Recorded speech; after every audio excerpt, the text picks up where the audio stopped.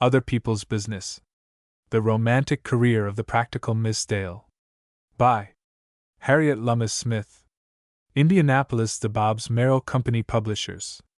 Copyright 1916 The Bobbs Merrill Company.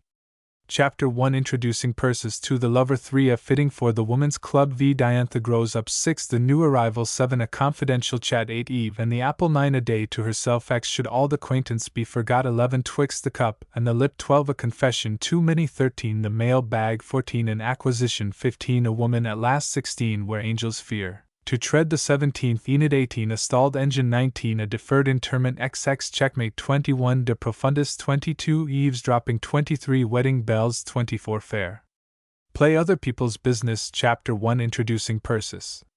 The knocking at the side door and the thumping overhead blended in a travesty on the anvil chorus, the staccato tapping of somebody's knuckles rising flute-like above the hammering of Joel's cane.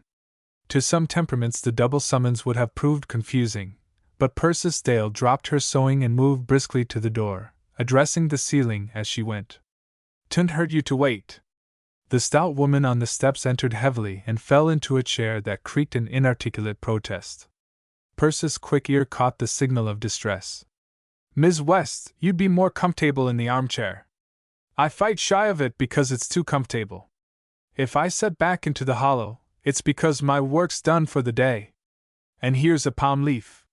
You look as hot as mustard plaster." Having thus tactfully interfered for the preservation of her property, Persis cast a swiftly appraising glance at the chair her caller had vacated. "Front rung sprung just as I expected," was her unspoken comment.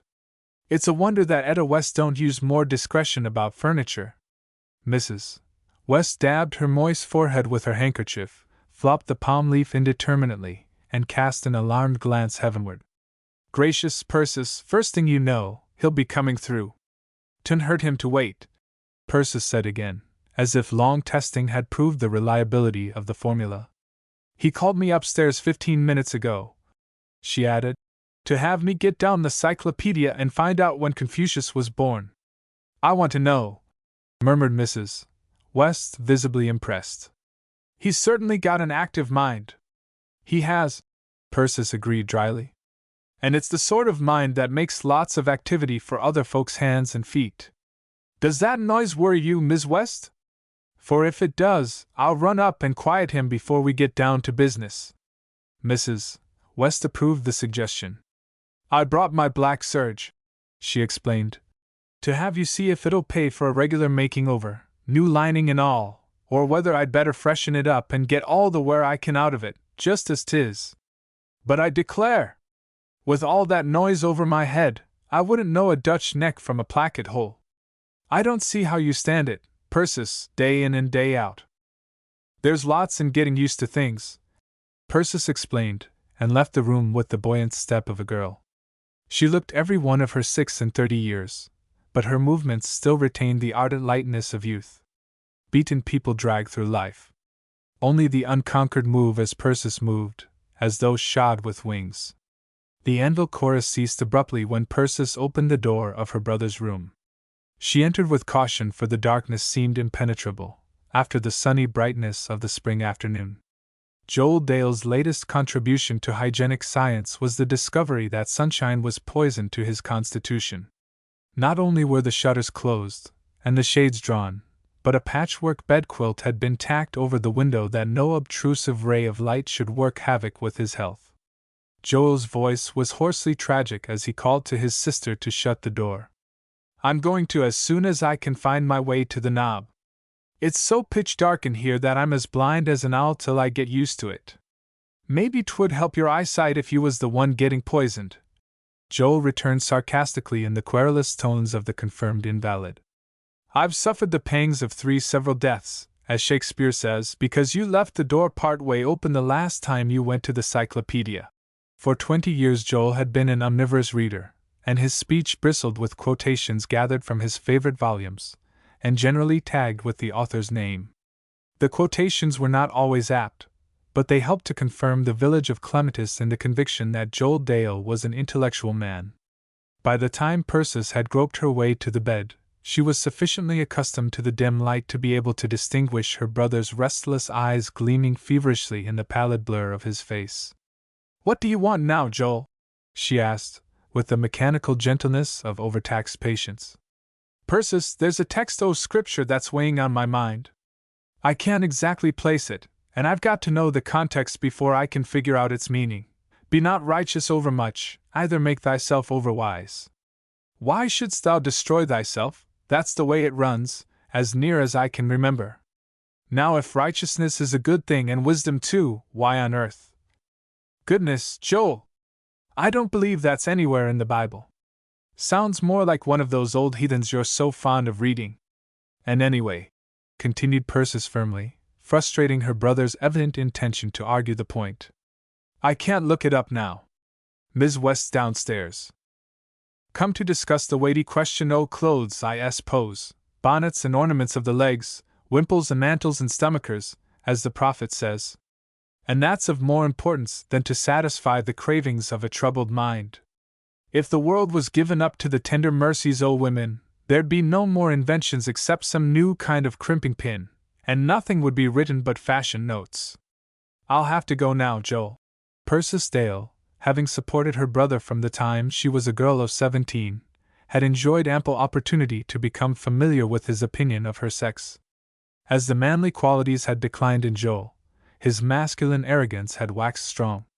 The sex instinct had become concentrated in a sense of superiority so overwhelming that the woman was not born whom Joel would not have regarded as a creature of inferior parts, to be patronized or snubbed, as the merits of the case demanded. "Do you want a drink of water?" Persis asked, running through the familiar formula. "Shall I get you a fan, or smooth out the sheets?" "Then I guess I'll go down, Joel. I wouldn't pound any more for a while, if I was you. 'Twouldn't do any good."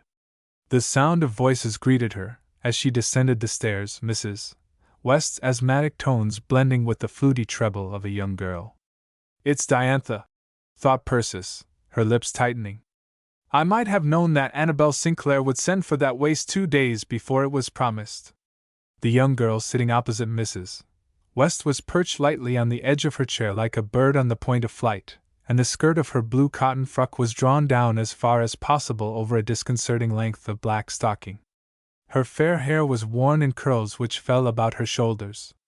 Fresh coloring and regularity of feature gave her a beauty partially discounted by an expression of resentful defiance, singularly at variance with her general rosebud effect. "Mother sent me to see if her waist was ready, Miss Persis." Diantha spoke like a child repeating a lesson it has been kept after school to learn. "It won't be done till Saturday, Diantha. I told your mother Saturday when she sent the goods over." The girl rose nimbly, the movement revealing unexpected height and extreme slenderness, both qualities accentuated by her very juvenile attire. She made a bird-like dart in the direction of the door, then turned. "Mother said I was to coax you into finishing it for tomorrow," she announced, a light mockery rasping under the melody of her voice. "I know it won't do any good, but I've got to be obedient. Please consider yourself coaxed." "No, it won't do any good, Diantha.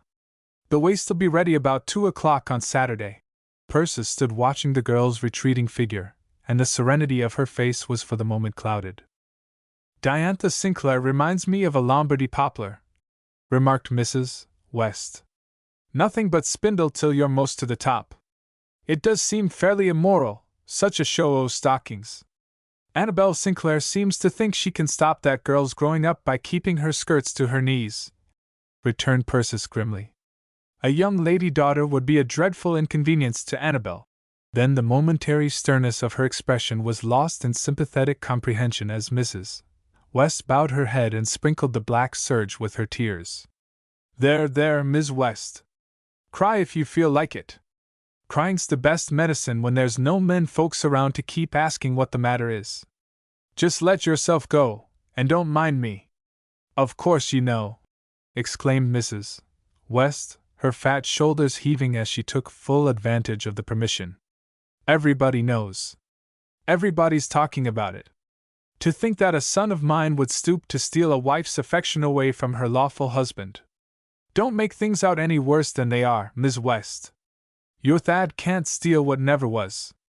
And Annabel Sinclair never had any affection to give her husband nor nobody else. Mrs. West's distress was too acute to permit her to find comfort in a distinction purely technical. That always was such a good boy, Persis, but now I'm prepared for anything. I think she's capable of working him up to the point of running away with her. Again Persis proffered consolation. I don't think so. Annabel Sinclair's what I call a feeble sinner. She reminds me of Joe when he was a little boy. He'd go down to the river, along in April when the water was ice cold, and he'd get off his clothes and stand on the bank shivering. After his teeth had chattered an hour or so, Mother'd come to look him up and Joe would get into his trousers and go home meek as a lamb. Well, Annabel's the same way. She likes to shiver on the bank and think what a splash she'll make when she goes in, but she hasn't got the courage to risk a wetting, let alone drowning. Mrs. West, blinking through her tears, looked hard at her friend. Seems to me you're talking awful peculiar, Persis. Most as if you'd respect Annabel more if she was wickeder. Maybe I would, acknowledged Persis bluntly. Seems to me it's almost better to have folks in earnest, if it's only about their sins. Annabel Sinclair turns everything into play acting, good and bad alike. I don't know why Thad can't see through her, cried the distracted mother, voicing an age-old wonder. I used to think he was as smart as chain lightning, but I've changed my mind. Any man that'll let Annabel Sinclair lead him around by the nose hasn't got any more than just sense enough to keep him out of an asylum for the feeble-minded, if he is my son. That's where all of them belong when it comes to a woman like Annabel, said Persis with unwonted pessimism. And Thad's just young enough to be proud of having that sort of acquaintance with a married woman.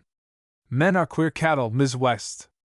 The worst woman living likes to pretend to herself that she's as good as anybody, but a man who's been decent from the cradle up gets lots of comfort out of thinking he's a regular devil.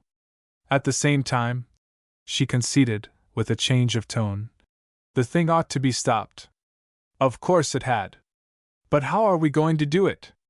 I've talked to Thad and talked to him, and so has his father. If I thought the minister would have any influence. You just let Thad alone for a spell, Persis commanded with her usual decision. And you leave this thing to me. I'll try to think a way out. This astonishing offer was made in a matter-of-fact tone, significant in itself.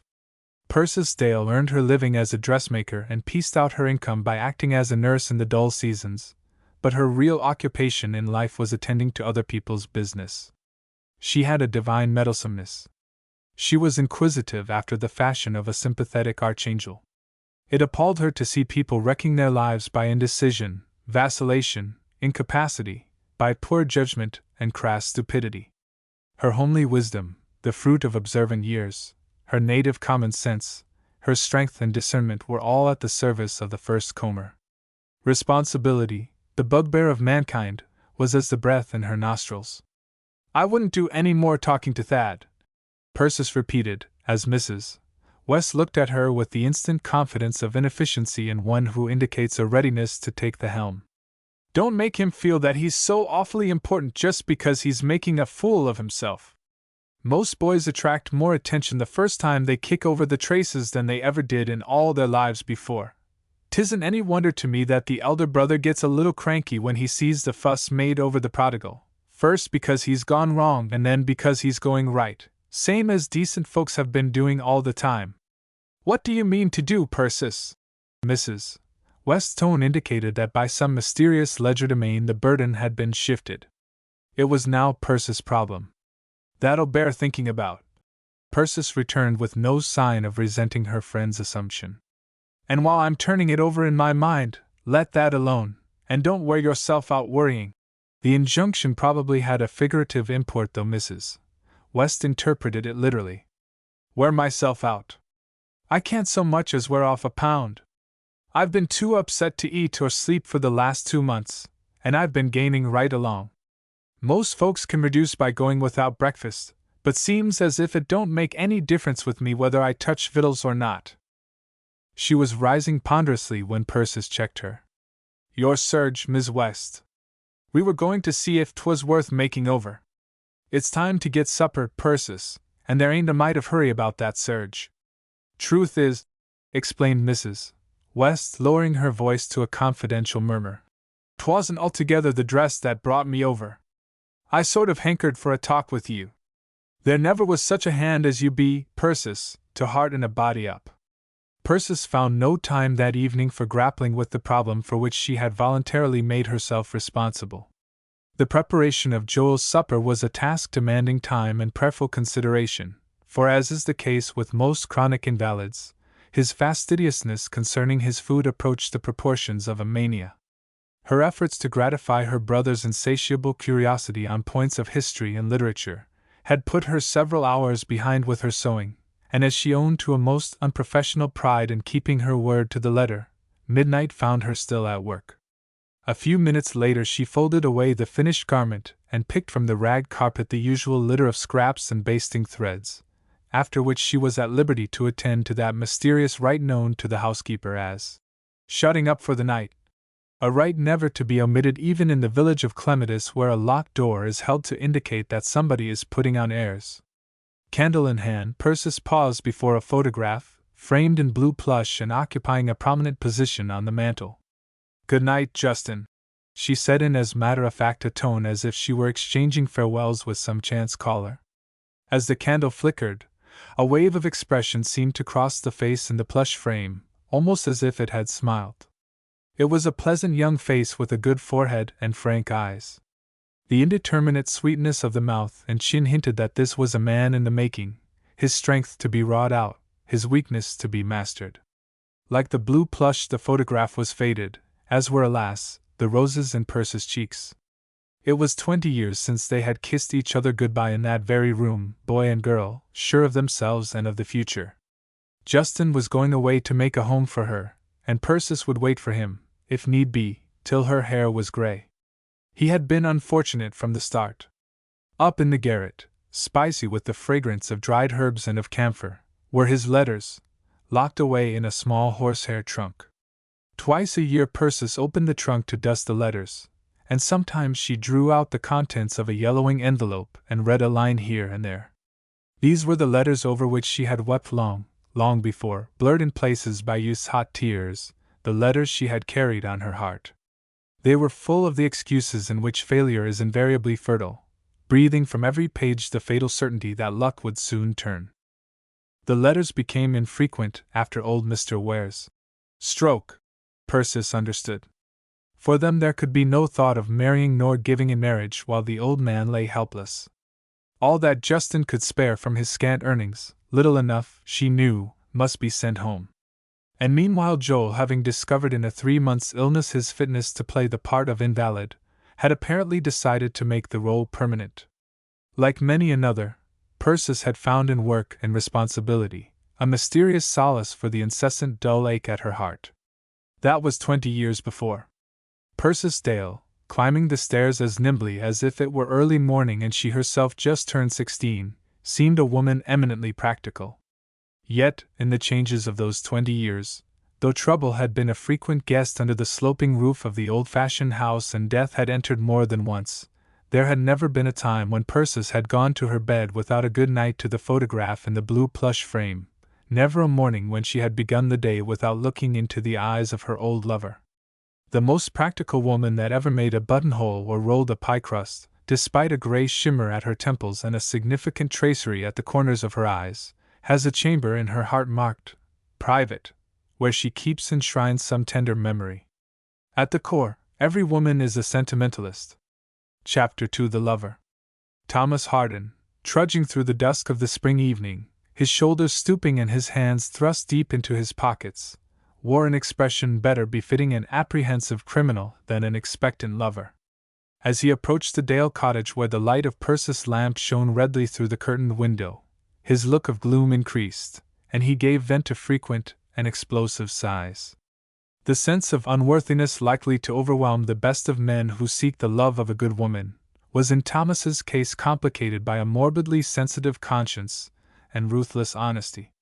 To Thomas, Persis Dale represented all that was loveliest in womankind, but he would have resigned unhesitatingly all hope of winning her rather than have gained her promise under false pretenses. "I can stand getting the mitten if it comes to that," Thomas assured himself with a fearful sinking of the heart, which belied the boast. But I can't stand the idea of taking her in.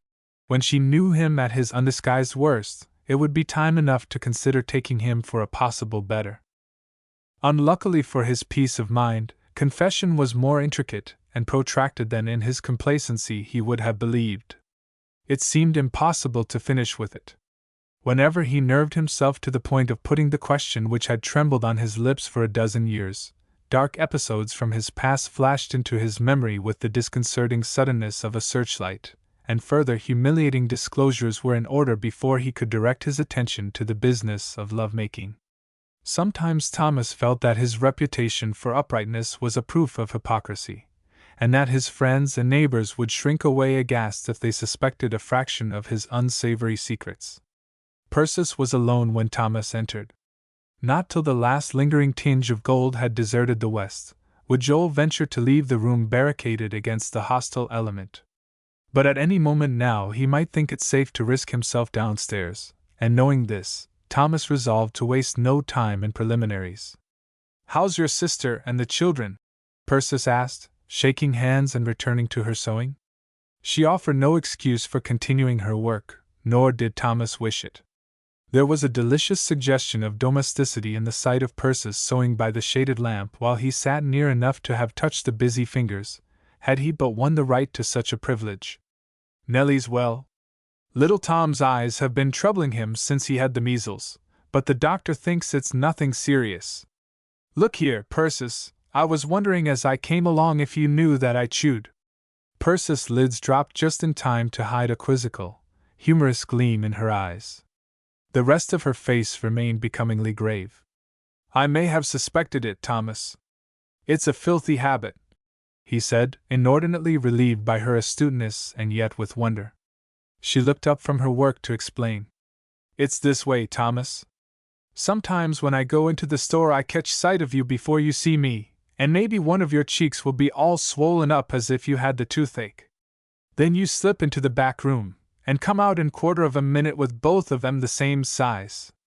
It's a woman's way, Thomas, to put two and two together." Thomas's face was radiant. That weight was off his conscience. He had a right to proceed to more agreeable disclosures, undeterred by the fear of practicing deception on the noblest of God's creatures. It contributed to his joy that Persis had known of his weakness, and yet had not crushed him with her contempt. She had not even expressed agreement when he had called chewing tobacco a filthy habit. "Persis," he began in his deepest tones, "I was thinking as I came along." The stairs creaked and Persis interrupted him. "There's Joel. It makes it hard for him when the days are getting longer all the time. He'll be glad when we have to light the lamps at 5. Thomas was in a mood to wish that the village of Clematis basked in the rays of the midnight Sunday. He forced a smile to his reluctant lips as Persis' brother entered and magnanimously put the question. "How do you find yourself tonight, Joel?" though he knew only too well the consequences to which this exposed him. There was no surer passport to Joel's favor than to inquire about his health if one was also willing to listen to his answer. The people who said, "How do you do?" and immediately began to talk of something else were the objects of Joel's detestation, while his grateful affection went out to the select few willing to hear in detail his physical biography since their last meeting. Joel experienced the same satisfaction in describing the pains in his abdomen, or an attack of palpitation that a bride feels in exhibiting her trousseau. "I've nothing to complain of, especially when you take into account that I'd have been 6 feet under the sod by now, if I hadn't discovered that sunshine was poison to my constitution. It sort of draws all the vitality out of me, same as it draws the oil out of goose feathers. I'd have improved a good deal faster," Joel continued with sudden irritation, "if it hadn't been for Persis' carelessness in leaving the door open. You'd think that I had a good big life insurance in her favor the way she acts. As the Frenchman said, defend me from my friends, I can defend myself. I've always understood that sunshine was about the healthiest of anything," interrupted Thomas, reddening angrily at the criticism of Persis. "And if you want my opinion, you look to me a good deal like a plant that's sprouted in the cellar." The last thing Joel wanted was another's opinion. He continued as though Thomas had not spoken. "And besides that, I've been eating too much meat. Science tells us that the human body is pretty near all water. Don't that show that most of the needs of the body can be supplied by drinking plenty of water? Thomas shook his head. I'd hate to try it. When I'm hungry, I wouldn't swap a good piece of beefsteak for a hogshead of water. You eat too much meat. Joel, extending an almost transparent hand toward his sister's collar, shook a bony forefinger in warning. You're undermining your constitution. You're shortening your days by your inordinate use of animal food. Me? Why, bless you, Joel, I never was sick a day in my life.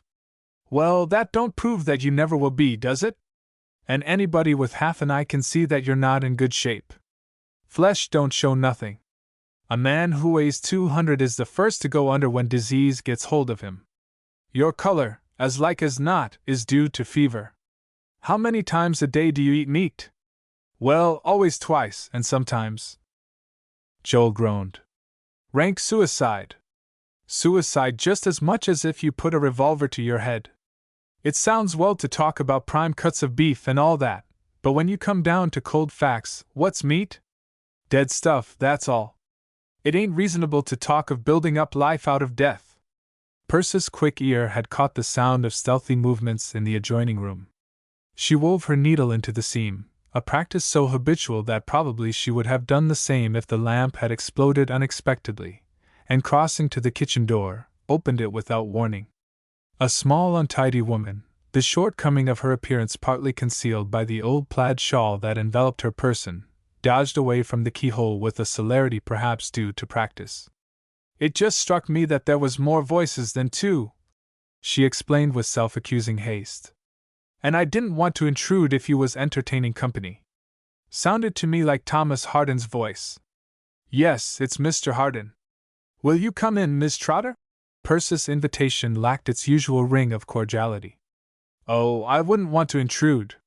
But I says to Bartholomew this very day, I'm going to run over to Persis Dale's after supper, says I, to see if she can't let me have some pieces of white goods left over from her dressmaking. You're doing a good deal in white this time of the year, as a rule, concluded Mrs.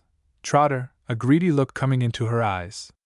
Miss Trotter, I always send back the pieces, even if they're no bigger than a handkerchief. If anybody's going to make carpet rags out of the scraps, I don't know why it shouldn't be the people who bought and paid for the goods. And that's where you're right, Mrs. Trotter agreed, with the adaptability that was one of her strong points. There was Mattie Kendall, now, who kept up her dressmaking after she married Henry Beach. Well, she set out to dress her children on the leftovers, and it went all right while they was little. But Mamie got grasping. After her oldest girl was as long-legged as a colt, she'd send word to her customers and say that they needed another 1.5 yards or 2 yards to make their dresses in any kind of style. Of course it got out in time, and everybody who wanted sewing done went to a woman in South Rivers. I often say to Bartholomew that honesty's the best policy, even where it looks the other way round. During the progress of this moral tale, Persis' thoughts had been self-accusing. She reflected that curiosity is not among the 7 deadly sins, and that if Mrs. Trotter found in listening at keyholes any compensation for the undeniable hardships of her lot, only a harsh nature would grudge her such solace. Moreover, ingrained in Persis' disposition was the inability to hold a grudge against one who asked her a favor. I don't know, Miss Trotter, but maybe I've got some white pieces of my own that aren't big enough for anything but baby clothes. I'll look over my piece bag tomorrow. If there's anything you can use, you'll be welcome. Mrs. Trotter expressed her appreciation. With all the sewing I'd done when Benny was expected, I did think I was pretty well fixed, come what might. I didn't reckon on the twins, you see. And then when little Tom died, they laid him out in the embroidered dress I'd counted on for the christening of the lot. Not that I grudged it to him, added the mother quickly, and sighed. This had the effect of dissipating Persis' sense of annoyance. I'm pretty sure I can find you something, Miss Trotter.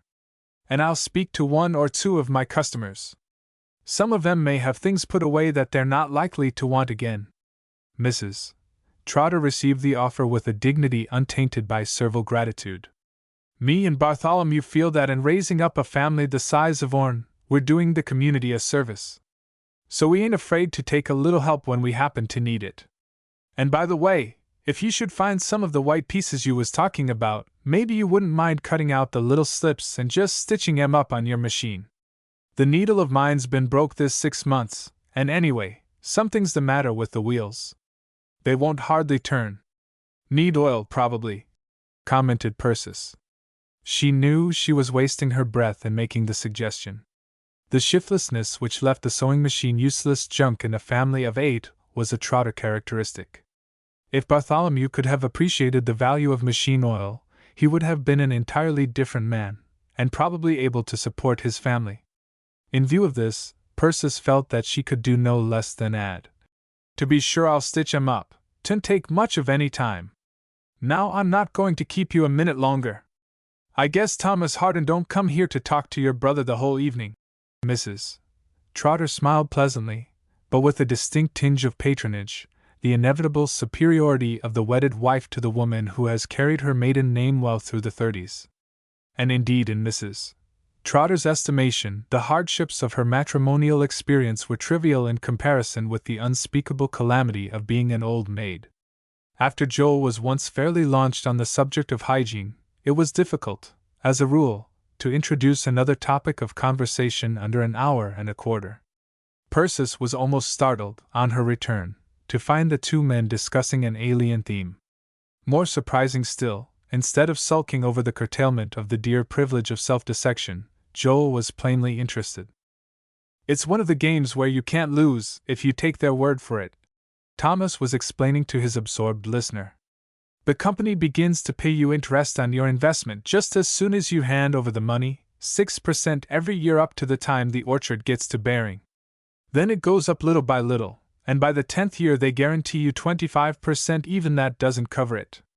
They say that orchard owners in the same locality are making as much as 100% most years.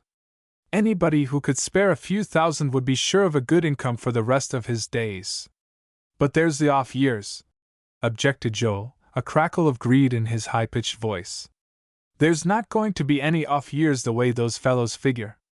They say that by thinning out the apples when the yield is heavy, they can be sure of a crop every season." Thomas's gaze wandered to Persis, who had resumed her seat and taken up her sewing. "We're talking of a chance to put your money where it'll get more than savings bank interest," he said, resolved that Joel should not monopolize every topic of conversation. "The Apple of Eden Investment Company, they call it." "I heard you say something about 25%, returned Persis, sewing placidly. "Most too good to please me." "Now if that ain't a woman all over," Joel interjected excitedly. "The toe of a stocking is a good enough bank for any of them, and as for using foresight and putting a little capital where it'll bring in an income for your old age, you'd think to hear him talk, that such a thing was never heard tell of. If I'd had the handling of the money that's come into this house for the last 20 years, we'd have been on easy street by now. But Persis has the kind of setness that doesn't take no account of reason. And as the poet says, he is a fool who thinks by force or skill to turn the current of a woman's will." Thomas, purpling with resentment, addressed his next remark to Persis. "I don't suppose our folks would take so much stock in all these fine promises if there wasn't a clematis boy secretary of the company. I guess you remember him, Persis. Ware, his name was. Justin Ware." "Yes, I remember him." An abrupt movement on Persis' part had unthreaded her needle. She bent close to the lamp, vainly trying to insert the unsteady end of the thread into the opening it had so lately quitted. "I've been telling you right along you needed glasses," triumphed Joel. "And to keep on saying that you don't, ain't going to help the matter, when old age comes creeping on, as the poet says. I don't need glasses any more than you need a crutch." The denial came out with a snap.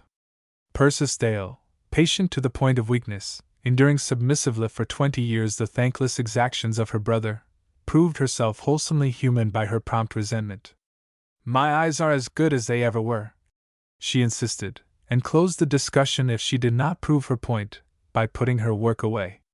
Secretary of an investment company making such golden promises. That looked as if at last fortune had smiled on Justin Ware. The two men had to talk to themselves.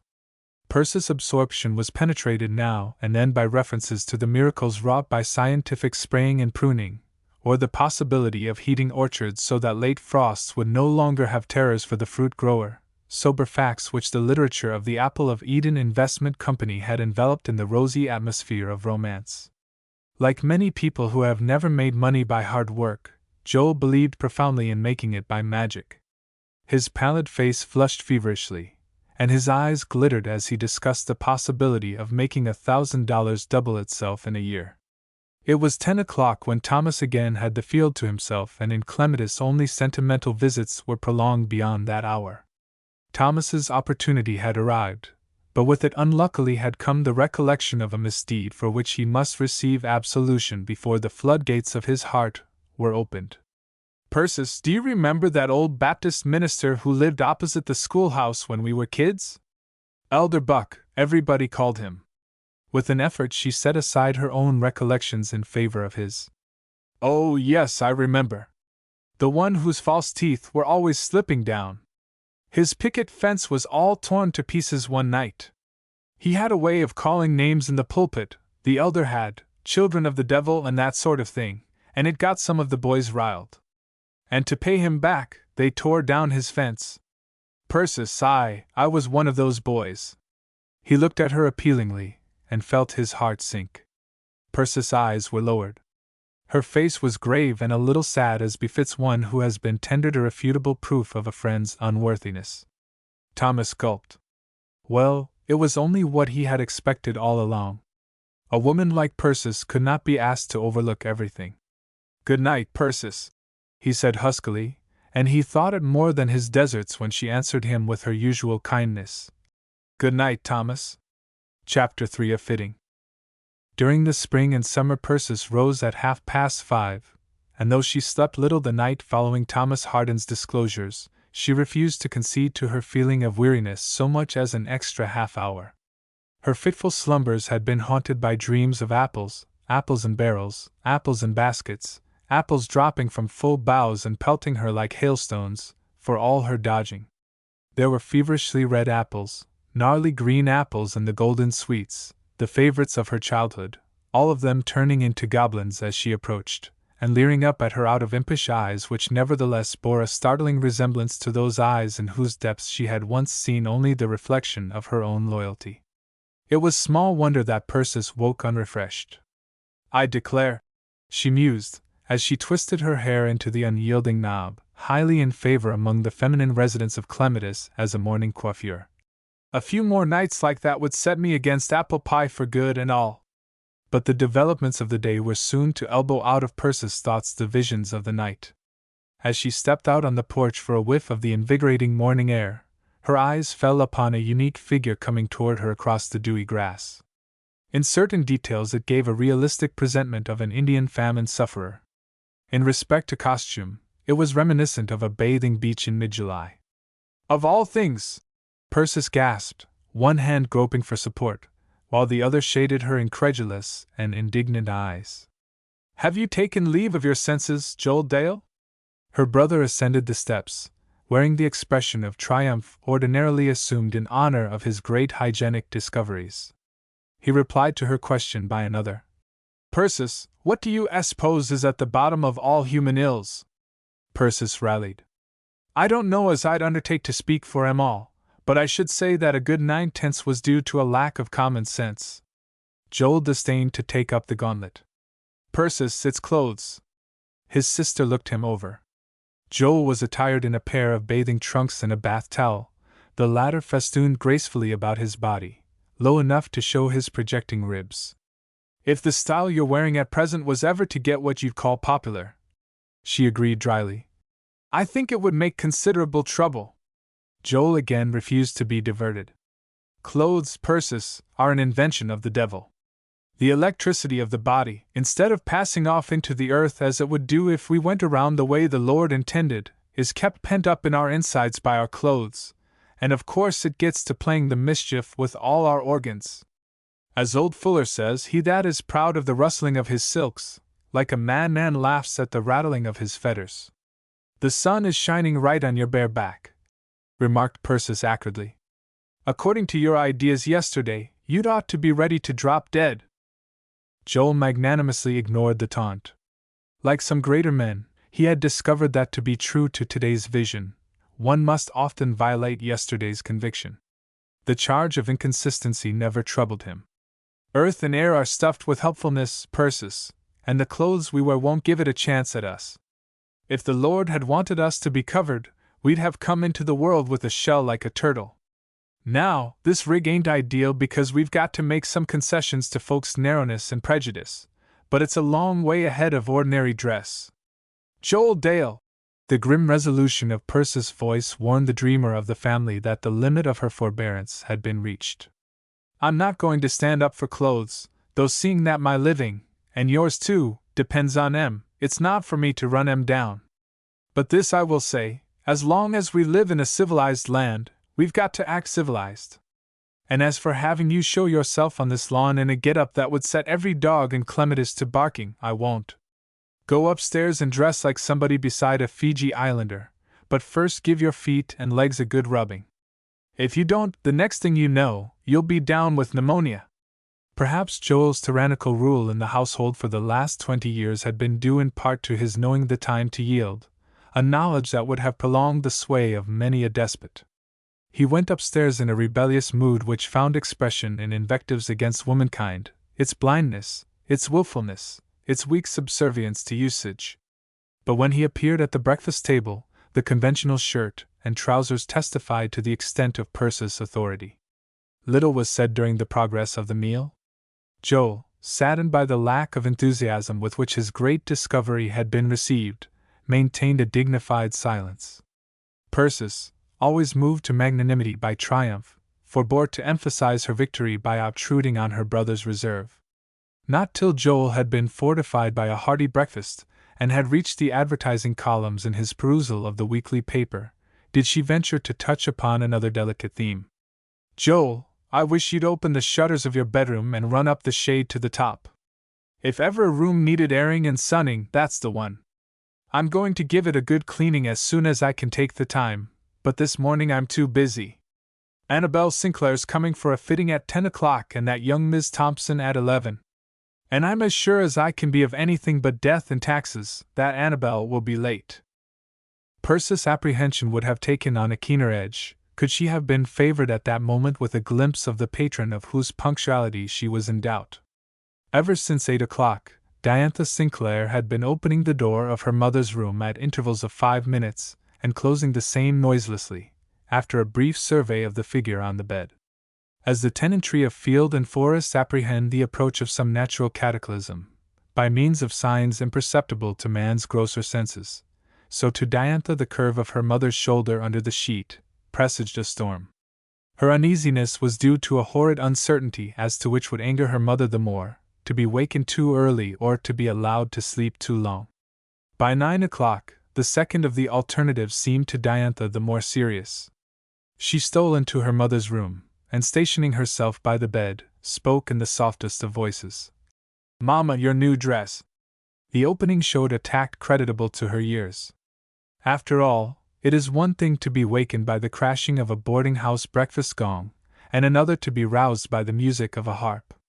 Annabelle opened her eyes with a sense of something agreeable on the way, and Diantha promptly acted on her advantage.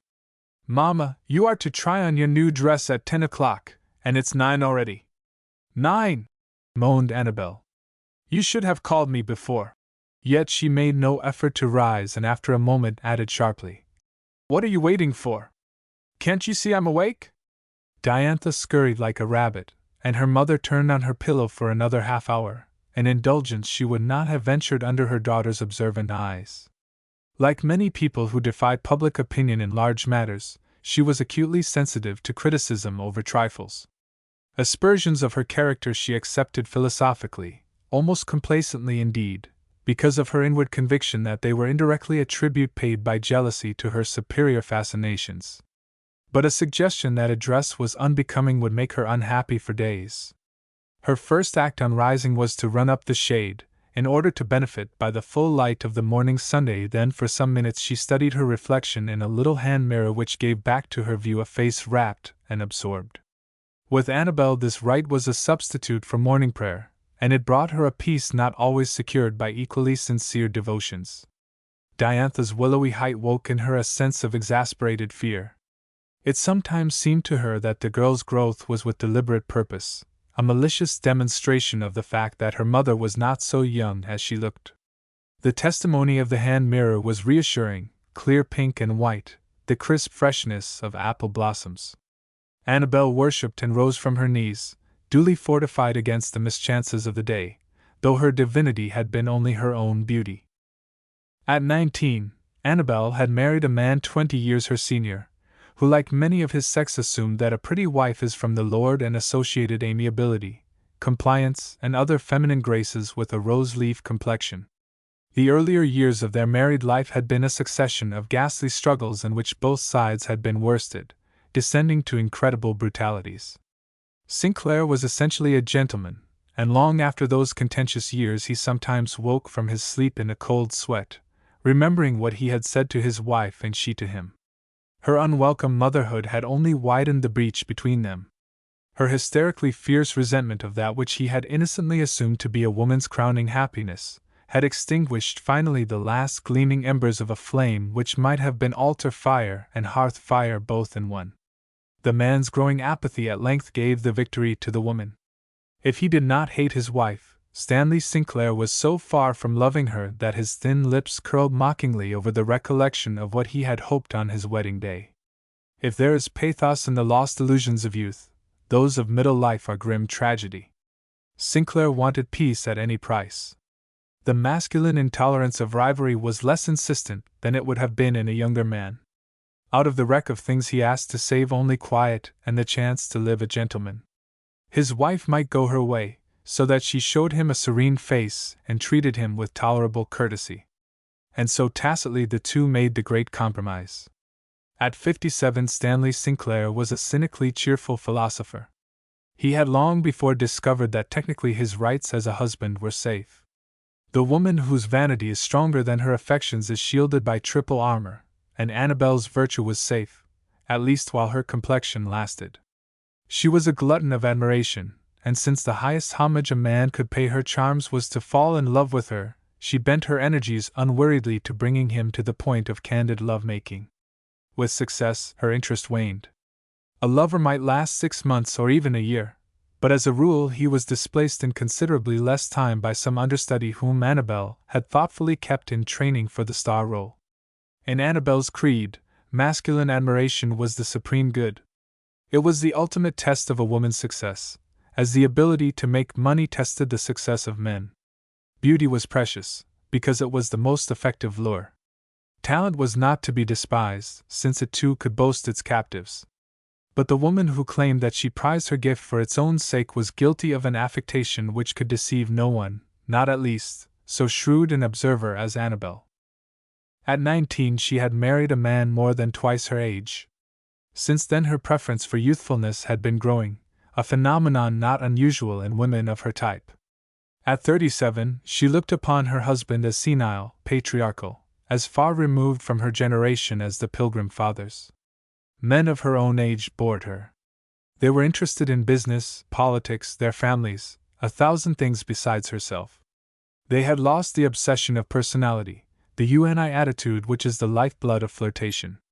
Just now Annabel preferred boys still young enough to be secretly proud of the necessity of shaving every other day, young enough to swagger a little when they lighted a cigarette. At her present rate of progress, by the time she was 50, she would have come by successive gradations to the level of short trousers and turnover collars. The average worshipper may hurry over his prayers, but the devotee of vanity must not make haste with her toilet. It was 11:15 when Annabel was dressed, but since the results were satisfactory, she was untroubled over her lack of punctuality. It was Diantha who fidgeted, and looked at the clock. "You're most an hour behind time. You'd better hurry if you don't want Miss Persis to scold." "I shan't hurry for anyone," Annabel returned, selecting after due deliberation the parasol with the pink lining. Her husband was lounging on the porch as she went out, and he greeted her with his usual "Good morning, my dear," his gaze following her with the gently satiric smile which always made her feverishly impatient to consult the little mirror she carried in her handbag. That smile hinted at extraordinary insight, and unnerved her as his frenzied outbursts of anger had never done. She had lost her power to hurt him except in the way of humiliation, but he cynically argued that the constant amusement she afforded him almost paid this last indebtedness. It was like having a season ticket to a theater. Persis Dale was fitting young Mrs. Thompson, the traveling man's wife, when Annabel made her appearance. She nodded, glad that the half-dozen pins held loosely between her lips relieved her from the obligation of a welcoming smile. "Maybe you'd like to set on the porch, Miss Sinclair, till I'm at liberty. Your hour was 10, you know. It's shady out there, and you can look over the new books. And now, Miss Thompson, before I go any further, we've got to decide whether it's to open in the front or in the back. I think the buttons down the back are more stylish," said young Mrs. Thompson. "There's no doubt of that," Persis agreed. "Everything in the book is back. But there's always more than one way to skin a cat. I could put a row of hooks under the lace, around this side of the yoke, and nobody'd ever know where it was fastened, or whether you were just run into it." Young Mrs. Thompson hesitated, studying herself in the mirror. Persis employed several pins in tightening a seam and expressed her views at some length. "It's just this way, Miss Thompson. If you had a nice little girl, big enough to stand on a chair and fasten you up the back, I wouldn't say a word against it. But of all things that rack your nerves and spoil your temper, twisting and squirming and trying to reach 3 or 4 buttons, first from above and then from below, is certainly the limit. And putting a shawl over your shoulders on a hot day and going to find some neighbor to do it for you ain't a great deal better. But this is going to be my Sunday dress," said the 6 months' bride, whose color had increased appreciably during the course of Persis' remarks. "And Will is always home for Sunday. Well, if you feel like taking the risk, Miss Thompson, I haven't a word to say. But when a man's home for a Sunday rest, he generally wants a rest, and dresses that button up the back don't seem to fit in with the idea. Human nature can't stand only just so much, and man nature considerable less." An undecided murmur escaped the lips of young Mrs. Thompson. "I had a customer," continued Persis, recklessly filling her mouth with pins, "who gave up a good position as cashier in a city glove store to keep house for her brother when his wife died. She was always telling me how grateful he was. Seemed like he couldn't do enough for her. She used to say it most made her uncomfortable to see that man racking his brains to find some way of showing her how he appreciated what she'd done for him. Please walk to the end of the room, Miss Thompson, slow and graceful, till I see how that skirt hangs. Just a trifle long on the seam. I thought so. Well, I made her a princess dress, gray it was and very stylish. It hooked down the back, and then there was a drapery effect that hooked up the side and across the shoulder. I wouldn't dare say how many cards of hooks and eyes I used on that dress. I did ask her once how she'd get into it, and she said that her brother, what with having been married and all, was as handy as a woman at such things. I sent it home of a Saturday, and I didn't see her for 2 weeks. Then she brought it in and she was crying. She wanted me to fix it some way so that she could get into it by herself. Easier said than done, you can believe. She'd worn it twice, and both times they'd had words, and some of 'em were swear words, too. Well, I did the best I could by the dress, but it was too late to save the day. You see, she'd taken such comfort in thinking how grateful he was, that she hadn't minded what she'd given up herself, but after that, things was different. She went back to the city in less than a year. I think she's a cashier in some restaurant. She couldn't get her old place in the glove store." Young Mrs. Thompson had a bright idea. "Couldn't you put a row of buttons down the back, just for looks, and then hook it under the lace, same as you said?" "Easiest thing in the world," Persis assured her. The domestic peace of the Thompson family was preserved for the time being, though either woman guessed for how brief a period. Annabel Sinclair was thoroughly out of temper when the time for her fitting came, though she paid Persis the compliment of making a wholehearted effort to conceal her feelings. Persis Dale was one of the few of whom Annabel stood in awe. Behind her back she frequently referred to the dressmaker as an interfering old maid, but in Persis' presence she paid reluctant tribute to the dominating personality. When very angry, Annabel indulged in whatever brutalities of plain speech were suggested by a somewhat limited imagination, but her habitual weapon was innuendo. She shrank from Persis' bluntness as a dog cringes away from a whip. When young Mrs. Thompson had hurried off to the brand-new cottage on the hill, Annabel concealed her annoyance under a smile, inquired after Joel's health, and yielded to Persis' opinion with flattering deference. But Persis' mood was not merciful. "How your Diantha is growing, Miss Sinclair! She must have left you way behind before this." Annabel winced.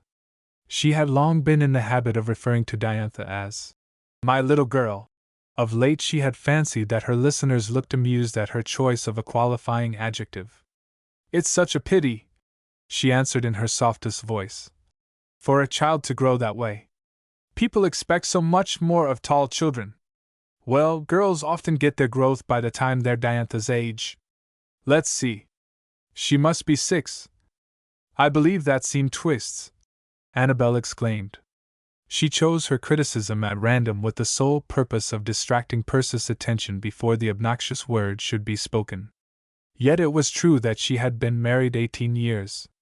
In another 7 she would be able to celebrate her silver wedding, an anniversary she had always associated with old age. The horror of the situation was not lessened by its grotesqueness. "The worst of it is that everybody in this dreadful little town knows all about it," she thought with a sense of panic. "People haven't anything to do but remember dates." She wondered if she could prevail upon her husband to go west, leaving Diantha in school somewhere.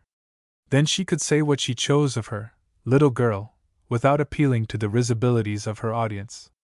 Persis, distracted for a moment by the false alarm of a twisting seam, soon returned to her guns. With a skill Annabel was forced to admire, she veiled her cruelty in compliment. "Diantha is a pretty girl. Pretty and clever with her tongue. An apple's got to have flavor as well as a rosy skin. There'll be lively times at your place before long. It'll make you and Mr. Sinclair feel young again to have courting going on in the house." If murderous thoughts were as potent as daggers, Persis would never have fitted another gown. Annabel was reaching the point where self-control was difficult. Young again. Again. Even her reflection in the mirror and the knowledge that the new dress was becoming failed to restore her equanimity. Yet in the end it was Annabel who scored.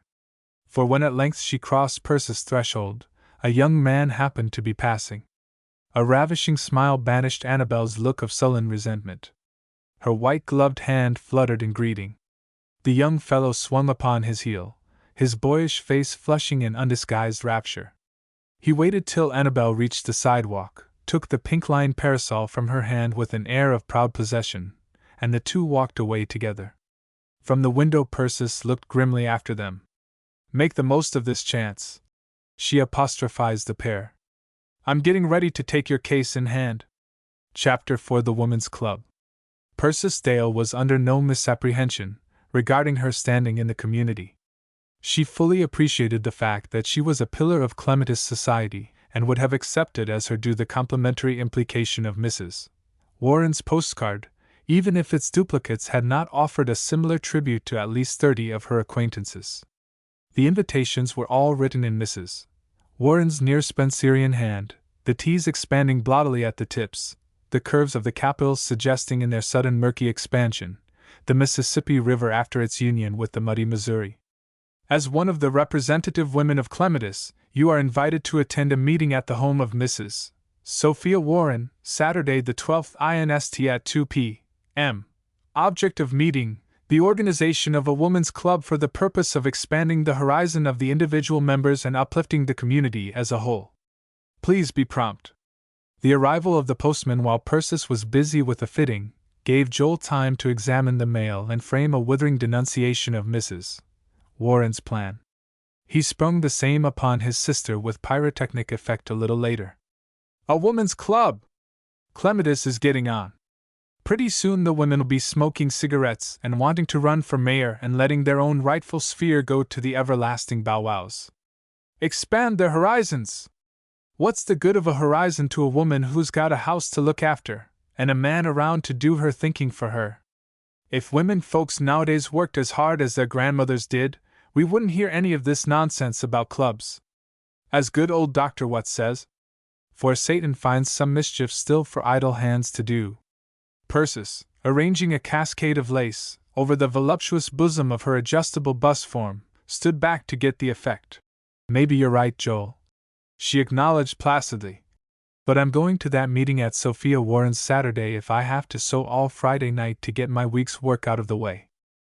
In the face of masculine scoffs, which sometimes, as in Joel's case, became denunciatory rather than humorous, about 20 of the representative 30 Misses Warren had called from her list of acquaintances, accepted the invitation, and were on hand at the hour designated. The opposition of sundry husbands and fathers, as well as of those unattached males who disapproved of women's clubs on general principles, had lent to the project the seductive flavor of forbidden fruit. The women who donned their Sunday best that Saturday afternoon had an exhilarating sense of adventure. Even Annabel Sinclair, invariably bored by the society of her own sex, made her appearance with the others, and from her post of observation in the corner, noted the effect of lavender on Gladys Wells' complexion, and wondered why Thad West's mother didn't try anti-fat. As the clock struck 2, Mrs. Warren rose with a jack-in-the-box effect from behind the table where she had ensconced herself after welcoming the last arrival. Mrs. Warren had taught school before her marriage, and under the stimulus of her present responsibility, her voice and manner reverted to their earlier pedagogical precision. As she rapped the assembly to order, she had every appearance of a teacher calling on the A class to recite. Ladies, I am glad to see so many of you punctual. Miss Persis Dale has sent word that she will be detained for a little by the pressure of Saturday's work, but that she will join us later, and undoubtedly other tardy arrivals will have excuses equally good. And now, ladies, the first business of the afternoon will be the election of a chairman. Oh, you've got to be chairman, observed Mrs. West conversationally from the largest armchair. None of the rest of us know enough. Corroborative nods and murmurs approved the suggestion, and Mrs. Warren acknowledged the compliment by a prim little bow. Do I understand you to make this in the form of a motion, Mrs. West? Why, yes, I suppose so, returned Mrs. West, visibly startled by the suggestion that she had performed that feat without a realizing sense of its momentous character. Is there a second to this motion? The chilling silence, which the first hint of parliamentary procedure imposes on the most voluble gathering, unaccustomed to its technicalities, was broken at length by the voice of Susan Fitzgerald, who said faintly, I do, and blushed to the roots of her hair. You have heard the motion, ladies. All in favor signify it by saying aye. 20 voices in unison gave an effect at once businesslike and harmonious, and the representative women of Clematis looked vaguely pleased to find their end so easily attained. Contrary-minded, the same sign. A breathless pause while the assembly waited for the daring opposition to manifest itself. The motion appears to be carried unanimously, ladies. I thank you for your confidence. We shall now proceed to consider the best method of organizing ourselves so as to expand the horizon of the individual members. Mrs. Warren was quoting, unabashed, from her own postcard. In addition to uplifting the community as a whole.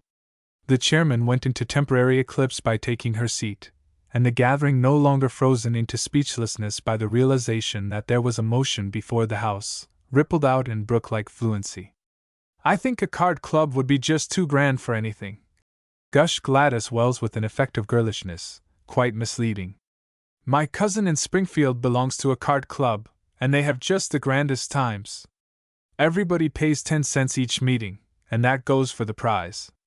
My cousin won a perfectly grand cut-glass butter dish. I don't see how parlor gambling would help uplift the community, commented Mrs. Richards coldly from the opposite side of the room.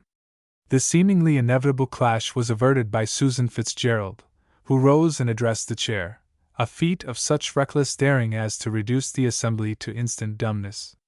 Mrs. President, I think a suffrage club is what we need in Clematis most of anything. We women have submitted to being downtrodden long enough, and the only way for us to force men to give us our rights is to organize and stand shoulder to shoulder. It's time for us to arise in our might and defy the oppressor.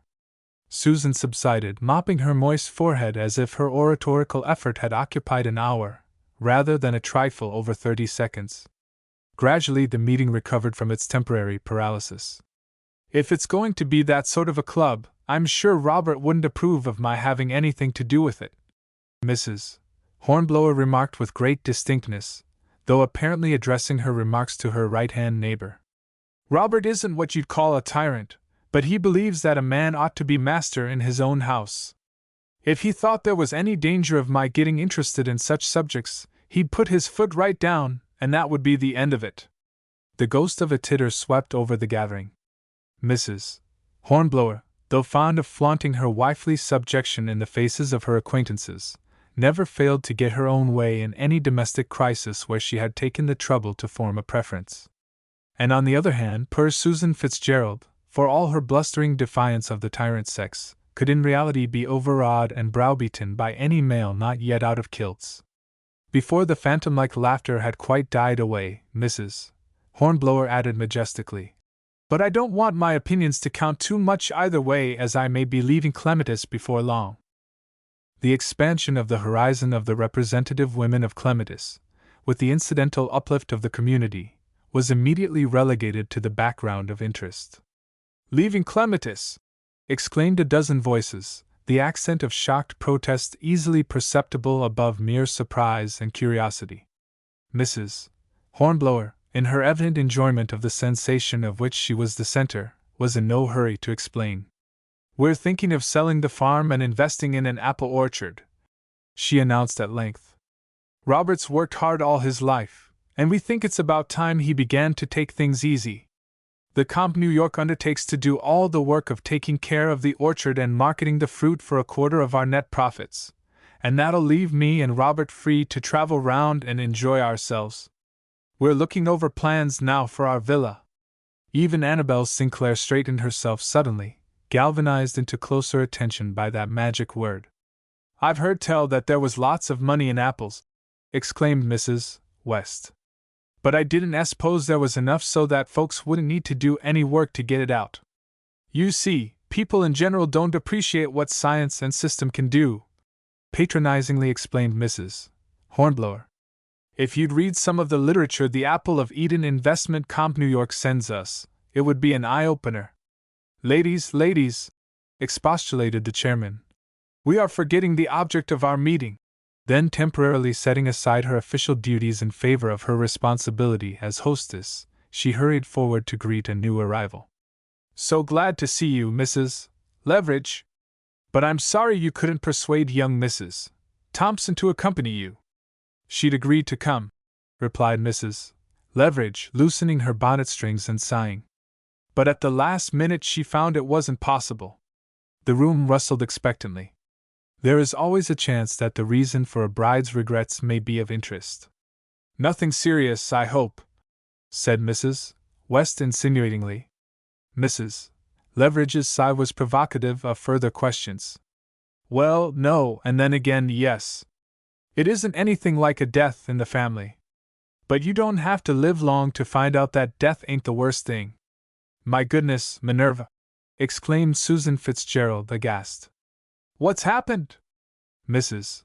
Leveridge's deliberative gaze swept the silently expectant company.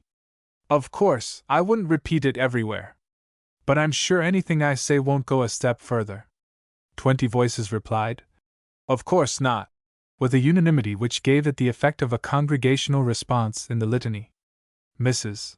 Leveridge, having made terms with her conscience, from all appearances rather enjoyed the responsibility of enlightening her audience. "It's her husband." "Her husband!" cried Susan Fitzgerald protestingly. "Why, she hasn't been married 6 months." Mrs. Leveridge's smile showed more than a tinge of patronage. "If you'd ever been married yourself, Susan, you know that 6 months was enough, quite enough. If he's that kind of a man, 6 weeks is about as long as he can keep on his good behavior." "He hasn't been beating her, has he?" asked Mrs. Hornblower, her voice dropping to a thrilled whisper. "No, I'd call it worse than that, myself. You see, when I stopped for Miss Thompson, on my way here, I found her crying and taking on something terrible. She had a letter in her hand, and of course I supposed it had brought some bad news that was working her up, and I begged her to tell me about it so's to ease her mind, you understand. Well, she kept on moaning and crying, and at last it all came out. It seems that when she went to the closet to get down her jacket, a coat of her husband's fell off the hanger. The pockets was stuffed with letters, the shiftless way men folks have, and they went sprawling all over the floor. She picked up this among the rest. It was addressed to W. Thompson, at some hotel in Cleveland, and it had been forwarded to the city office of his firm. And seeing it was a dashing sort of writing that stretched clear across the envelope, and didn't look a mite like business, she was curious to know what it was about. "Now, don't tell me there was anything bad in that letter," implored Mrs. West. "I always thought young Mr. Thompson had such a nice face." "Well, if handsome as that handsome does, he hasn't any more looks to boast of than a striped snake. It was a letter from a girl, a regular love letter from start to finish. It opened up with Tommy darling. But young Mr. Thompson's name is Wilbur." Somebody objected. "I guess the Tommy was pet for Thompson." The envelope was directed to W. Thompson, and you can't squeeze a Tommy out of a W, no matter how hard you try. The girl, whoever she is, has gone into it with her eyes open. 2 or 3 times she dropped little hints about his wife. Didn't say wife right out, you know. It was kind of veiled, but you couldn't help understanding. "Was there any name signed?" asked Annabel Sinclair, opening her lips for the first time that afternoon. She herself had long before realized the unadvisability of signing one's name to one's epistolary efforts. "'Twas just signed Enid. There was a monogram on the paper, but I couldn't make it out. Seems as if you could find most any letter in a monogram. The paper was nice and heavy and all scented up. Per Miss Thompson. She ought to leave him," exploded Susan Fitzgerald. "And I shouldn't blame her a mite if she poisoned his coffee first. If women could vote, they'd send a man like that to the gallows." Mrs. West championed the absent sex. "In a case of that sort, Susan, you can't put all the blame off onto the man. There's a woman in it, too, every time, and the one's as deep in the mud as the other is in the mire. And like as not," continued Mrs. West, a telltale tension in her voice, "he was a nice, clean-minded young man when she came along, making eyes at him, like a snake charming a sparrow. I'm not crazy about voting, but if I had the ballot, I'd vote for locking up those kind of women and keeping every last one of them at hard labor for the term of their natural lives." The moment was electric, and Mrs. Warren hastily proffered her services as a lightning rod. "Is she going to leave him, do you think?" "Well, I guess she's got a crazy notion in her head that maybe he can explain. I tried to talk her out of that idea. As I said to her, a man capable of anything of that sort won't stop at lying out of it.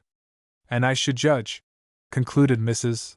Leveridge, that young Mr. Thompson would be capable of a real convincing lie. He don't look wicked, but he does look smart." The outer door opened and closed with an impetus just short of a slam, irresistibly suggestive in some obscure fashion of the entrance of ardent youth. "I didn't think 'twas worthwhile to ring," explained Persis Dale, nodding to the right and left as she advanced to greet her hostess.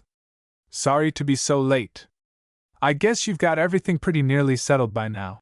She bowed rather stiffly to Annabel Sinclair, sitting silent in her corner, and acknowledged with reluctant admiration that the woman certainly was a credit to her dressmaker. A guilty constraint settled upon the gathering so fluent a moment before, and psychologically considered, there was food for reflection in the sudden embarrassed silence. These good women were far from being vulgar gossips with 1 or 2 possible exceptions. They were shocked at this unanticipated revelation of human perfidy. The young wife, humiliated and heartbroken before the morning glow of romance had faded from her marriage, had their profoundest sympathy. Yet when the curtain rises on a human drama, however tragic its development, the little thrill that runs over the audience is not altogether unpleasant. Regrettable as it is that Othello should smother his wife, there seems a certain gratification in making ourselves familiar with the details of the operation. It was the consciousness of this unacknowledged satisfaction which rendered Mrs. Warren's guests abashed at Persis' advent, like children discovered in some forbidden pastime. They avoided one another's eyes, assuming an expression of grave absorption, whose obvious implication was that the uplifting of the community was the matter most in their thought. With all her interest in other people's affairs, the personality of Persis Dale was as a killing frost to many a flourishing scandal. She had a readiness to believe the best, a reluctance to condemn her fellow men on anything short of convincing proof, fatal to calumny. Although perhaps justified in thinking the worst of young Mr. Thompson, no one present felt disposed to enlighten Persis as to the character of the discussion which had engrossed a gathering convened for the high moral purposes outlined on Mrs. Warren's postcard. We have not reached any conclusion as yet," explained the chairman of the meeting, with a notable accession of color. "Several suggestions have been made, however, and we hope you will have something to add." Persis would not have been Persis had she failed to have something to suggest. Whether her businesslike methods aided in bringing matters to a focus, or whether the change was due to a conscience-stricken reaction on the part of the representative women of Clematis, it is certain that the deliberations of the body were not again sidetracked by the intrusion of personal matters. The business of the afternoon was transacted with a rapidity putting to shame some more pretentious conventions, the women wisely refusing to be hampered or restricted by the tangles of parliamentary law, in which, as every one knows, much really important legislation is strangled. When the meeting adjourned at 5:15, an hour which sent prudent housewives scurrying homeward, Mrs. Sophia Warren was the duly elected president of the Clematis Women's Club, while Susan Fitzgerald had accepted the duties of secretary of the organization. The members had voted to meet weekly, taking up the study of English literature and current events, the two subjects to divide the program equally. The club was to hold itself in readiness to grapple with questions of civic improvement, and already a committee had been appointed to arrange for a harvest home festival at the county almshouse for the edification of the inmates. It really began to look as if the horizon of a number of people would be enlarged and the community, as a whole, uplifted, with or without its consent. Chapter 5 Diantha Grows Up.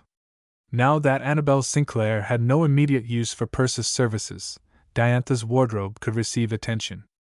The girl presented herself at the dressmaker's late one afternoon, her smooth forehead disfigured by an irritated frown, her mouth resolutely unsmiling.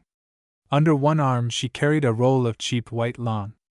Annabel frequently commented on the uselessness of buying expensive materials for a girl who grew as rapidly as Diantha, though the reasonableness of this contention was slightly discounted by her recognized ability to demonstrate that the cream of things was invariably her portion, while an all-wise Providence had obviously designed the skimmed milk for the rest of the world.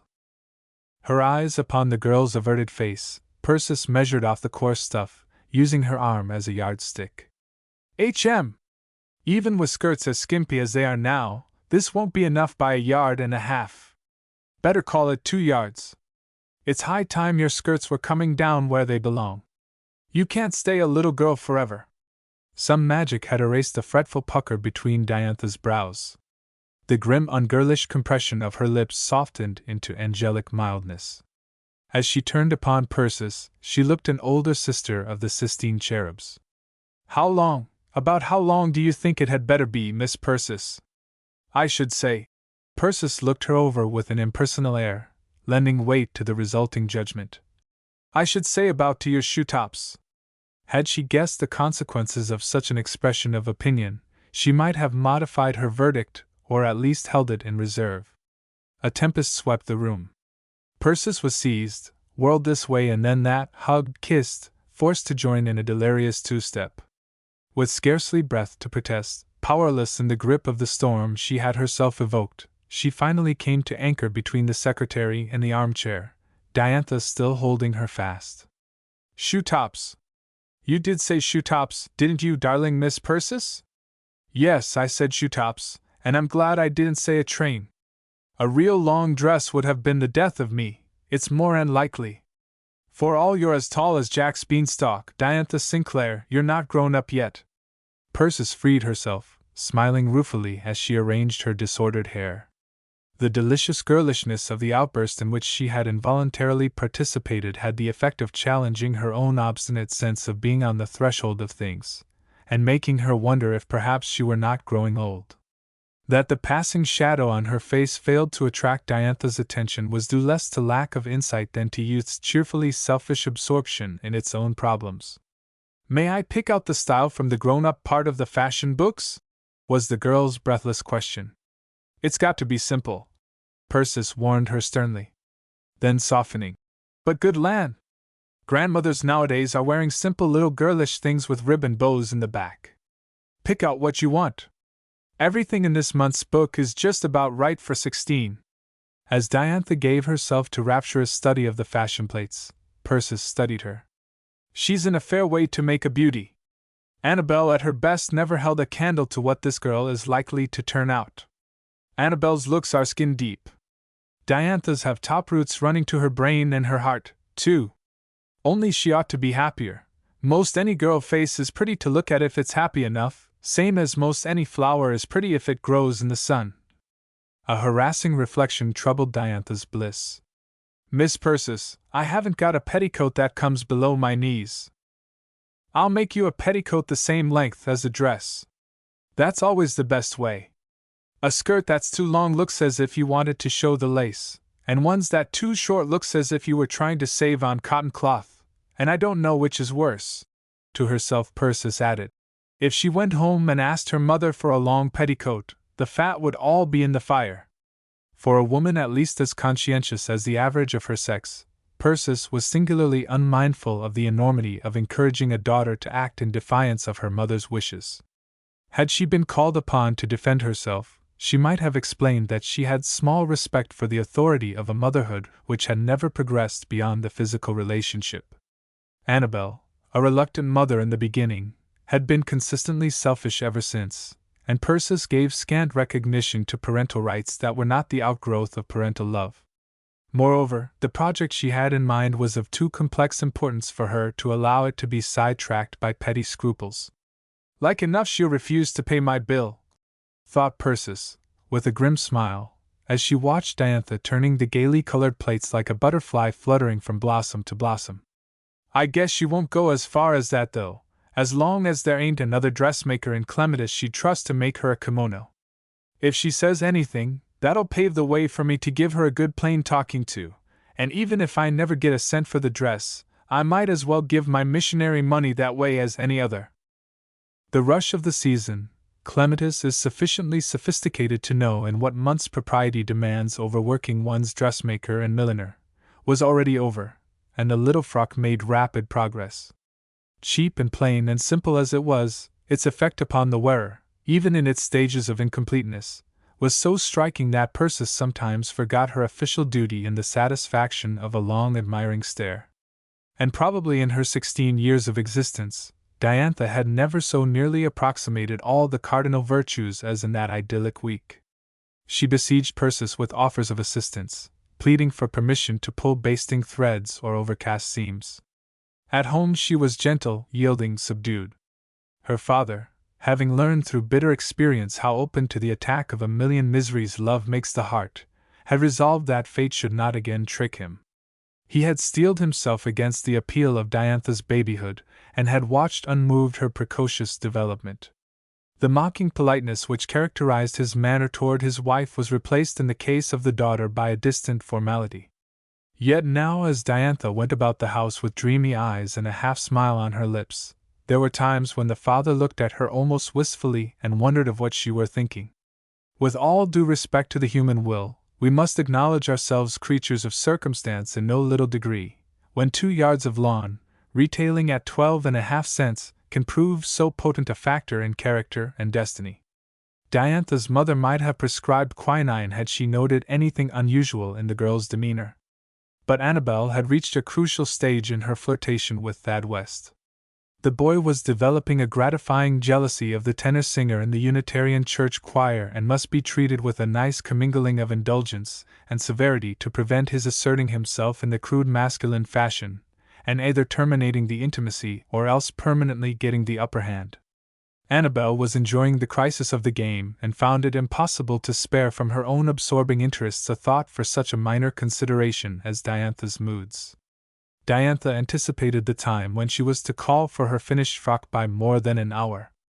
I know you're not ready yet, she apologized, as Persis looked at the clock. But I thought I'd like to watch you work, if you don't mind. Of course I don't mind, child. Just put those fashion books on the table and take the easy chair. Persis bent over the finishings of the little frock with a vague satisfaction in the nearness of the motionless figure. She was growing fond of Diantha, a not unnatural result of the adoring attention Diantha had lavished upon her for a week past. But because Persis was a woman with a living to make, and Diantha was a girl with a dream to be dreamed, scarcely a word was spoken till the last stitch was taken. There! Persis removed a basting thread with a jerk, making an unsuccessful pretense that the finishing of this dress was like the completion of any other piece of work. There! It's done at last. I suppose you'll want to try it on. Yes, said Diantha. I'll try it on. And as the faded blue serge slipped from her shoulders to be replaced by the white lawn, the Diantha who had been, took her departure to that remote country from which the children never come back. Persis was almost appalled by the result for which she was principally responsible. The tall Diantha in a dress to her shoetops was disconcertingly unlike the little girl she had known. She looked older than her years, stately, self-contained, and beautiful. It was not till Persis had fortified herself by the reflection that she might as well be hung for an old sheep as for a lamb, that she ventured another revolutionary suggestion. Diantha, I suppose you'll make some change in the way you do your hair? Yes, indeed. Diantha, scrutinizing herself in the mirror, frowned at the drooping curls with an air of restrained disgust. This way is only suitable for children.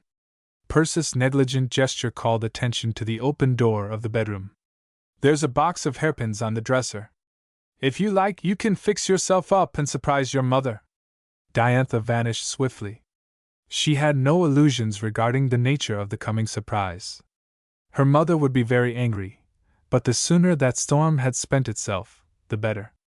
Relentlessly the golden curls were sacrificed to the impressive coiffure of the woman of fashion.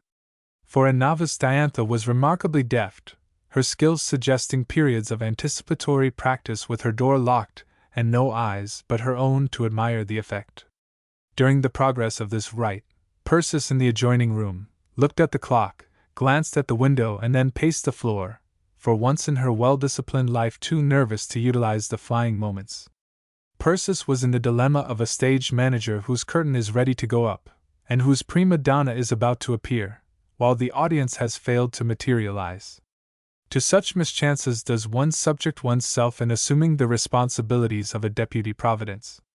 Then her brow cleared even while her heart jumped into her throat. The gate clicked, and a lithe figure swung up the path.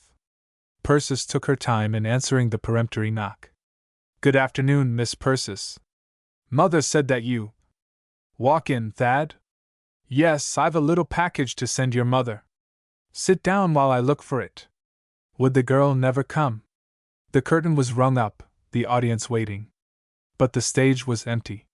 How long a time in heaven's name did Diantha expect to spend in combing her hair? I should think she was waiting for it to grow, thought the harassed Persis.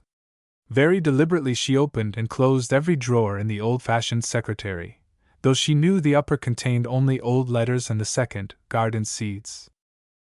Thad was fidgeting. If you can't put your hand on it, Miss Persis, don't bother to hunt. I'll drop in again in a day or two.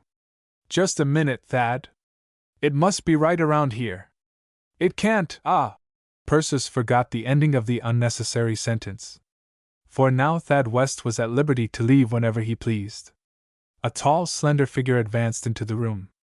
Diantha's grace had always made her an anomaly among tall children. Her hair was parted and drawn back simply, after the fashion doubtless designed by Earth's beauties, since it is the despair of plain women. The yellow curls, sacrificing their individual distinction, had magnanimously contributed to the perfection of the exquisite golden coil at the back of her shapely head. No one would have looked twice at the plain little lawn, but it proved superior to some more pretentious gowns in that it set off the charms of the wearer, instead of distracting attention from them. The unlooked-for apparition brought Thad West to his feet, and so youth and beauty met as if hitherto they had been strangers. For a long half-minute they stood without speaking. Oh, good afternoon, Diantha said at last, and veiled her eyes from his fascinated stare. Formerly she had treated him with the free and easy pertness of a precocious child. Now the exquisite shyness of maidenhood enveloped her. Instinct drew her back from the man's inevitable advance. I didn't know it was so late, she said to Persis, oblivious to Thad's gasping greeting. I must hurry. Thad's sense of confusion was like a physical dizziness. This regal young beauty was the daughter of the woman whose hand he had held surreptitiously the previous evening. With an effort he steadied himself, only to make the discovery that in that hazy moment the world had undergone a process of readjustment. He knew as well as he was ever to know it, that Annabel Sinclair belonged to another generation from his own. I suppose you want to take this along. Persis' gesture indicated the package containing the discarded serge which Diantha would have been glad to contribute to the wardrobe of the youthful Trotters. But with all her daring, her courage was hardly equal to such a step. She put out her hand for the package, but Thad had already pounced upon it. I'm going your way, he said, a trace of his recent disorder in his stammering speech. I'll carry it for you. Silently Diantha accepted the offer. She kissed Persis goodbye in a fashion which the critical might have pronounced needlessly provocative, though her dreamy eyes protested that nothing was further from her maiden thoughts than the presence of Thad West. Persis, who was intensely alive to every phase of the dramatic situation, had caught a glimpse of the young fellow's face during the affectionate leave-taking and was abundantly satisfied. Thad's no fool, though he's acted like the twin brother to an idiot. He can't help seeing that the mother of a grown-up girl like Diantha hadn't ought to be flirting with a boy like him. If he doesn't see it now, he will before he gets her home, or I miss my guess. Mr. and Mrs.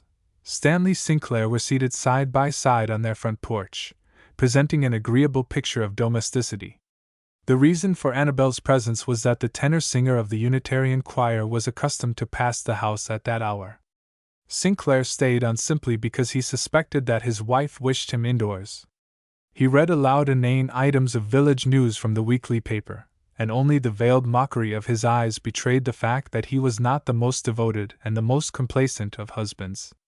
As the two young people came into view, Annabel's air of indifferent listlessness changed to rigid attention.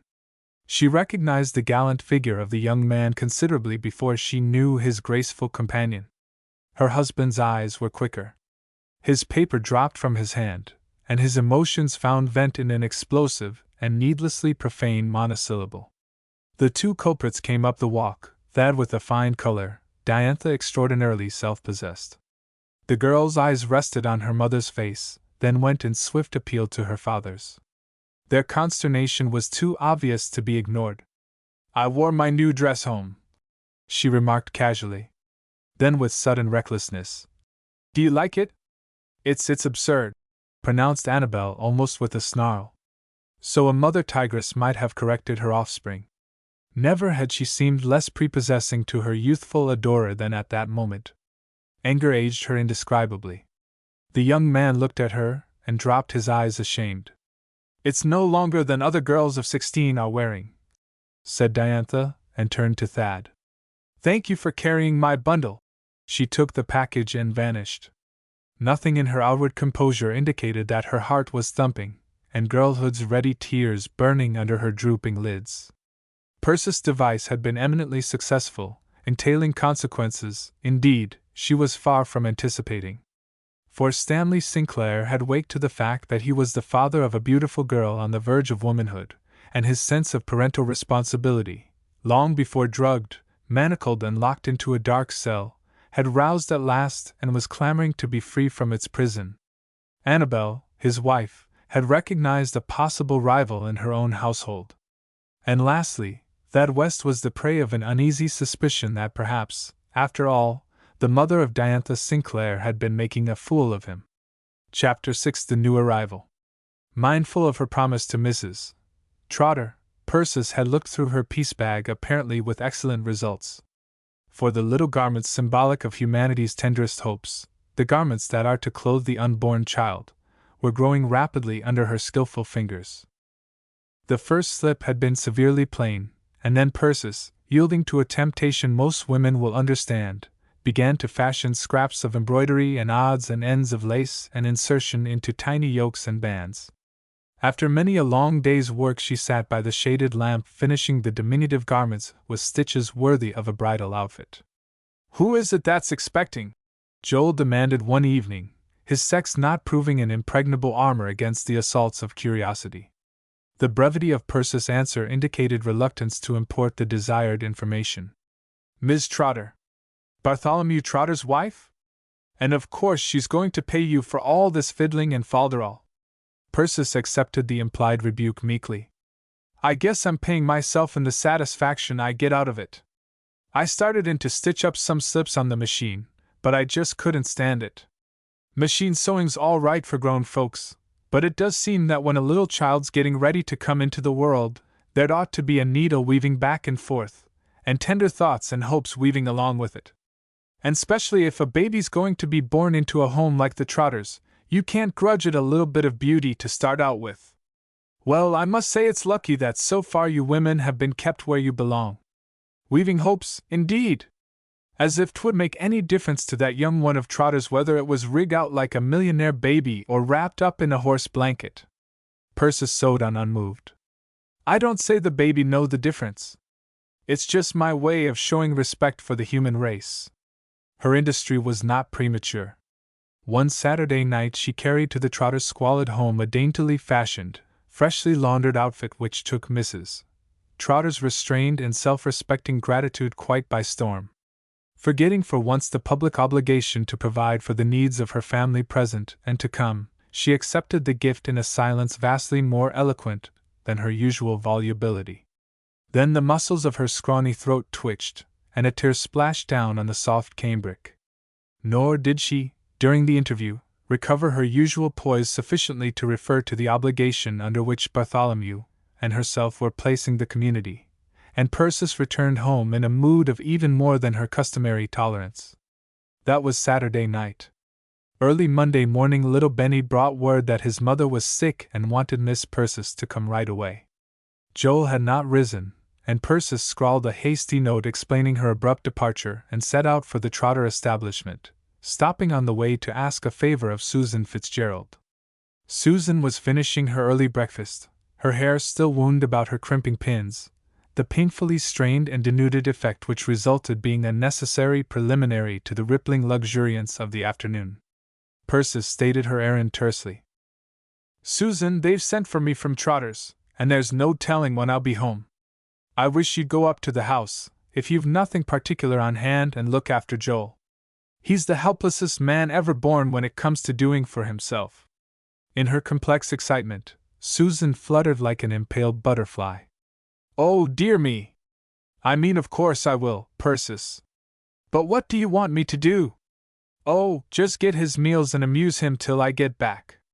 You can keep Joel pretty cheerful if you'll let him unload all his notions on you. Joel generally finds a good listener, good comp New York. And so poor Lizzie Trotter's going through that again, exclaimed Susan, momentarily forgetting her own prospective ordeal, in sympathy for the other woman's severe trial. I don't want to accuse divine providence, but I must say it hardly seems fair to put all the responsibility for getting the children into the world off on women. If 'twas turn and turn about, now, I wouldn't say a word. I guess if that was the way of it, there'd never be more'n 3 in a family, and it took a sight of people to fill up the world, starting with the Garden of Eden. Well, I must hurry, Susan. I won't be gone a mite longer and I can help. As Susan removed her crimping pins, her agitation grew. The favor Persis had asked so lightly, and she had granted so readily, took on a new aspect as she considered it. Susan shared the respect of Clematis for Joel Dale's intellectuality, and stood rather in awe of his foibles. Her hands trembled as she arranged her undulating locks in the fashion ordinarily reserved for afternoons. Her cooking might not suit him. Her efforts to be entertaining might not measure up to his lofty standards. She quaked, picturing his possible displeasure. For this courageous champion of the rights of womankind, who did not hesitate to call the Creator himself to account for seeming injustice, became the meekest of the meek when confronted with the sex from which oppressors are made. Susan's apprehensions were not so groundless as might be fancied. Joel Dale was in a very bad humor after he had finished reading his sister's note. Joel held the not unpopular theory that the supreme duty of woman is to make some man comfortable. Religion and philanthropy were legitimate diversions if not allowed to interfere with the higher claim. Even the exercise of talent might be tendered a patronizing approval, if this, too, knew its place. Joel was willing that Persis should utilize her gifts in earning his living provided she did not forget the complex ministrations involved in making him comfortable. He was ready to allow her to help her poorer neighbors, so that she was never absent when he wanted her. But if that jealous divinity, his comfort, were denied its due, the indulgent brother was lost in the affronted tyrant. Poor Susan Fitzgerald found her tremors doubled by the sight of his lowering face. "Mr. Dale, I've come up to keep house for you today, seeing Persis has been called away." She blushed, realizing that Joel was undoubtedly in the secret of that errand. After 40 years in a world where birth is the one inevitable human experience, aside from death, she had never been able to rid herself of the impression that it was essentially immodest. Though the cloud of Jovian displeasure did not remove immediately from Joel's brow, his mood underwent an instant change. His sister had not been guilty of leaving him to shift for himself. The opportune appearance of Susan Fitzgerald indicated a proper regard for the masculine helplessness, which is also, by some obscure process of reasoning, the badge of masculine superiority. Moreover, Susan's presence furnished the opportunity of setting forth in detail sundry theories which to Persis were an old story. To a gentleman of Joel's temperament, a new audience is at times a necessity. "You won't have much trouble getting my meals," he assured her, his cold dignity thawing rapidly. "Just set on the dish of apples and nuts." Susan's nearsighted eyes narrowed as she gazed at him. "You mean for dessert?" "Dessert! When Adam and Eve started housekeeping, do you suppose they sat down to soup to begin with and wound up with pie? The Lord put 'em in a garden instead of a butcher's shop, because he wanted 'em to eat vegetable food and not poison themselves with dead animals." Joel's voice had grown almost cheerful. His ardor in the dissemination of his dietetic theories waxed and waned, but when there was a new observer to be impressed, he always found the crucifixion of his appetites well worth while.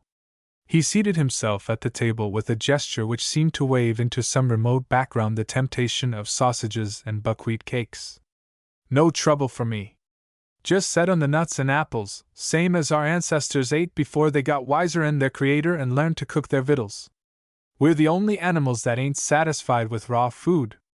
And we're the only ones that are everlastingly kicking about indigestion." "I declare!" exclaimed Susan Fitzgerald, carried away by this masterly logic. "You certainly have your own way of looking at subjects, Mr. Dale. Well, I'll admit that I'm not much at taking up with second-hand opinions. Now, here's another idea of mine." He held up a walnut between his thumb and finger. "There's a tree in that, ain't there?" "Why, yes." Susan's ready admission gave every indication of a willingness to be impressed. "Well, what's enough to give a start to a tree that may grow 70 feet or over, ought to start a man off to his day's work pretty well. That's my way of reasoning. But don't you feel an awful goneness after a breakfast like that?" "Goneness!" Magnificently Joel waved away the suggestion. "With an apple and 5 or 6 good nuts inside me, I feel like I could run through a troop, as the psalmist says, and leap over a wall." Susan's admiring murmur indicated that the sustaining effect of the diet Joel recommended was due less to its intrinsic virtue than to some unusual and dominating quality of Joel's personality. And Joel, struggling with a peculiarly tough Brazil nut, reflected that Susan Fitzgerald was an intelligent woman as well as an agreeable one. The morning passed pleasantly for both. Susan possessed the gift which men have ever highly esteemed in the sex, the faculty of continued silence, combined with close attention. Some of Joel's theories impressed her as startling, but like many very proper people, Susan rather enjoyed being shocked, if the sensation was not overdone. Whether she murmured approval or blushed in decorous protest, it was plain that she found Joel's monologues immensely interesting. She could hardly believe her ears when the clock struck 12. Susan brought the nuts and apples out again after their brief period of retirement, and seated herself at the table, to share the Eden-like repast. "You'd be an awful easy man to cook for, Mr. Dale," she said, with a glance which in another woman would have been coquettish. But the arrow glanced harmless. Joel's mood was abstracted. Not for some time had he put into practice his theories regarding uncooked food, and his rebellious appetite craved more stimulating fare. He munched his nuts with distracting memories of yesterday's pot roast. He found himself resenting Susan's eager compliance. She should have insisted on preparing him a good meal, good from her standpoint, and as a gentleman he could have done no less than show his appreciation by eating it. For once Joel had lost interest in his own eloquence. Inward voices were protesting against this return to the fare which had satisfied Father Adam. When he retired to the armchair, after dinner, and relapsed into a sulky silence, Susan remembered that the obligation to amuse him was also nominated in the bond. Luckily his tastes were literary, which rendered her task a simple one. Susan stepped into the tightly closed, partially darkened parlor which never in the sultriest weather seemed wholly to lose the chill of its unwarmed winter days. The center of the room was occupied by a square table, on each corner of which lay a book, the four arranged with geometrical nicety.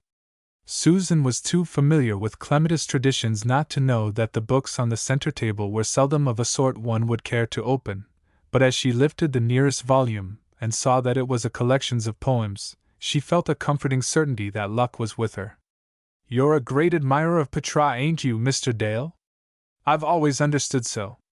With an effort Joel roused himself. "Another has expressed my sentiments, Miss Fitzgerald." Verse sweetens toil, however rude the sound. "Then if you like, I'll read you a little so's to help pass the time." Susan seated herself near the window, cleared her throat, and opening the volume at random, began in the self-conscious and unnatural voice characterizing 99 people out of every 100 who attempt the reading of verse. "Oh, there's a heart for every one if every one could find it. Then up and seek, ere youth is gone, whatever the task, ne'er mind it. For if you chance to meet at last with that one heart intended." Susan's voice had grown husky. She cleared her throat again. "I'm afraid I made a poor selection," she apologized. "You see, I'm not as familiar with Petra as you are, Mr. Dale." She turned the leaves in a confusion that increased as her groping vision stumbled continually on lines startlingly sentimental. "Let thy love and kisses rain on my cheeks and eyelids pale." Susan opened 10 pages ahead and tried again. "When stars are in the quiet skies, then most I pine for thee. Bend on me, then, thy tender eyes, as stars look on the sea." Joel's change of position was subtly suggestive of weariness. Susan whirled the leaves and took a desperate plunge. "Ask if I love thee? Oh, smiles cannot tell plainer what tears are now showing too well. Had I not loved thee, my sky had been clear. Had I not loved thee, I had not been here."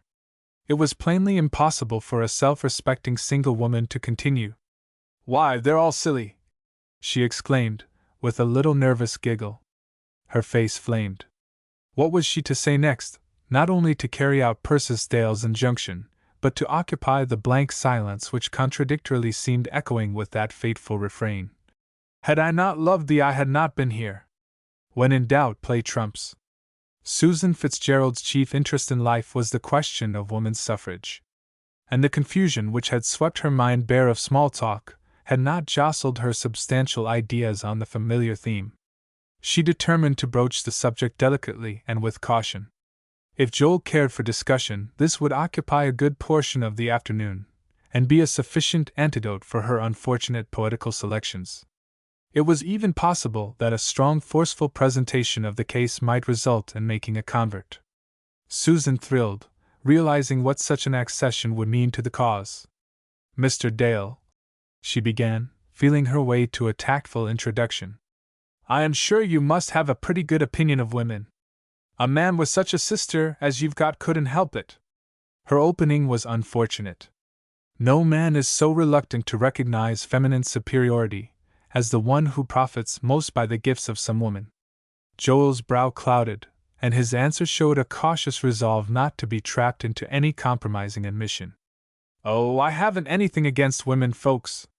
I've always thought the poet went too far when he said, 'Mankind from Adam has been woman's fools. Women from Eve have been the devil's tools.'" Despite the negative nature of this encouragement, Susan continued, "I'm sure a fair-minded man like you are, Mr. Dale, wouldn't want to keep any woman out of what rightfully belonged to her. You'd want her to have a chance to fill her place in the world, wouldn't you?" "Why, yes, I'd be in favor of that," Joel's voice was less positive than his words, owing to an inward uncertainty as to the trend of these observations.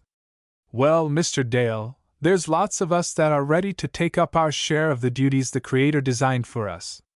We are standing waiting like the people in the parable that nobody had hired. The trouble is you won't let us, you men won't. We've got to wait for you to give us our rights.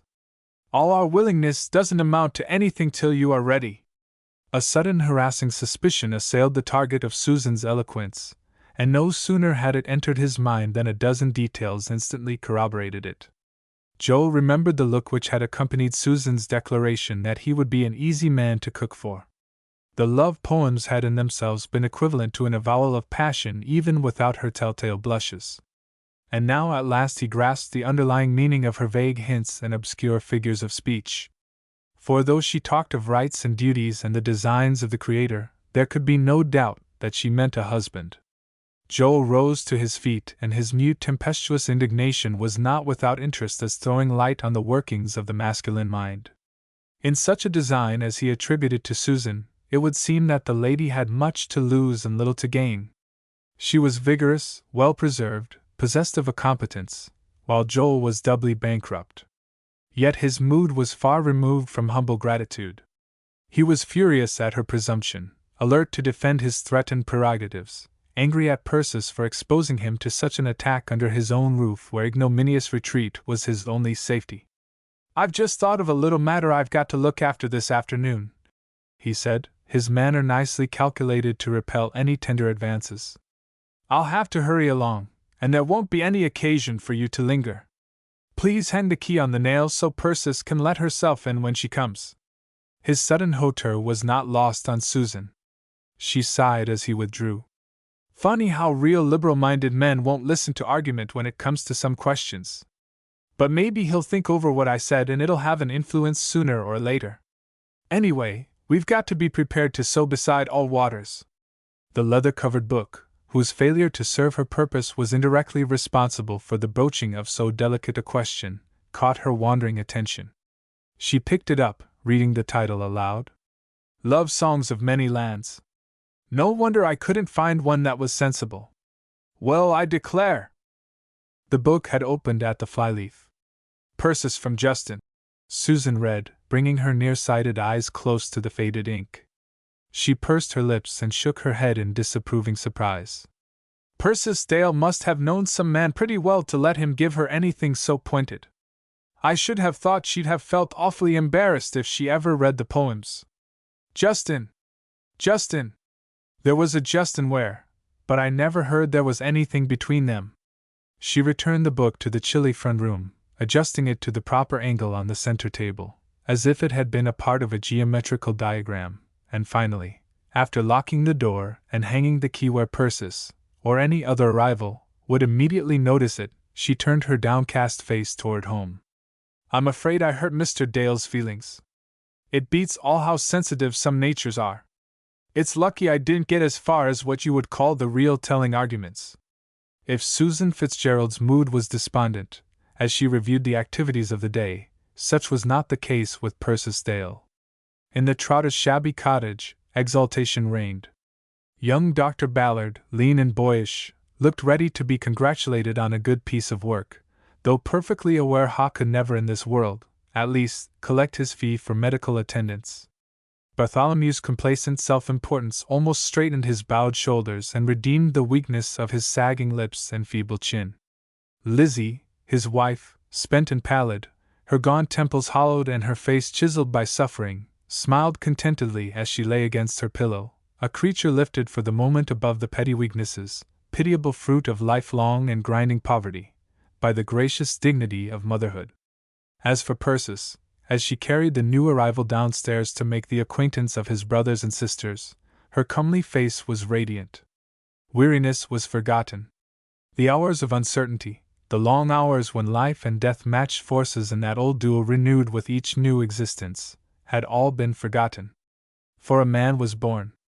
The little Trotters gathered around in an ecstasy of pleasure and surprise.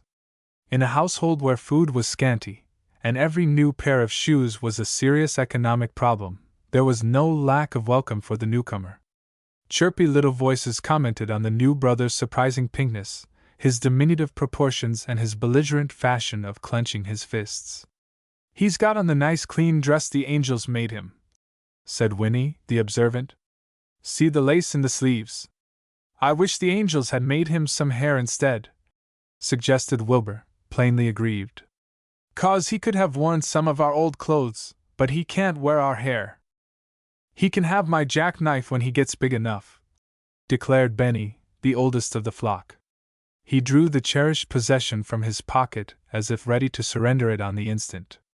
And that offer was a signal for a general outburst of generosity. "He can have my toothbrush.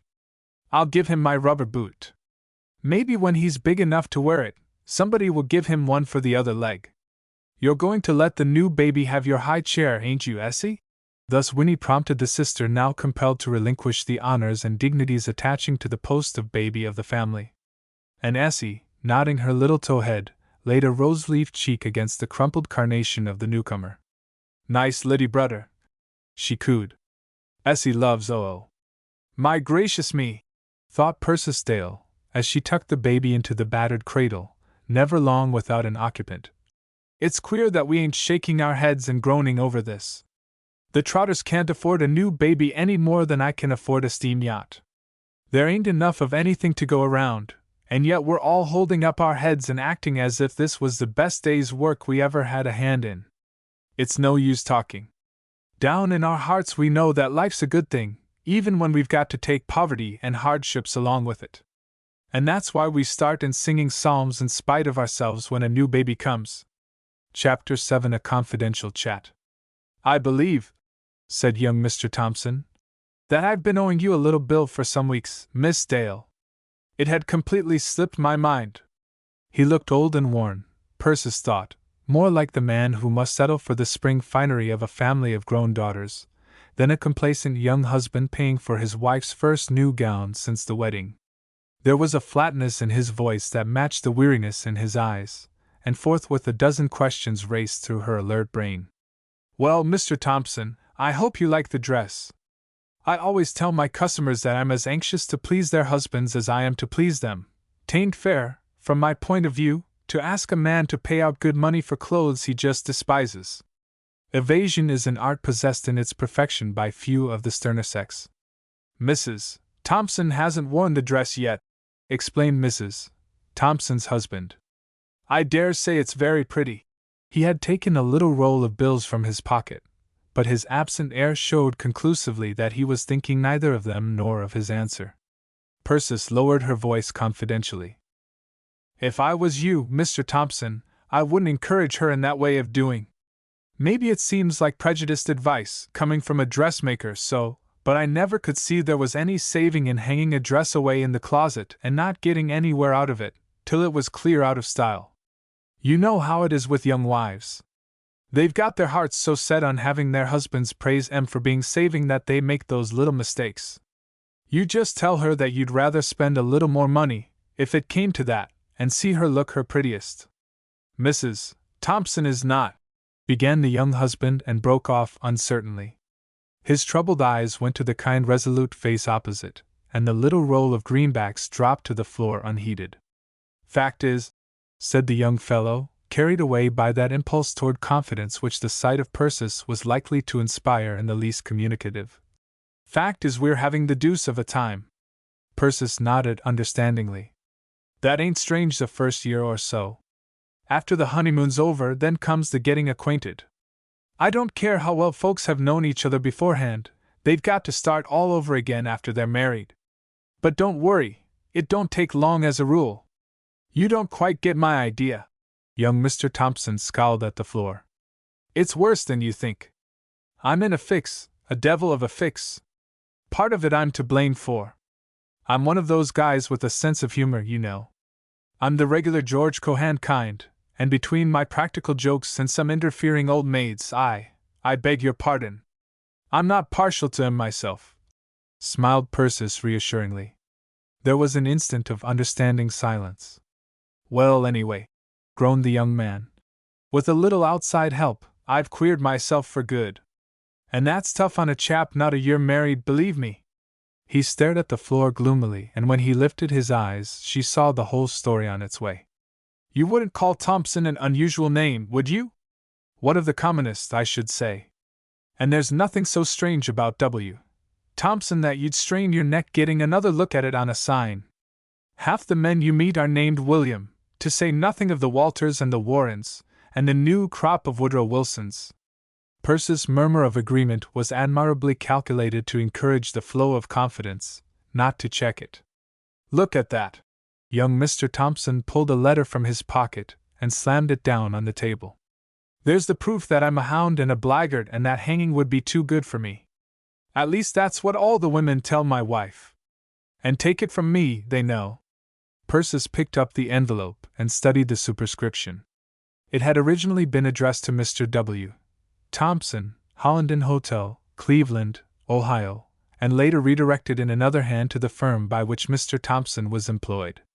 The unhappy husband explained. Our men generally stop at the Hollenden when they are in Cleveland.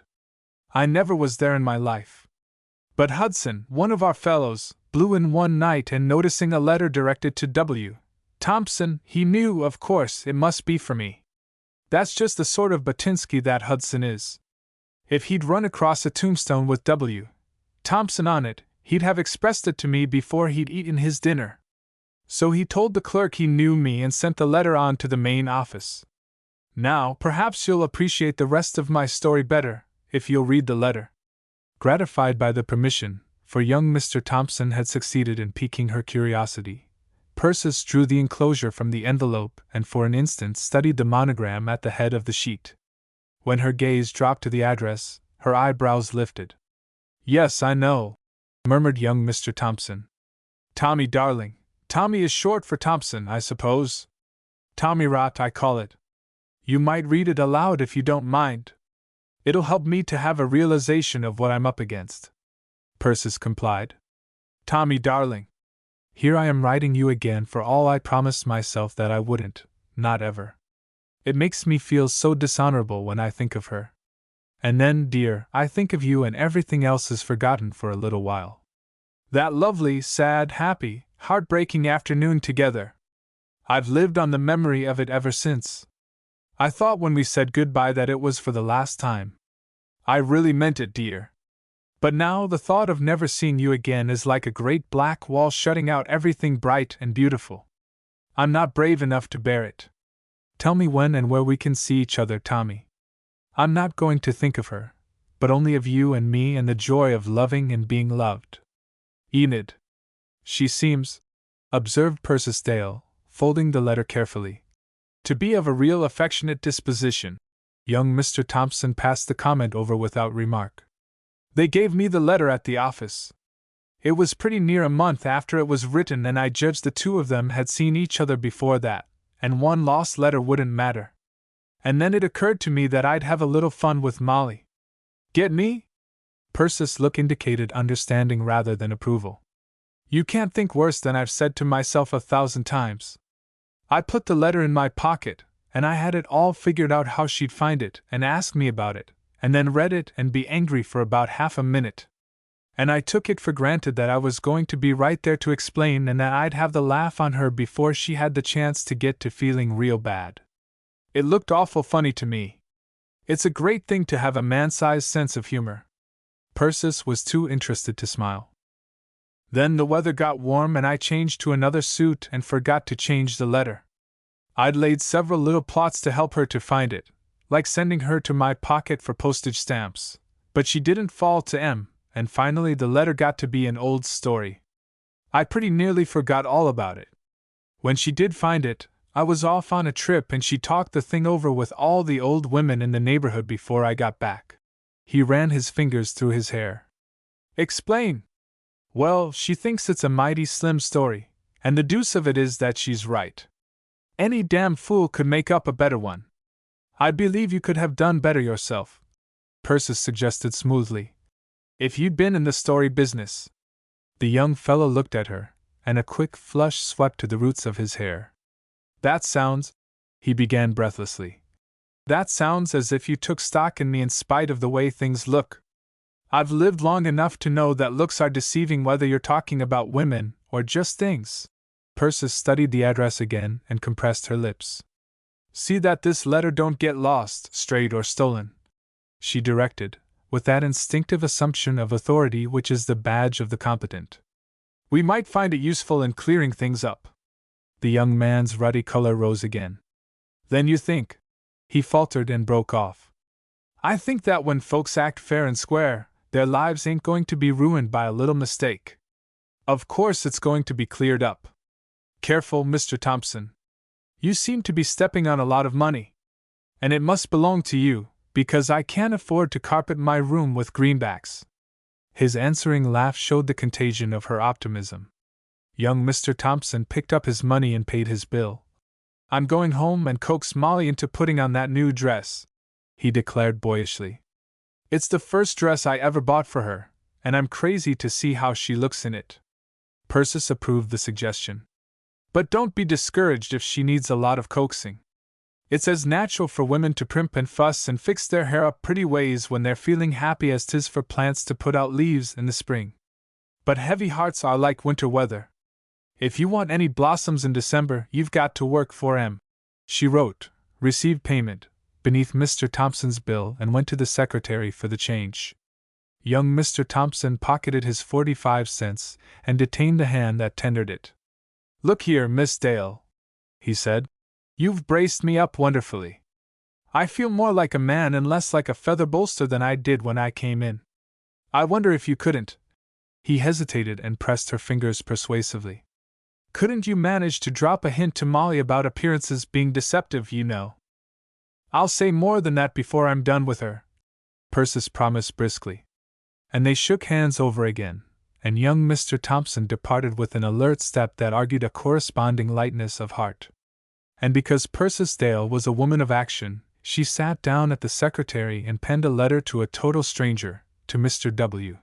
Thompson, care of the Holland Inn Hotel, Cleveland. The letter itself was brief and to the point.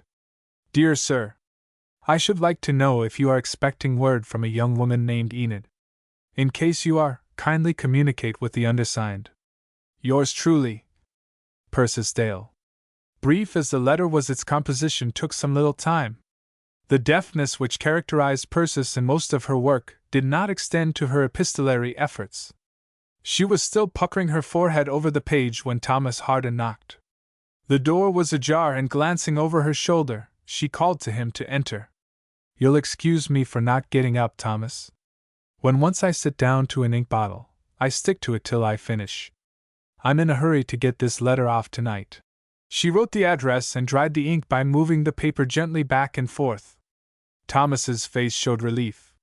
He had come prepared to make a painful disclosure, and the brief period of waiting was as welcome as similar postponement to the possessor of an aching tooth who calls at the dentist's office and finds the practitioner busy. But as Persis immediately proceeded to fold the letter and seal the envelope, his respite was brief. Persis, did you know there was insanity in my family? Persis, applying a crumpled stamp to the tip of her tongue, started violently. Good gracious, Thomas, no. I never heard it mentioned. I thought maybe 'twas my duty to speak to you about it. It was my great-uncle, Captain Silas Harden. He was my father's uncle, and he— Why, I know all about him, Thomas. How he was shipwrecked off in the Indian Ocean somewhere and floated around on a raft, and the different ones got crazy with the heat and thirst and all and jumped overboard. And it was an English ship that found the old captain, and he was just raving when they took him aboard. I can remember him when I was a little girl. There was a blue anchor tattooed on his hand, and I thought it was the most wonderful thing in the world. But then he was as sensible as anybody. Yes, he was all right in his later days, but when he first came home from England, he had lots of queer ways about him, I've heard my mother say. And as long as he lived, he'd stand off and stare at the corner of the room where there wasn't nothing, with his eyes kind of fixed, and it was enough to make your hair rise up to look at him. I don't wonder, poor soul. I guess if we'd seen what he had, there'd be times when it would all come back to us. By the way, Thomas, seeing as you go right past the post office, I'll ask you to mail this letter. I want it to be sure to get off the first mail.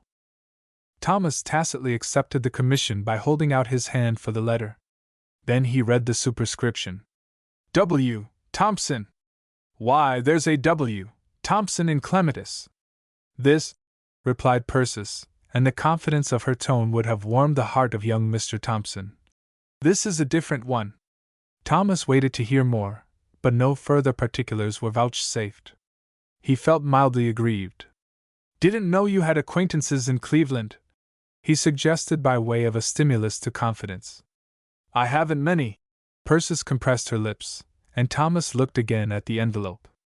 The sense of elation due to the discovery that Persis was disposed to regard the insanity of Captain Silas Harden lightly was eclipsed by a new anxiety. Persis had friends of whose existence he was unaware. She corresponded with men in distant cities. These apparently trivial facts took on greater import as he mused. His own chances to win her, dishearteningly small at the best of times in view of his checkered record, suddenly sank below the level of insignificance, and ceased to exist. He looked across at Persis on the other side of the table. She had picked up a piece of sewing, but her look of absorption showed that her trained fingers were doing their work without the supervision of the brain. Nor could he flatter himself that her thoughts were of him. He was a modest man, but for the moment he resented with bitterness the self-evident fact that she was temporarily oblivious to his presence. He got to his feet, pushing back his chair noisily. Maybe I'd better be going, so's your letter will be dead sure to get to the post office on time, he said, his voice harsh with disappointment. Persis stooped to bite a thread. Thank you, Thomas, she answered placidly. I'll be easier in my mind when I know it's mailed. Chapter 8 Eve and the Apple. Joel was aggrieved. For the second time in a month his sister was planning to desert him. Putting the claims of an unborn infant before his comfort, Persis had basely abandoned him to the wiles of Susan Fitzgerald. And now she had agreed, though reluctantly, to do a day's work for Mrs. Hornblower at the latter's home. That thrifty housewife had urged a lame knee as her reason for requesting Persis to depart so radically from her usual custom, and Persis had accepted the excuse with reservations. Fact is, Lena Hornblower can never get it into her head that I'm a dressmaker and not a sewing girl, Persis confided to Joel at the breakfast table. I'm not saying that her knee ain't lame, but I guess if she can stand up to be fitted, she'd be equal to getting in and out of a buggy. Lena Hornblower's always looking for a chance to save a penny. She's got an idea that it's bound to be cheaper to have your sewing done at the house. All I can say, concluded Persis, buttering her toast, is that she's going to find herself mistaken. Joel's abstracted gaze indicated a total lack of interest in the subject. I've been thinking, he remarked with that suavity of manner as prophetic of a storm as thunderclaps in July, that I might as well get me a room somewhere in the neighborhood. There's no sense in making a pretense that you're keeping house for me when you're gaddying, here today and tomorrow off the Lord knows where. If I had a comfortable room, somewheres, continued Joel, with the noble resignation of conscious martyrdom, and a little stove so's I could get my meals, then I'd know just what to expect, and I wouldn't have to ask no odds of nobody. Persis had listened to similar propositions before. It was a perennial threat which in the passing of years had lost its power to terrify. Yet with the inevitable feminine impulse to smooth the feathers of ruffled masculinity, she began. When I drove by Susan Fitzgerald's yesterday morning. Joel set down his coffee cup with an emphasis that splashed the tablecloth. That'll do, Persis. I'll tell you once for all that I won't have that woman here. I can go hungry if it comes to that, but I won't stand for your putting that old maid up to set her cap for me. Goodness, Joel, Susan hasn't any reason in life to want to marry anybody. Persis had come very near an uncomplimentary frankness, but her native tact had suddenly asserted itself and made the statement general. Joel smiled satirically. Maybe you know better'n I do about that, and then again maybe you don't, he replied darkly. Then with a reversion to his air of injury he added, Here's Hornblower come for you already. As a matter of fact, the thrifty Mrs. Hornblower had dispatched her husband for Persis at the earliest hour permissible, resolved to prove the economy of her scheme by adding to the activities of the day at both ends. Persis, quite aware of her patron's purpose, smiled comprehendingly, and proceeded to clear the table without undue haste or excitement. Mr. Hornblower had waited full 30 minutes before she came lightly down the path, and with unruffled serenity bade him good morning. "Sorry to keep you waiting, but you were half an hour ahead of the time I said." Robert Hornblower, who had that repressed and submissive air not infrequent in husbands whose wives make a boast of their womanly subjection, mumbled that it didn't matter. As he helped her to her seat, Persis noticed that he had lost flesh since she had seen him last, and that some plowshare, sharper than that of time, had deepened the furrows that crisscrossed his sagging cheeks. "How are the crops coming on?" she asked, as she settled herself beside him. "Fine." Mr. Hornblower spoke with a lack of reserve unusual in his pessimistic profession. "Potatoes ain't quite up to last year, but the corn crop's a record breaker." "Miss Hornblower's knee trouble her much?" "Well, no, not to say trouble." Mr. Hornblower plucked his beard with his disengaged hand and cast a thoughtful glance at his companion. "She's a little uneasy in her mind, though, Miss Hornblower is. She's got an idea in her head and it keeps her as uneasy as a flea. If she should open up to you, maybe you'd see your way to say something kind of quieting. But what's she got to worry about?" "That's what I say," said Mr. Hornblower, gesturing with his whip. "We're comfortable and prosperous, ain't we? Maybe there's a way to get more. I don't say there ain't. But what's the use of more, when you've got enough? The house suits me just as 'tis, and my vills suit me, and my friends that I've summered and wintered with, 40 years and over, they suit me, too. What do I want of a villa, or of trips to Europe, where the folks talk all kinds of heathenish gibberish instead of good United States? But I don't see how." "Maybe she'll open up to you," repeated Mr. Hornblower, lowering his voice, though such a precaution was obviously unnecessary. "Mind, I don't say it ain't a pretty scheme. Anyhow, it looks good on paper. But with me the point's just here, enough's enough." Persis found Mrs. Hornblower more communicative than her spouse. As all roads lead to Rome, so, with Mrs. Hornblower, all topics of conversation led directly to the subject uppermost in her thoughts. The inevitable discussion of the prevailing modes led by a short path to Persis' full enlightenment. "I want it fixed real tasty, Persis, for all it's not a new dress. I've had it going on 4 years, but I've been sparing of it and careful, so it's not like a dress you wear for getting supper and for trailing round in the yard after the dew falls. Robert's always been fond of this dress. I suppose I'm kind of foolish to humor him so, but I'm always careful about consulting his tastes. Seems as if a wife had ought to be satisfied if she dresses in a way that pleases her husband." "Sometimes I've thought," replied Persis, as she turned the pages of her latest fashion magazine, "that when it comes to women's clothes, men don't know what they do like. If a man goes with his wife to buy a hat, 9 times out of 10, he'll pick out the worst-looking thing in the shop, and then he'll wonder why she's falling off in her looks. Now, Miss Hornblower, what do you think of this pannier style? Taking out the extra fullness from the back and using it in folds, I could hide where it's getting worn on the seams. I suppose we'd have a better choice of styles by waiting for next month's book," said Mrs. Hornblower, regarding the model Persis had indicated with an evident lack of favor. "But my plans are so unsettled that I want to hurry through my dressmaking. I dare say you've heard we're likely to leave Clematis most any time." "I'd heard it hinted, but I didn't take much stock in it. Clematis would be sorry to lose you, and it would be pretty hard on you leaving Clematis." Mrs. Hornblower smiled. "Oh, I haven't a thing against Clematis, Persis. Robert says that of course it doesn't give a man any kind of a chance to make money, and I guess he's right. I believe in leaving such things for the men folks to settle. These newfangled women who are always setting up to know best and saying what they will do and what they won't do, can't have much of an opinion of the Bible. I'm sure it says as plain as the nose on your face, wives obey your husbands, and where thou goest I will go." Persis scrutinized the back breadths of the lavender foulard. But Ruth was talking to her mother-in-law. She objected, off her guard for the instant, since only the death of Mrs. Hornblower Sr. had ended the hostilities between herself and her son's wife. Then, regretting her tactless words, she hastened to say, Don't you think that when a man gets to Mr. Hornblower's age, he does better in work he's used to than if he tries his hand at something new? It's easy enough transplanting a sapling, but an old tree's different. It all depends, replied Mrs. Hornblower coldly, piqued, as Persis had feared, by her reference to the delicate subject. But her desire to dazzle the plodding dressmaker with visions of her future prosperity proved too much for her resentment. And soon, as they ripped and basted, Mrs. Hornblower was dilating on the unparalleled opportunity for wealth furnished by the Apple of Eden Investment Company.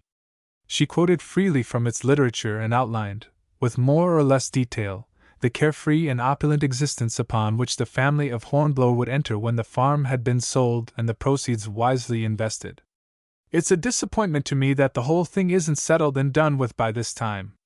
But I always leave Robert to decide such matters, and Robert thought 'twas best to wait till Mr. Ware's visit. Ouch! My goodness gracious, Persis! You must take my arm for a pincushion. This time Persis' contrition was not assumed. I'm awfully sorry, Miss Hornblower. The lining's so thin. I'll have the sleeve off in a shake before it gets spotted. That'll have to be bandaged, exclaimed Mrs. Hornblower, surveying her injured arm in the mirror with a not unnatural annoyance. A little prick is to be expected now and then when you're dressmaking, but this was a regular jab. I don't know what ails you, Persis. Looks like your mind must have been running on Thomas Harden. Persis' unwanted humility was disarming, and by dinner time Mrs. Hornblower was sufficiently recovered to be patronizing. Of course this foulard is a sort of makeshift, you might say, Persis. It'll do me till I have a chance to get something real up-to-date and dressy in Paris. Persis, laying down her work as the clock struck 12, had no reply to make, and Robert Hornblower, whose punctuality at meals was notable, a characteristic shared by all henpecked husbands, entered the house at that moment, casting a quick glance at his wife's face as a sailor watches the sky for signs of a squall.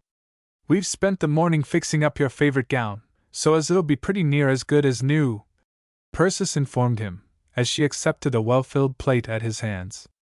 Then, as the farmer looked a little blank, she directed his attention to the renovated lavender foulard hanging over a chair. Mr. Hornblower's expression was still vague. Oh, you mean that pink? The women interrupted him with a derisive cry of pink. But while Persis laughed, Mrs. Hornblower flashed upon her husband a look of ineffable scorn. As if I'd ever wore pink or ever would, a color for children. Them bright colors is all one to me, said the unhappy Mr. Hornblower, proceeding with fatal facility to make a bad matter worse. They're all too kind of flashy. Now, my mother used to have a dress, he continued, meeting Persis' sympathetic gaze, that suited me down to the ground. Satin it was, or maybe 'twas silk or velvet. Anyhow, it looked rich. And it was sort of silvery, and then again, darker and silver and sort of ripply and shiny. Robert ain't very well posted on names, said Robert's wife with deadly calm. But he knows what he likes, same as most men, and that lavender foulard has always been his special favorite. His special favorite, she repeated sternly, as she met her husband's wavering eye. Oh, the lavender foulard! Exclaimed Mr. Hornblower, with an unsuccessful attempt to give the impression that only at that moment had he discovered what they were talking about. The lavender foulard, to be sure. He cut himself an enormous slice from the boiled beef and bowed his head over his plate, as if offering thanks for an excuse to retire gracefully from the conversation. But this did not agree with Mrs. Hornblower's intentions. Tired, ain't you, Robert? Her solicitude was so marked as to suggest an ulterior motive.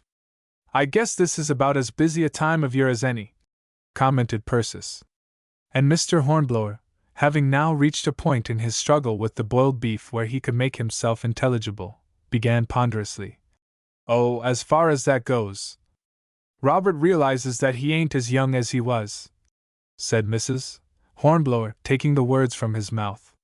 While he's not an old man yet, he feels that he's done his share of work. If there's a good time waiting for him, he means to get to it before he's so old it won't do him any good.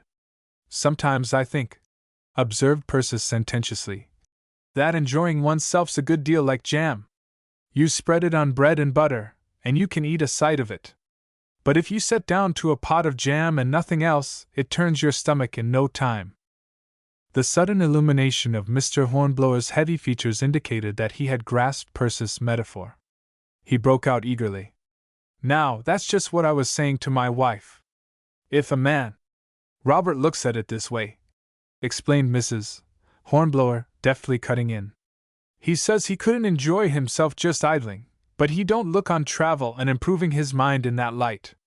Robert feels that enlarging your horizon and getting culture and polish is a part of anybody's duty. Robert feels real strongly on that subject, concluded Mrs. Hornblower, looking hard at her husband, as if defying him to deny it. The worm made a visible effort to turn. Whatever you may say about clematis, said Mr. Hornblower, apparently with the full intention of paying an impassioned tribute to his native town. But again the supports were cut from beneath his feet, and he was left dangling in midair. Robert thinks as well of clematis as anybody, Mrs. Hornblower acknowledged generously. He's got a real fondness for the town. But as he says, the world's a big place, and it don't stand to reason that all of it that's worth seeing is right under our noses. Robert says that some folks who think they're so dreadful patriotic are nothing in the world but narrow. For a moment Mr. Hornblower seemed tempted to take up the gauntlet with himself, challenging his own forcibly expressed convictions. And then, as if realizing the uselessness of such an attempt, he sighed heavily and sought consolation in the gravy. And Mrs. Hornblower demonstrated the sweeping character of her victory by saying plaintively, "Of course a woman always feels breaking off old associations the way a man can't understand. Robert laughs at me. He says he believes I fairly get attached to a mop I've used and hate to change to a new one. But a woman can't be a good wife, Persis, and think of herself. She's just got to set aside her own feelings and preferences, and look at what's best for her husband." It was characteristic of Mrs. Hornblower's shrewdness that supper was always late when she had a dressmaker in the house. The fire refused to draw. A scarcity of eggs necessitated a change in her plans for supper, and the new menu invariably demanded more time than that originally decided upon. Persis, left to herself, and thoroughly understanding the purpose back of these various delays and postponements, smiled grimly, yet not without a certain reluctant admiration, and retaliated by sewing more and more slowly. And for the 100th time that day, her thoughts returned to Mrs. Hornblower's careless reference to a prospective visit. Mr. Ware? Could she have meant Justin? His connection with the Apple Company made this seem almost certain, and yet it was inconceivable that Lena Hornblower should refer to his coming with such nonchalant certainty when she herself was in the dark. Persis' capable hands dropped to her lap. For the minute she was a girl again, parting from the boy who loved her, lifting her tear-wet face for the comfort of his kisses. 20 years. 20 long hard years. And now Justin Ware was really coming home. She put the question bluntly to Robert Hornblower as he drove her home after dark. "Your wife said something about a Mr. Ware's coming here before long. I used to go to school with somebody of that name, Justin Ware." The depressed and silent Mr. Hornblower roused himself. "It's the same one. The Wares never had nothing, but I guess this here Justin has cleaned up a lot of money. Don't follow that everybody could do the same in his place, though. Some folks have the luck, and some have got the pluck, and some have both." He sighed. "Of course you understand, Persis, that Lena wants me to do exactly as I think best. Only when a woman gets her heart set on a thing, a man feels like a brute to think of having his own way." "Yes," Persis said gently. "I understand." And then with more optimism than she felt she added, "Maybe something will happen so she'll look at it different." Thomas Harden and Joe were awaiting her in the unsocial silence characteristic of their sex when no feminine incentive to conversational brilliancy is at hand. Thomas's eyes kindled as he said good evening. Joe, after 2 meals in which he had fended for himself, looked more than ever like an early Christian martyr. "There's a letter come for you," he said with marked coldness. Persis whirled about, a wild, foolish hope in her heart. "A letter? Where?" "On the mantel, next the clock." Joel's eyes followed his sister as she crossed the room with that quick, light step, so reminiscent of girlhood. She pounced upon the letter, and even her brother's eyes, dimmed by lifelong self-absorption, could see that her face fell. "I didn't know you knew anybody in Cleveland." Cleveland! In some mysterious manner, Persis' animation had returned. The confirmed meddler has one thing in her favor, that whatever the crisis of her own fortunes, there are always the affairs of other people to distract her thoughts. She dropped into a chair by the lamp and read the brief letter with breathless interest, too absorbed even to apologize. Miss Persis Dale. Clematis. Dear Madam, yours of the 12th inst. Received. I am at a loss to understand your very extraordinary inquiry, unless by some chance a letter intended for me has fallen into your hands. In that case I am enclosing stamps to have it forwarded by special delivery. I hardly need remind you that it is a serious offense in the eyes of the law to retain mail which is the property of another person. Yours truly, W. Thompson. Holland & Hotel, Cleveland, Ohio. Joel stared at his sister as she read down the page, her color rising, a curious, triumphant little smile playing about her lips. Thomas glowered at the floor. So this answer to the letter he himself had posted was responsible for that look on her face. "I guess I'll have to be going," he exclaimed, getting to his feet with the conviction that he had borne all that was possible for the time being. Persis glanced up in surprise. "Already, Thomas? Well, give my love to Nellie when you see her." She crossed the room and placed the letter in her writing desk, that triumphant smile still transforming her face. It might have brought comfort to Thomas's heart if he had seen her an hour or two later, for the smile had disappeared. She stood before the plush-framed photograph upon the mantel, a strange wistful wonder on her face. "Oh, Justin," she whispered as she looked. "Oh, Justin, Justin." She put out her hands as if for all their capable strength they felt the need of a comforting touch. And then the amiable young face smiling back at her, blurred before her wet appealing eyes. Chapter 9. A day to herself. Persis had resolved on a new gown. The livelier iris which in spring changes on the burnished dove reveals nature's universal tactics. On looking over her wardrobe after her day at the Hornblower farm, Persis had been appalled by its manifest shortcomings. The black mohair, held to the light, betrayed an unmistakable greenish tinge. The navy blue was long since out of style. As for the wine-colored Henrietta, it had never been becoming. The material had been presented Persis by a customer who had unexpectedly gone into mourning, and she had made it up and worn it with much the emotion of an old-time penitent in his haircloth shirt. And yet in 24 hours the mohair had not become perceptibly greener, nor was the blue more strikingly passé. It was Persis herself who had changed. As she stood before the mirror, fitting her own lining, she defended her course as the wisest women will do, though when judge, jury, and advocate are all one, the verdict is a foregone conclusion. She tightened the seam under her arm, used the scissors discreetly here and there, and continued to argue the point, though there was none who had a right to question or to criticize. "It's bad policy for a dressmaker to go around shabby. It's like a doctor with an invalid wife and sickly children. And anyway, I haven't had anything new for over a year, unless I count that blue chambray wrapper. As little as I spend on clothes, I guess when I do want a new gown it's nobody's business." The argument was plausible, convincing. Any listener who had been on the point of accusing Persis of extravagance must have humbly acknowledged his mistake and begged her pardon. But Persis had a harder task than to convince an outsider that she needed an addition to her wardrobe. She was striving, and without success, to alter her own uneasy conviction that the prospective visit of Justin Ware was responsible for her novel and engrossing interest in her personal appearance. Persis, studying her reflection in the mirror, directed the point of the scissors toward her throat as if deliberating suicide. "I wonder," she mused, "how 'twould look to have it turn away at the neck and A.V. 'Tisn't as if I was 60. The scissors, obedient to the suggestion, snipped a cautious line directly beneath Persis' chin.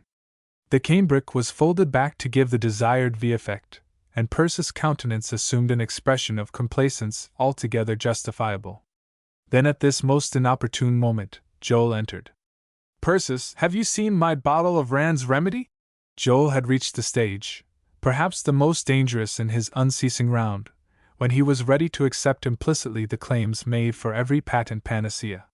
He dosed himself without mercy. He had a different pill for every hour, pills for promoting digestion, for regulating the heart action, for producing flesh. He swallowed weird powders, before and after meals. He took a wineglass of a sticky, unwholesome-looking fluid before retiring. Every periodical that came into the house he scanned for advertisements of proprietary remedies, and his manner sometimes suggested a complete willingness to contract asthma or sciatica in order to have an excuse for testing the cures so glowingly endorsed. The spectacle of his sister, becomingly arrayed in the lining of the new gown, temporarily eclipsed the claims of Rand's remedy. Joel came to a jerky halt, and stood open-mouthed. Dress goods must be getting expensive.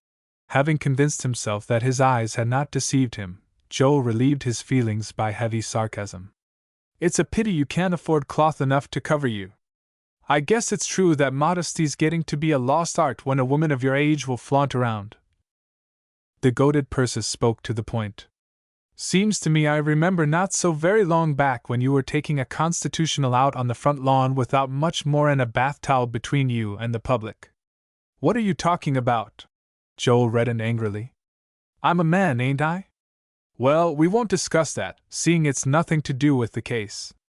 But I will say that the very men who make the most fuss about women's dressing immodest wouldn't mind riding through town on a bandwagon with nothing on but a pair of tights. And I think they'd be in better business looking after the beams in their own eyes. That sort of thing is meant to allure. Joel pointed an accusing finger toward the V-neck. It's stepping o'er the bounds of modesty, as Shakespeare says, to entice your fellowmen. The jawbone of that ass that Samson killed 1,000 Philistines with, returned Persis severely, ain't to be compared for deadliness, it seems, with a woman's collarbone. Looks to me as if 'twas high time to stop calling women the weaker sex when it takes so little to bring about a man's undoing. I've known plenty of foolish women in my time, but the most scatterbrained, silly girl I ever set my eyes on could see any number of men with their collars off and their trousers rolled up and not be any more allured than if she was looking at so many gate-posts. You men have certainly got to be a feeble sex, Joel. The wonder is you don't mind owning up to it. Vanity of vanities, taunted Joel from the doorway.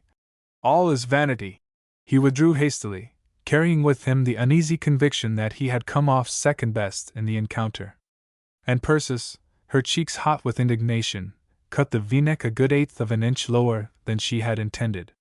In spite of this inauspicious beginning, she was presently singing over her work. There was something distinctly exhilarating in the idea of devoting a week to her personal needs, keeping her customers waiting, if necessary, though she hardly thought this probable, as the season was still slack. And the elation of her mood reached its climax when Annabel Sinclair sent Diantha down to say that she wished her black net made over, and was in a hurry. Persis had heard nothing from Annabel since Diantha had worn home her first long dress. And though she had reckoned on the probability that the opening of the fall season would bring her irate patron to terms, Persis experienced vast satisfaction in returning a nonchalant reply to the peremptory message. Can't do a thing just now, Diantha. Next week, Friday, if your mother hasn't got anybody else. Oh, she won't get anybody else, Miss Persis. Nobody else would suit her. Diantha looked taller and more mature than ever in a plain, loosely fitting blue serge. Persis appraised it with judicial eye. Ready-made, ain't it, Diantha? The girl blushed tempestuously. Yes, father bought it for me in the city. Mother said that other dress, you know. Yes, I suppose your mother thought we'd ought to have consulted her, instead of going ahead. Well, tell her I'm busy for the rest of this week, Diantha, and for next up till Friday.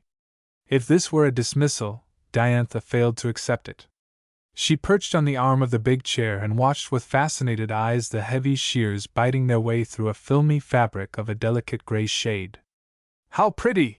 Diantha murmured. Then with more animation. Thad West says you're the best dressmaker anywhere around here. He says that you could make lots of money in the city.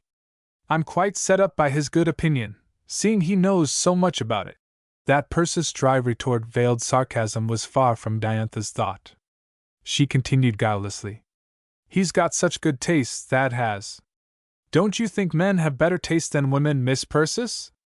All women care about is following the styles, and men think whether the way you do your hair is becoming or not. If a thing isn't pretty, they don't care a bit about its being stylish. Persis glanced up from her cutting.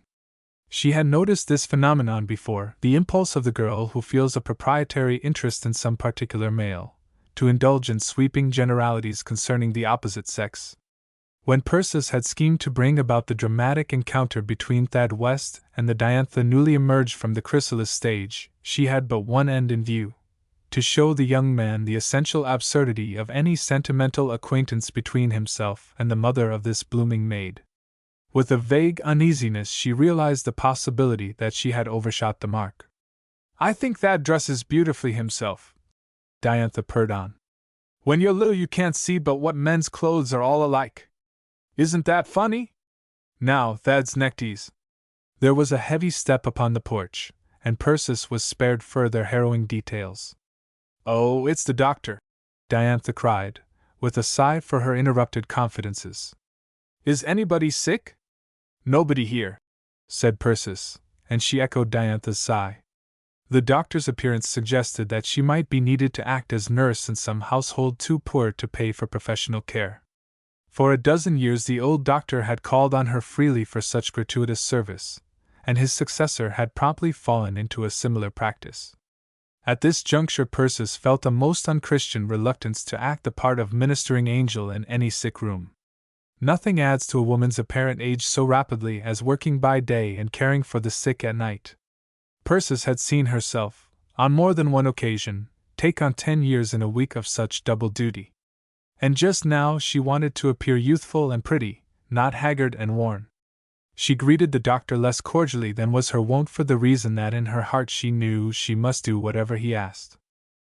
Dr. Ballard shook hands with Persis, nodded casually to Diantha and waited openly for that ingenuous young person to take her departure. As the door closed behind her, he dropped into the armchair she had vacated, crossed his legs and sighed. "Miss Persis, I'm up a tree. I want some advice." "You're welcome to all I've got." Persis, regretting the reserve of her greeting, beamed upon him affectionately. "Did you ever know a woman to die just because she decided that was the proper caper?" "Trouble?" Persis questioned laconically. "Lord, no! Everything comfortable. Husband who worships her. As far as I can diagnose the case, it's a sort of homesickness for the pearly gates. Kind of as if she'd got disgusted with this world," suggested Persis, with one of her flashes of intuition, "and wanted to get some place where things would be more congenial. You've hit it to A.T.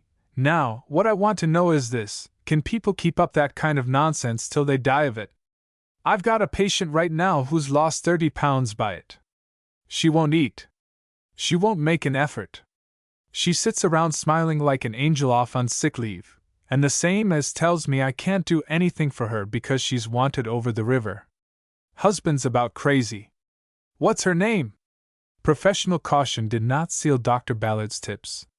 In many a sick room, by more than one deathbed, he and this keen-eyed woman had come to know each other with a completeness of understanding which even wedlock does not always bring. "It's Nelson Richards' wife," he said without hesitation, nor did he ask her to respect his confidence. "Yes, I mistrusted it was Charlotte Richards. Goodness has always been Charlotte's specialty, so to speak, the kind of goodness," Persis explained carefully, "that ain't good for anything in particular. And she's lost 30 pounds? I'd stake my professional reputation," said the doctor vehemently, "that nothing ails that woman except that she thinks heaven would be a better background for her saintliness than earth. The question is whether she can carry it to the point of suicide. Of course she can, if she wants to. I've seen it happen more'n once. The thing to do is to give her a reason for wanting to stay on earth, to look after things." Persis stood motionless, the hand holding the shears extended in a fashion suggesting Lady Macbeth. A spark of light illumined her meditative eyes. "Well?" said the doctor hopefully. He recognized the signs. "I won't say that I haven't got an idea, but it'll bear thinking about." Persis' favorite formula. "I'll try to find time to drop in and see Charlotte." She doesn't need cheering, you understand, said the doctor. She's as cheerful as the devil himself. A very bad night, doctor, and the palpitation is worse. This morning my heavenly home seems very near. He mimicked Mrs. Richard's sanctimonious tones with a skill which won even from the abstracted Persis the tribute of a smile. No, I won't try to cheer her, she promised. Stirring up, not cheering up, is what Charlotte needs. And I don't say but what I've got an idea. I can't spare any time for a few days, though, doctor. I need to do some sewing for myself, and I'm going to do it, come what may. Vain boast. Persis was washing the dishes after the midday meal when Joel entered the kitchen to announce a caller. It's the Chase girl, Mildred I think her name is. Anyway, it's the oldest one. And I guess she wants a dress made. She's got a bundle under her arm. Persis thought this unlikely. Those Chase girls make their own clothes and do pretty well at it, too. I've often wanted to give them a few hints about the shoulder seams, but except for that, they look real shipshape. And anyway, I can't do anything for a week yet. I'm going to attend to my own sewing. Mildred Chase greeted Persis with a smile so radiant as to give a misleading impression of comeliness. She shook hands with the dressmaker, apparently struggling against an impulse to fall on her neck and kiss her. Persis, whose acquaintance with the girl was comparatively slight, viewed those indications of overmastering affection with perplexity. Mildred did not wait to be questioned. Her volubility suggested that she could not have withheld information if she had tried. Oh, Miss Dale, I've got the greatest news to tell you. You'd never guess in the world. I'm going to be married. Well, all I can say is, Mildred, that it's not the most surprising news I ever heard, Persis answered kindly. There was something pleasant in the sight of this flushed, happy young creature who only the other day had been a dull, heavy-eyed girl and soon would be a dull, heavy-eyed wife. It was her little hour, her transient springtime. Persis choked back a sigh. Mildred was fumbling at the parcel in her lap. I've always said one thing, that if ever I got married, Miss Dale was going to make my wedding dress. I can sew well enough for ordinary clothes, but a wedding dress is sort of special.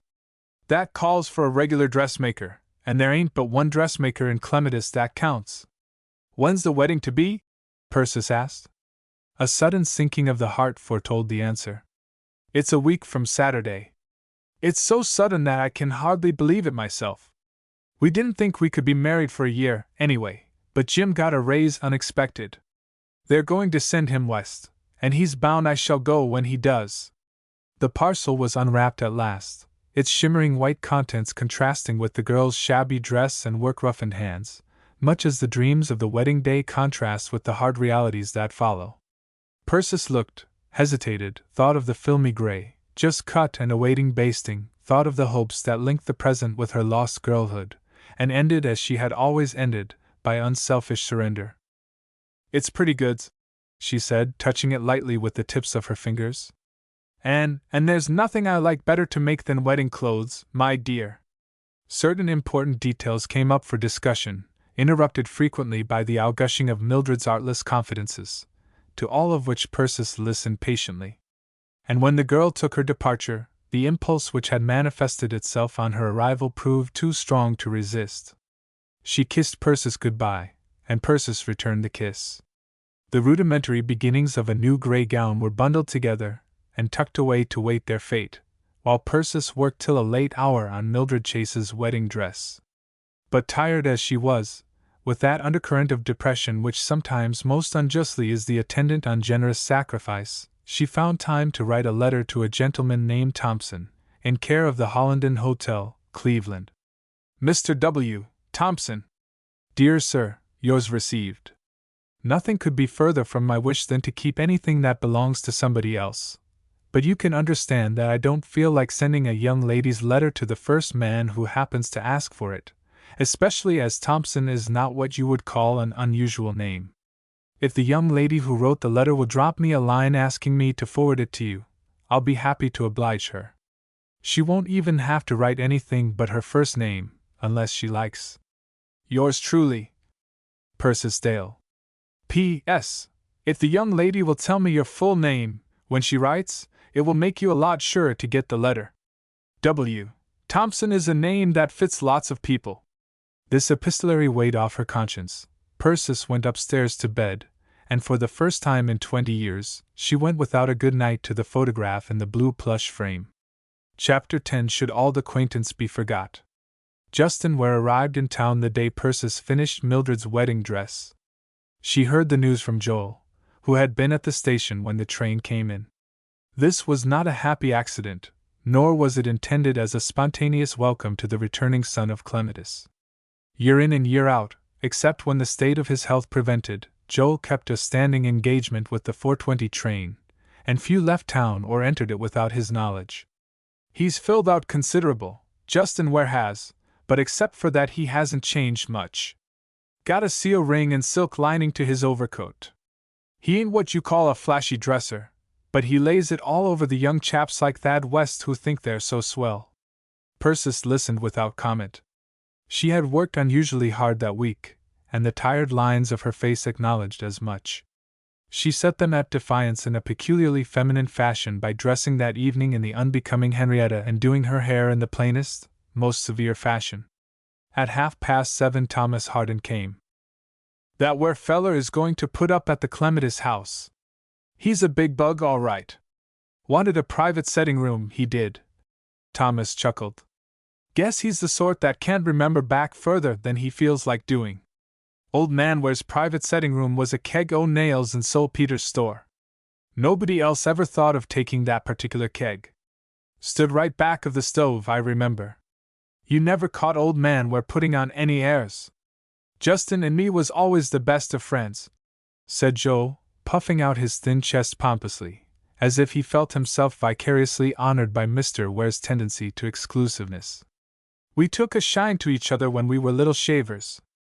As Addison says, great souls by instinct to each other turn demand alliance, and in friendship burn. Yes, sir, it was a real David and Jonathan affair.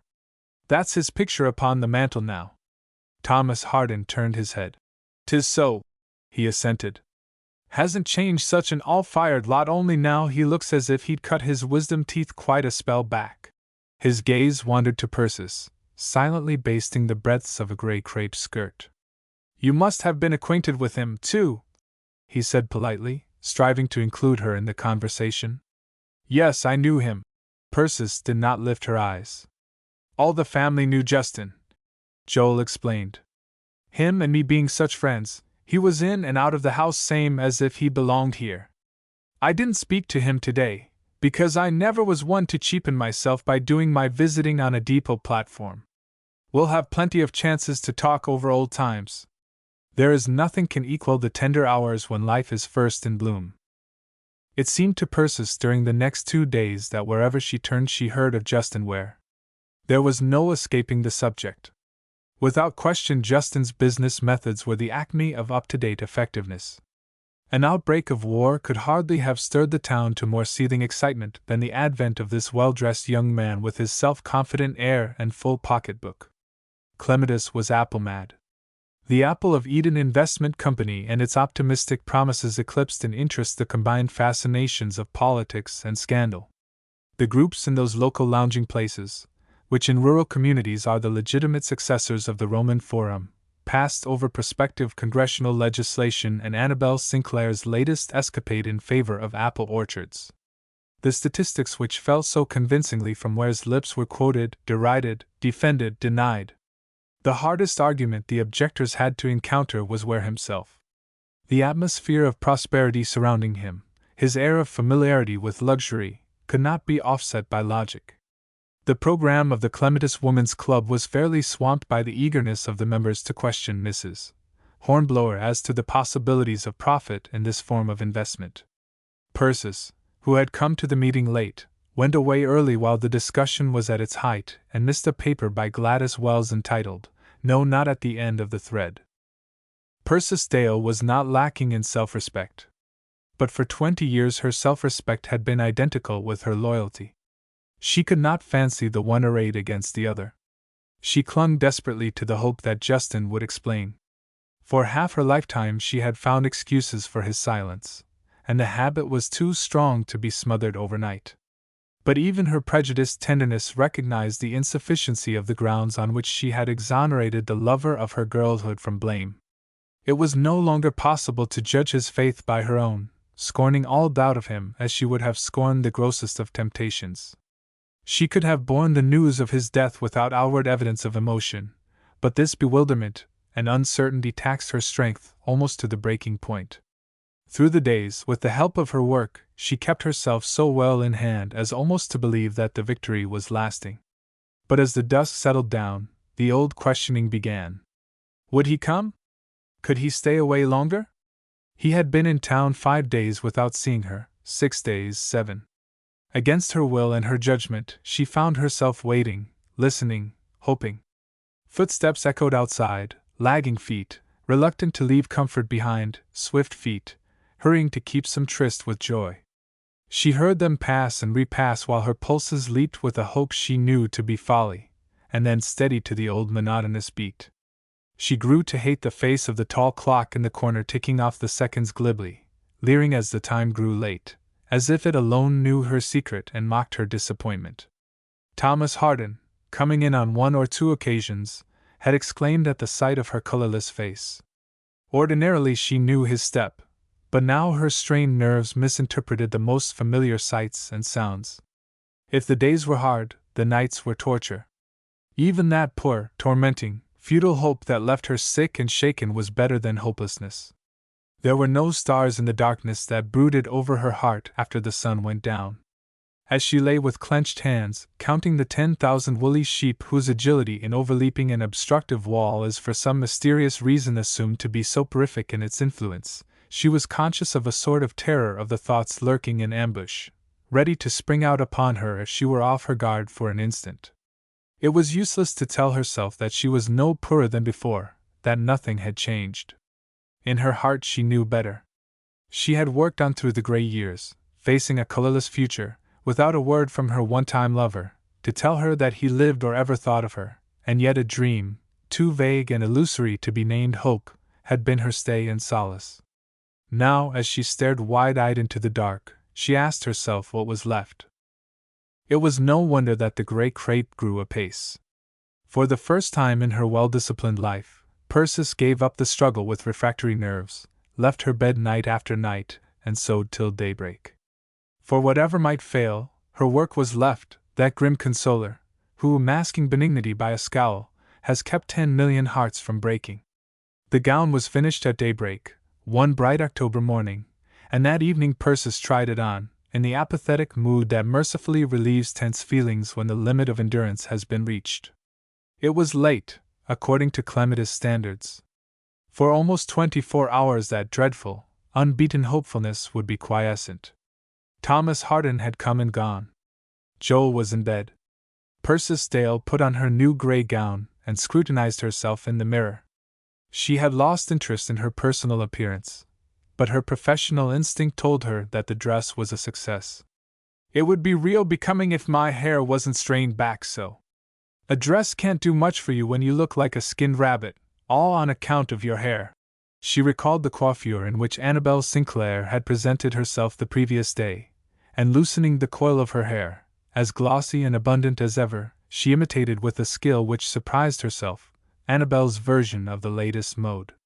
She was studying the effect when someone knocked. It was 9:15. It occurred to Persis that someone of the neighbors must be ill. There seemed no other explanation for such a summons at that hour.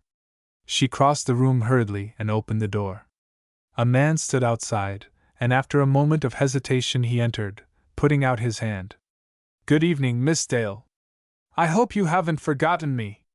Persis recalled afterward with the amazement self-discovery so frequently entails, that the one thought for which her mind had room was an intense thankfulness that she had arrayed herself in the gray dress.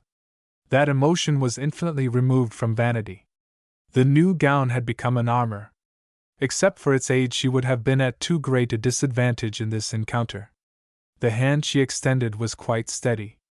"Of course I haven't forgotten you, Justin. Won't you sit down?" Justin pulled up a chair for her before seating himself. He had an impulse to gain time, the result of being taken by surprise. This was not quite the Persis he had expected to find. In recalling that early affair of the heart with the indulgent smile its absurdity demanded, Justin's imagination had drawn an unflattering sketch of the object of his boyish devotion. But his first glance told him that Persis Dale was still a good-looking woman, with an unmistakable dignity of manner, and, surprising as it seemed, some commendable ideas as to dress. His eyes dwelt on her with approval. He really wished he had called earlier. They talked for a little of the most obvious matters as old friends will, meeting after many years. He was less at ease than she, and asked her permission to smoke, finding the manipulation of his cigarette a help in concealing if not overcoming his unwonted sense of embarrassment. The talk turned presently to common acquaintances, dangerous ground, he realized, though he asked himself what other interests they had in common. Persis was able to give him considerable information concerning friends, some of whose very names he had forgotten. She left him to direct the conversation as he would. He reflected that she was more quiet than he would have expected to find her, more reserved, but by no means a woman to laugh at. That had been his mistake. He was lighting his second cigarette when he caught sight of the plush-framed photograph. He stared till his match went out, and rising, crossed the room. As he scrutinized the likeness of his callow self, he gave way to laughter, his first spontaneous expression of feeling since he entered the room. "Upon my word, Persis!" he cried gaily, using her name for the first time and seemingly unconscious that he had done so. "It's been extremely charitable of you to give this J-house room for so long." He scratched another match, lit his cigarette and laughed again. "I wonder if I could have been such an unconscionable donkey as I looked." Persis moved slightly in her chair, but failed to reassure him on that point. "We really wore our hair in that style, didn't we?" he continued humorously. "And yet the thunderbolts spared us. And that classy thing in ties! By Jove! Persis, you'll have to make me a present of this for old time's sake. This pretty picture of smiling innocence gets on my nerves. I shall feel easier when it has been consigned to the flames." From the armchair Persis spoke. Her voice was low and distinct. "Let that picture alone." The accent of authority was unmistakable. Justin Ware turned, and stood transfixed by what he saw. Persis' cheeks were crimson, her eyes ablaze. His astonishment over the discovery that she was angry blended with surprised admiration. Persis in a fury was almost a handsome woman. He went back to his chair, a trifle uncertain as to the next move. He had made a study of women, too, but this country dressmaker baffled him for the moment. Her heated defense of his picture would have suggested a conclusion flattering to his vanity had it not been for the incongruous fact that seemingly her anger was directed against himself. There was a piquant flavor to the situation gratifying to his epicure's taste. "It's good of you to stand up for the fellow, Persis.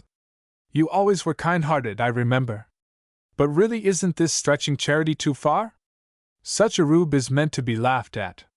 There's nothing else to do with him. And to think that he and I were one only, let's see, how many years has it been? We won't talk about that picture any more." He regarded her humorously through the haze of smoke. "And why not?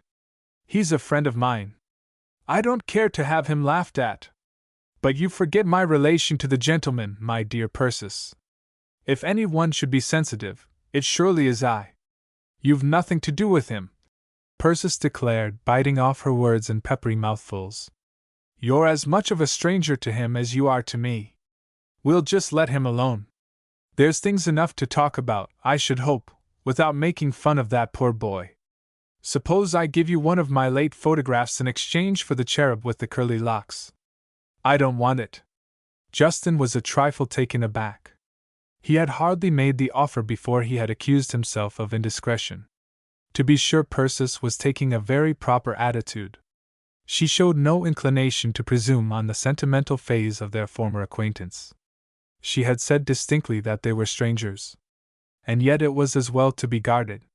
The bluntness of her retort gave him an almost rueful conviction of the needlessness of caution.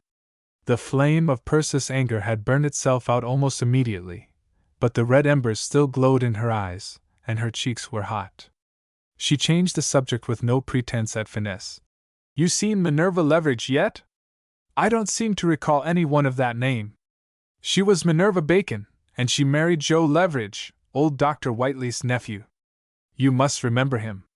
Quiet sort of boy with a cast in his eye. Oh, yes. I remember the fellow now. His name was Leverage, was it? Yes.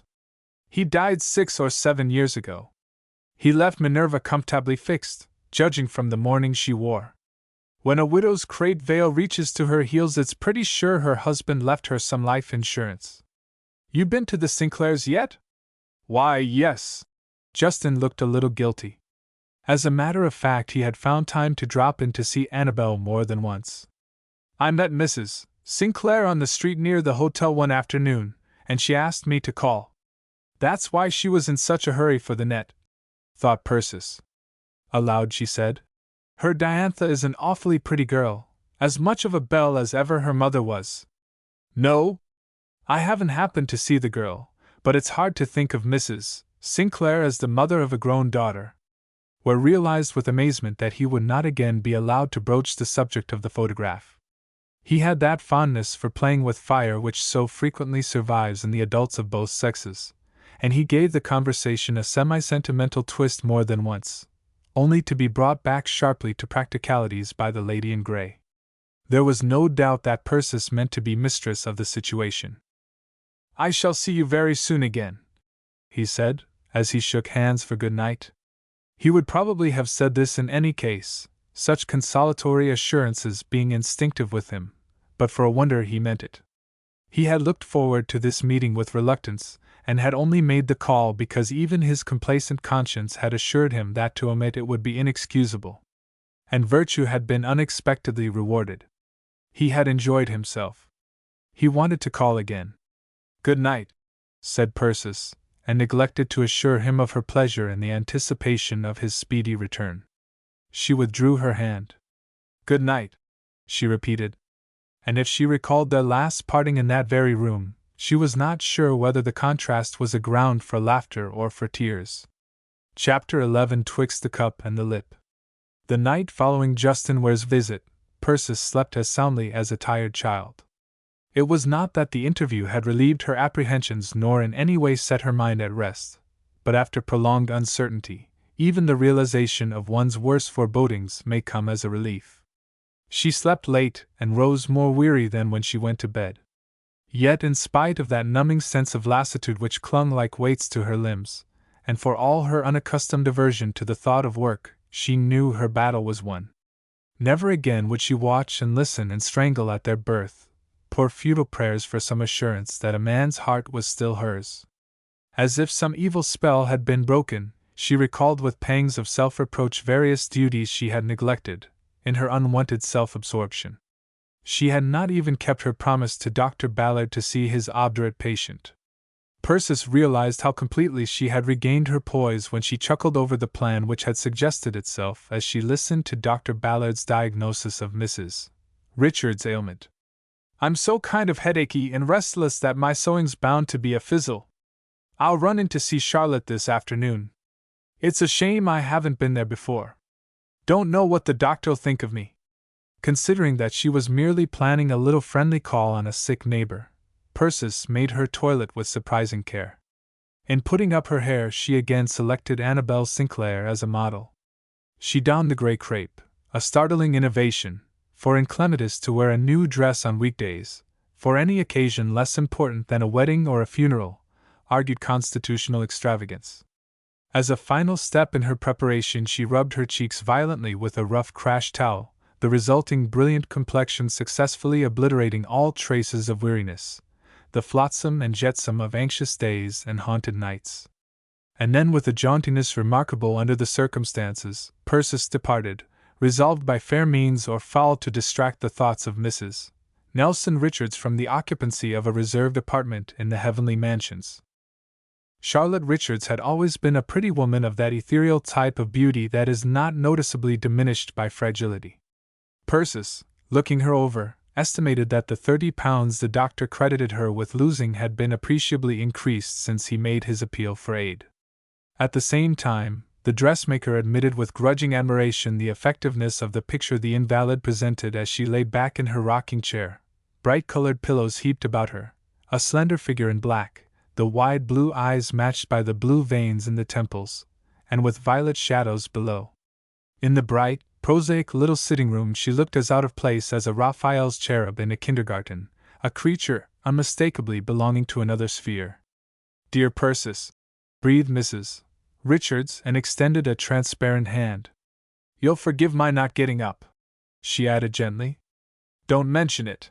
Persis' ringing tones had a heartiness which seemed plebeian contrasted with Mrs.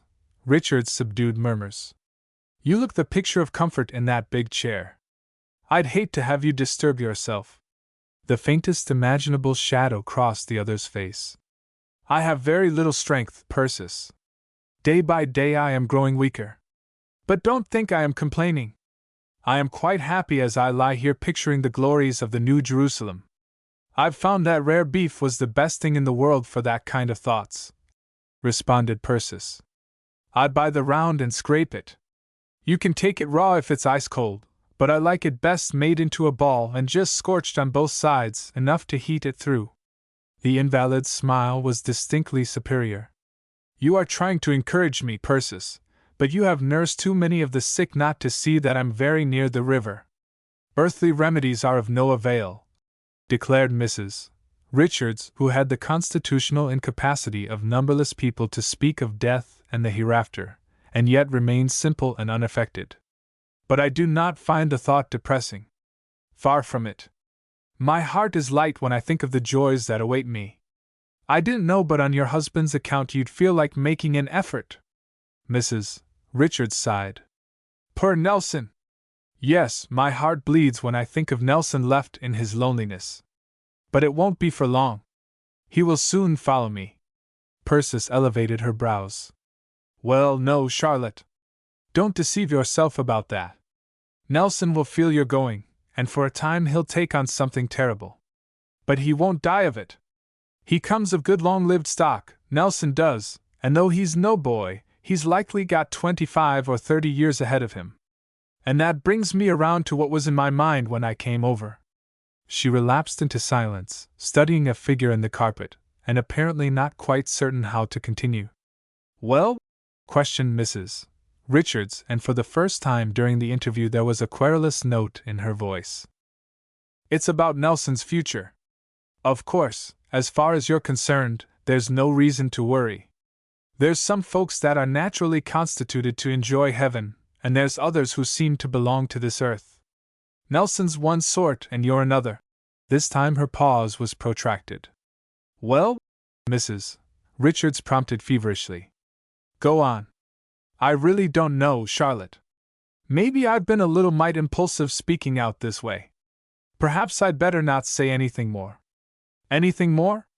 You haven't said anything yet, as far as I can see," returned Mrs.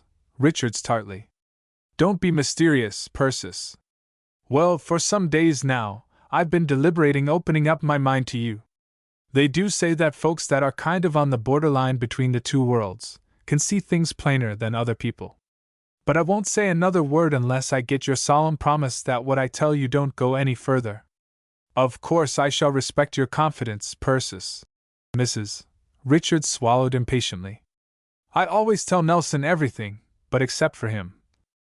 But Nelson's the very last one I want to hear this. Never mind, Charlotte. I see it was a crazy idea, my coming over this afternoon. I don't know what got into me. We won't talk about it any more. Did those dahlias grow in your garden, Charlotte? They're the finest I've seen this year. Persis Dale, you certainly can be an aggravating woman when you try. What about Nelson? Do you promise you'll never breathe a word to any soul alive, least of all to Nelson himself?" Mrs. Richards hesitated. But curiosity was not altogether foreign to her saintly nature, and Persis' reluctance to impart the confidence naturally increased her desire to hear it. "I promise," she agreed, with an effort to keep the eagerness out of her voice. "Well, then, this is what I was coming at. Of course I see that as you lie here you're bound to be thinking about Nelson, and worrying over what's going to become of him while you're enjoying yourself on the other side. That is all arranged," Mrs. Richards interrupted. "His sister Hetty is coming to keep house for him. Hetty's no kind of companion for Nelson. He's a man who likes cheerful company, and Hetty's what I call a natural widow. You know some folks are born that way. They kind of hang crepe on everything they touch. Hetty drizzles tears as easy as a sponge.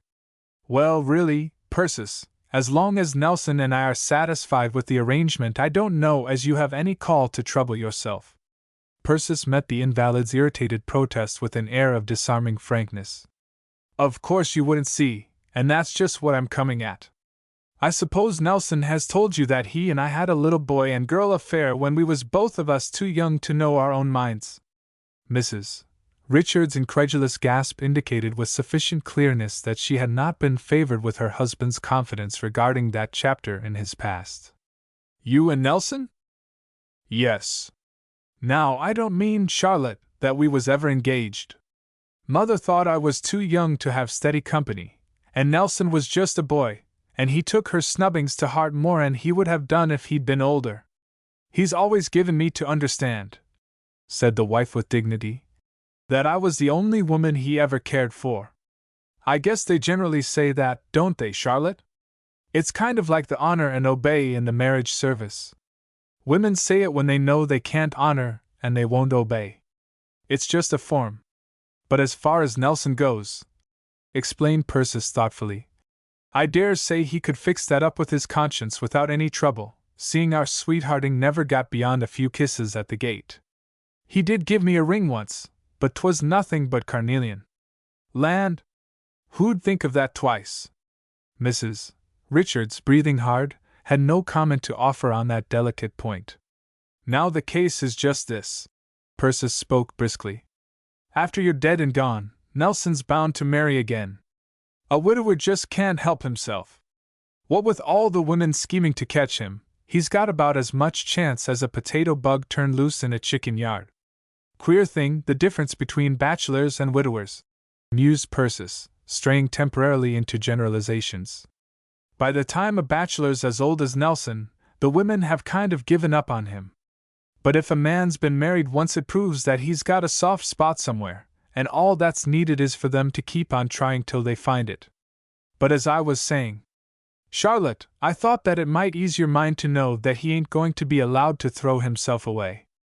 While I don't want to seem boastful about it, I don't mind saying to you that there's not another woman in the town who would stand any show alongside me, if Nelson was free to pick and choose.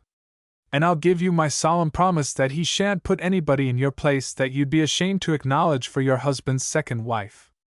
Forgetting her pitiful lack of strength, Mrs. Richards sat erect, her hollow cheeks aflame. Persis Dale, have you got the nerve to sit there and tell me to my face that you're going to set your cap for my husband after I'm dead? Now lie down, Charlotte, till I explain. Persis' soothing tone suggested readiness to excuse the natural peevishness of an invalid. You mustn't go to exciting yourself, and hastening the end.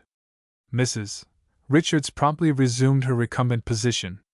I've talked plain to you, Charlotte, Persis said, because you're not of the same clay as most women.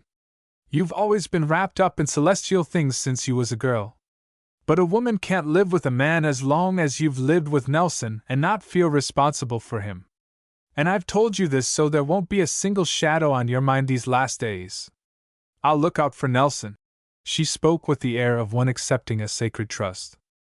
I never heard of such a thing, breathed Mrs. Richards from the pillows. Of course, while you were living, Charlotte, Persis continued, as if the release so cheerfully anticipated by the invalid had already been consummated. I never should have allowed myself to think of Nelson twice. But I own I blamed my mother more than once for sending him about his business the way she did. Nelson is a man in 1,000, steady and affectionate and a careful provider. If he's been so good to you, Charlotte, just think what the second wife has reason to expect. In muffled tones Mrs. Richards confided to the pillow that never in all her life, and seemed unable to proceed further. Well, I must be going. Suiting the action to the words, Persis rose. Send for me any time, Charlotte. Ever since I heard about your state of health, I've felt drawn to you, same as if you were a sister. Mind, I'll drop my sewing and everything any time you want me. And as for Nelson's future, don't you give yourself an anxious thought about that. Goodbye, said Mrs. Richards faintly, and closed her eyes. And with a commiserative glance in which lurked a spice of humor, Persis withdrew.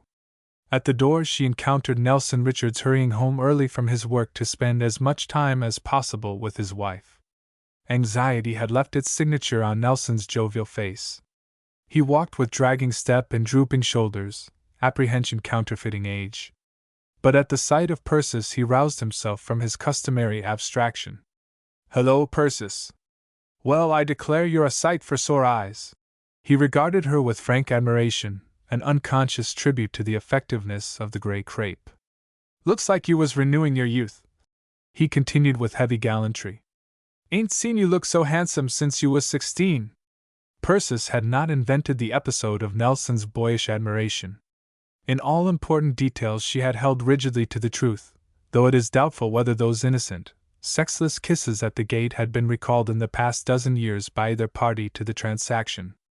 But it was true that Nelson Richards had always had a warm spot in his affections for his first sweetheart, and the cordiality of his greeting was by no means perfunctory. Persis smiled upon him kindly. "Thank you, Nelson. Wish I could say as much for you, but to tell the truth, you look to me a little piqued." "Well, I have felt better." He lowered his big voice discreetly. "Fact is, I'm worried pretty near to death over Charlotte. What do you think about her, Persis? Doctor says he don't find nothing out of shape with her organs. Looks as if she'd ought to pick up, don't it?" He swallowed hard as he put the question, his eyes eloquent with dumb misery, and Persis laid a friendly hand upon his arm as she answered with reassuring certainty. "Don't you worry, Nelson.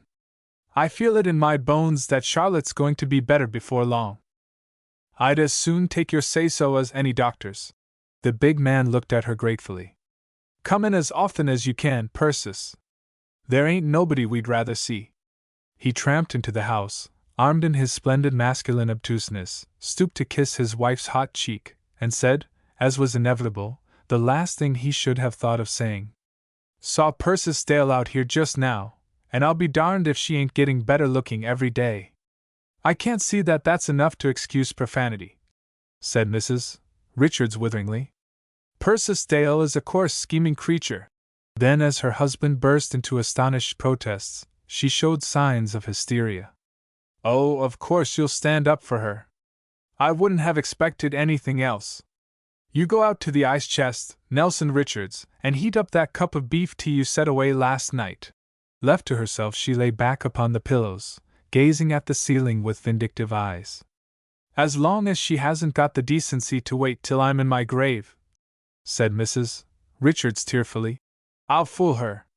I'll show her there's many a slip twixt the cup and the lip." Chapter 12. A confession too many. People were talking. That system of wireless telegraphy which antedates Marconi's invention by 10,000 generations had done effective service. In the remotest farmhouses it was known that Justin Ware had called on Persis Dale twice within a week. He came between 8:30 and 9, so said reliable rumor, and the lateness of the hour of his arrival as well as of his departure made only too plain the relaxing influence of city life on country-bred standards. Annabel Sinclair heard and turned faint and sick, so closely does jealousy counterfeit love. As far as Justin Ware was concerned, the news of his untimely death would have affected Annabel less than the information that the chops had not been sent from the butcher's in time for dinner. But he was a man, and that he should choose to spend 2 evenings in a week with another woman, after she had given him to understand that his society would be agreeable to herself, argued a decline in her powers of fascination.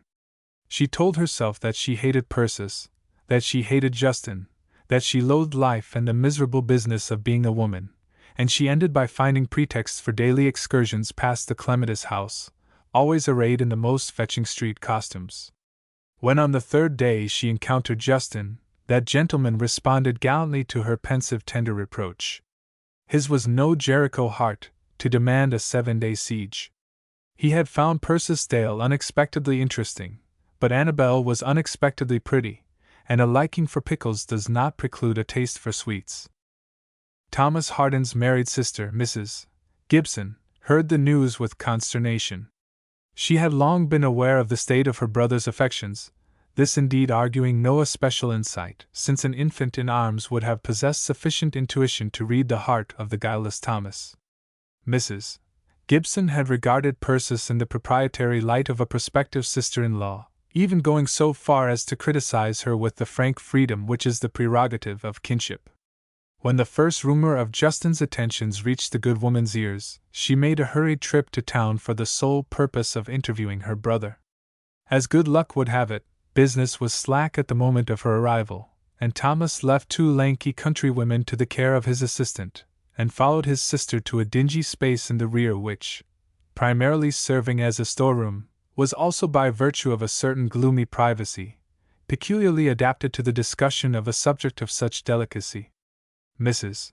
Gibson dusted a chair with needless ostentation and then focused her regard on her brother, who stood before her a self-confessed culprit, conscious guilt as manifest in his attitude as in the flaming confusion of his face.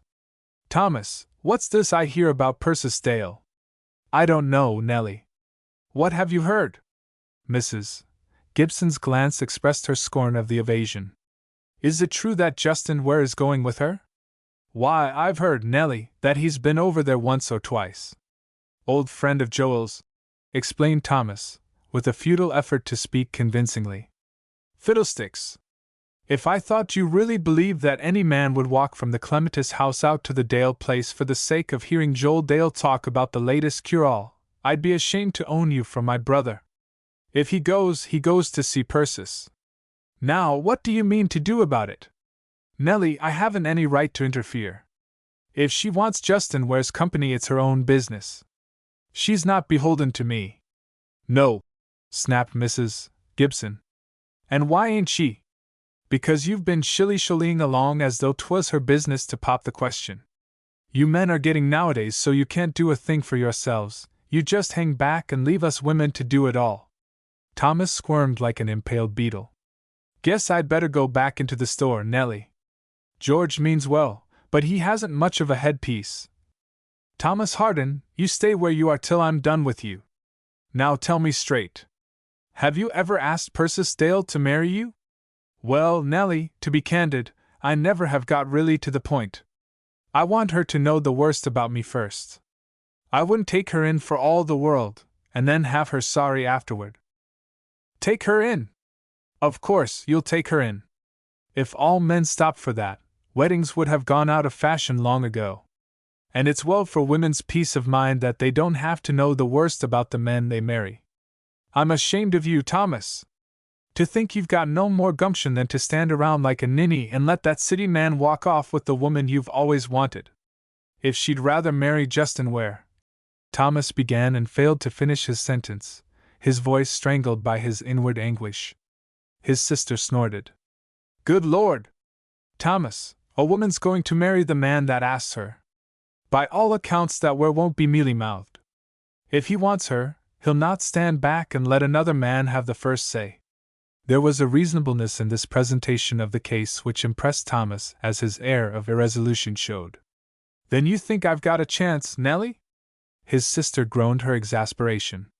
"You had all the chance till this Ware turned up. Of course, when a woman's got a choice it makes a difference. But there's nothing gained by holding off and letting him have everything his own way. If you don't ask her, of course she'll take him, provided she gets the chance. And if you do ask her, she may take you. So you won't lose anything by trying." As a result of this plain, unflattering counsel, Thomas Hardin dressed that evening with unusual care, and with the approach of darkness turned his face toward his familiar goal, his emotions befitting a participant in the charge of the Light Brigade. His throat was parched, his heart hammered. While absolutely certain that Persis was aware of his aspiration, the thought of expressing it, of making a formal offer, was distinctly terrifying. And moreover there was a disagreeable preliminary that must receive attention, the confession of another of those misdemeanors of his past, as irrepressible a brood as hounded poor Macbeth. The episode dated back to his 20th year, when Annabel Sinclair was just waking up to the knowledge of her beauty and the power it gave her over the susceptible sex. Thomas blushed to recall how ignominiously he himself had capitulated. Fate was on his side that evening. Joel was absent. Persis was kind. She sat by the lamp stitching, and the inevitable suggestion of comfortable domesticity was in itself an inspiration. He thanked heaven for her lowered gaze, confident that if he were forced to meet her candid eyes, he should never find courage to begin. "Persis, there's something I want to tell you. It ain't pleasant to speak about it, but I think it's one of the things that ought to be said before. I mean, I'd be a good deal easier in my mind if you knew all about it." "I don't believe it's anything so very bad, Thomas," Persis said with unaccustomed gentleness. "Well, I don't know. She was so pretty and cute that it sort of went to my head, but that's no excuse." "Who was pretty?" Persis let her work fall. Her eyes met her lover's with a challenge that did not tend to lessen Thomas's confusion.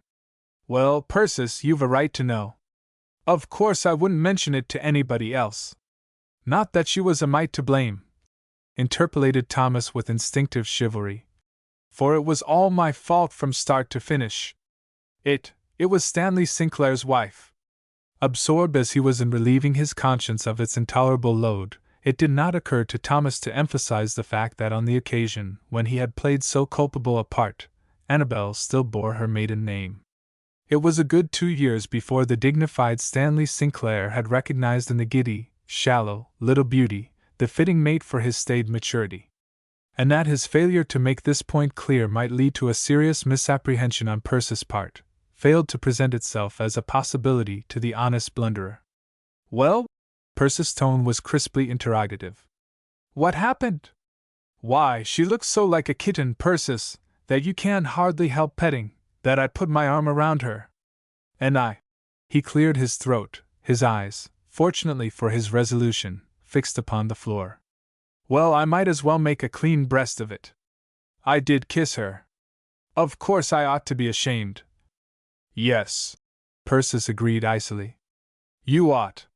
She had listened with a sort of sickened revolt to Thomas's stammered confession. Nothing that Annabel Sinclair could do would surprise her, nor did she wonder when boys of Thad West's age yielded to her lure. But that this man, this staid, stanch Thomas, on whom she had counted more implicitly than she knew, should have proved so easy a victim shook her native faith in humankind. "All men are alike," thought Persis, in her haste betrayed into one of those sweepingly unjust generalizations such as King David penitently acknowledged. Thomas's eyes came up from the carpet at her tone. He looked at her with a sort of terror. The fixed sternness of her face made her seem a stranger. Little as he had relished the idea of acknowledging his bygone weakness, he had not dreamed of a result like this. For a moment he gazed at her with dumb appeal, then faltered. "I was afraid you'd be disgusted with me, Persis." "I am." He swallowed hard as if her answer were a mouthful that resisted mastication. For a little they sat silent. Persis picked up her work and resumed her sewing with a brave show of indifference, though the scene ran into a blur before her eyes. And at last Thomas spoke. "I'm sorry you take it this way, Persis, but it couldn't be helped. I had to clear up things before. I didn't feel it would be fair to ask you anything that would bind you till you knew the worst about me. And now—" There was another long silence. Then Thomas found himself upon his feet, feeling for his hat, groping like a blind man. "Goodbye, Persis. I wish I'd been a better man. But the fact is I ain't fit to tie your shoestrings, and that ends it. Goodbye." He held out his hand, a formality unprecedented. She realized that he meant it for goodbye, not good night. Some perversity kept her eyes upon her work, her hands occupied. "Goodbye, Thomas." The door creaked ajar. There was a pause. It closed reluctantly. She heard him stumble at the steps, go haltingly down the path. She stabbed the fabric in her hand with her needle as if that minute tool had been a weapon. "Men are all alike," repeated Persis, the tears running down her cheeks. "But there's a difference in women. And the Annabel Sinclair kind, with brains enough to keep 'em from being downright bad and not enough conscience to make 'em good, are the worst of the lot. If the devil couldn't count on their help in laying traps for good men, he'd be dreadful handicapped." She swept the tears from her cheeks with a swift gesture, swallowed those which had not yet fallen and fell to sewing frantically, for there were steps outside. But the late caller was not Justin, whereas for the moment she had feared, but Mrs. West entering with the ponderous dignity inseparable from 200 pounds avoirdupois. Persis rose hastily and pulled forward the big armchair, her action due to a well-grounded fear for her furniture in addition to the impulse of her native courtesy. "Set down, Miss West. You're looking first-rate." "If I am, it's more than I feel," the stout woman returned in a hollow voice. "I'm so worried about that I wonder there's anything left of me." Persis, politely forbearing to call attention to the fact that enough of Mrs. West remained for all practical purposes, regarded her friend with kindly concern. "My, is Annabel Sinclair pestering that boy yet? I thought—" "Persis, it's not Annabel now. It's the young one, Diantha." "Oh!" Persis resumed her sewing, with heightened color. "Yes. I used to think he was as crazy about that woman as anybody could well be, but that wasn't to be named in the same day with the state he's in now. He goes around as if he was in a sort of daze. Sometimes I have to ask him 3 times over if he'll have another helping of pie. Well, it may not be sensible, Miss West, but it's nature. I guess there's nothing to do except put up with it. But Persis, she's so young. She's younger than her mother, that's sure. And that's in her favor. And she's Annabel Sinclair's daughter. Well, that's better than if she was somebody's wife. It's easy for you to make light of it, Persis. But if he was your boy—" Mrs. West produced a voluminous handkerchief from about her person, hid her face in its folds and sobbed. "If he was my boy, Miss West, I guess I'd act as foolish as other mothers. But seeing he ain't, I can look at the affair kind of detached and sensible. I don't suppose you're especially set up over the idea of Diantha Sinclair for a daughter-in-law, but if mothers picked out wives for their sons, there'd be mighty few girls who'd pass muster, and the balance would have to settle down to be old maids. It isn't that I don't think anybody's good enough for Thad," said Mrs. West in hasty disclaimer. "I can see his faults fast enough." "Yes, you can see his faults, and you can excuse them, too. That's what being a mother means. And you can see Diantha's faults, and you can't excuse them without a struggle. Yet she's as pretty as a pink, and a sweet-dispositioned girl, too. She's a long ways yet from being a woman, but as far as I can see, she's started in the right direction. I'd hate to think of my Thad leading the life Stanley Sinclair's had to for the last 15 years, said Mrs. West with feeling. "Well, the cases ain't the same. When youth mates with youth, there's hopes of them learning their lessons together and not making such hard work of it either. But what can you expect when a man along in the 40s decides it's time for him to settle down, and ties himself up to some giddy young thing, so brimful of life that it's all she can do to keep her toes on the ground? It's like hitching up a colt with some slow-going old plug from a livery stable. You drive him that way, and either the colt's spirit is going to get broken, or else the plug will travel at a good deal faster clip than he likes." Mrs. West's attention had plainly wandered during Persis' homily. "Beats all how that girl grew up all in a minute, so to speak," she said irrelevantly. Persis gave her entire attention to her work. "It don't seem any time since I was here and she came in to ask about some sewing of her mother's. Her dress was up to her knees, and her hair hanging in curls. Except for being tall, she looked about 10 years old. And the next thing anybody knows, she's a young lady with all the airs and graces." Persis preserved a guilty silence. "I didn't know but you might have some idea," Mrs. West suggested hopefully. "You know you agreed to see what you could do about Annabel, and then Thad got tired of her all at once, so there wasn't any call for you to interfere." With a determined shake of her head, Persis declined the new commission. "No, Miss West. I'm not going to have a finger in this pie, and I advise you to let the young folks alone. If you don't want him to marry her, your one chance is to leave him be. And if they do make a match of it, either one might have done worse." While Persis gave no hint to her caller of her own complicity in the situation Mrs. West deplored, at the bar of her own conscience she made no effort to disclaim the responsibility. It helped to ease the hurt due to the revelation of Thomas's weakness to busy her thoughts with other people. "If they do take each other, it's got to be for better instead of worse. I made that match without meaning to, but as long as I had a hand in it, I'm going to see that both of them behave." Chapter 13 The Mail Bag. I should most think you'd have to give up the dressmaking business or else hire a secretary. It takes considerable time to attend to such a correspondence as you're getting to have. Joel slammed a bunch of letters down upon the table, his ill temper expressing itself as naively as that of a child. Nor was its occasion a mystery to his sister. Numerous letters marked the recipient as an individual of consequence. Joel's mail was limited to communications from the distributors of quack remedies to whom he had communicated his symptoms in accordance with instructions set forth in their benevolently inquisitive advertisements. When Persis received several letters on the same mail, the possibility that he might be a person of secondary importance in the establishment presented itself to Joel with disquieting force. Like enough there from some of my customers asking when I can spare 'em a little extra time, Persis suggested soothingly. No, they ain't. Leastways some of them are from men. And I must say, Persis, it don't look well, you're carrying on a correspondence with 2 or 3 men folks and your own brother not know anything about it. As the poet says, a lost good name is ne'er retrieved. Who's this that's writing you from the Clematis house, anyway? I haven't looked to see, Persis replied dryly, but her comely face took on color.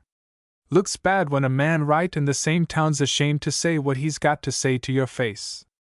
Has to seal it up in an envelope. If you were a little readier to ask advice, Persis, it would be better for you. You women, sheltered and guarded all your lives, ain't expected to know much about the world, and if you just won't seek counsel from them that's able to give it, of course some unscrupulous rapscallion is going to make fools of you.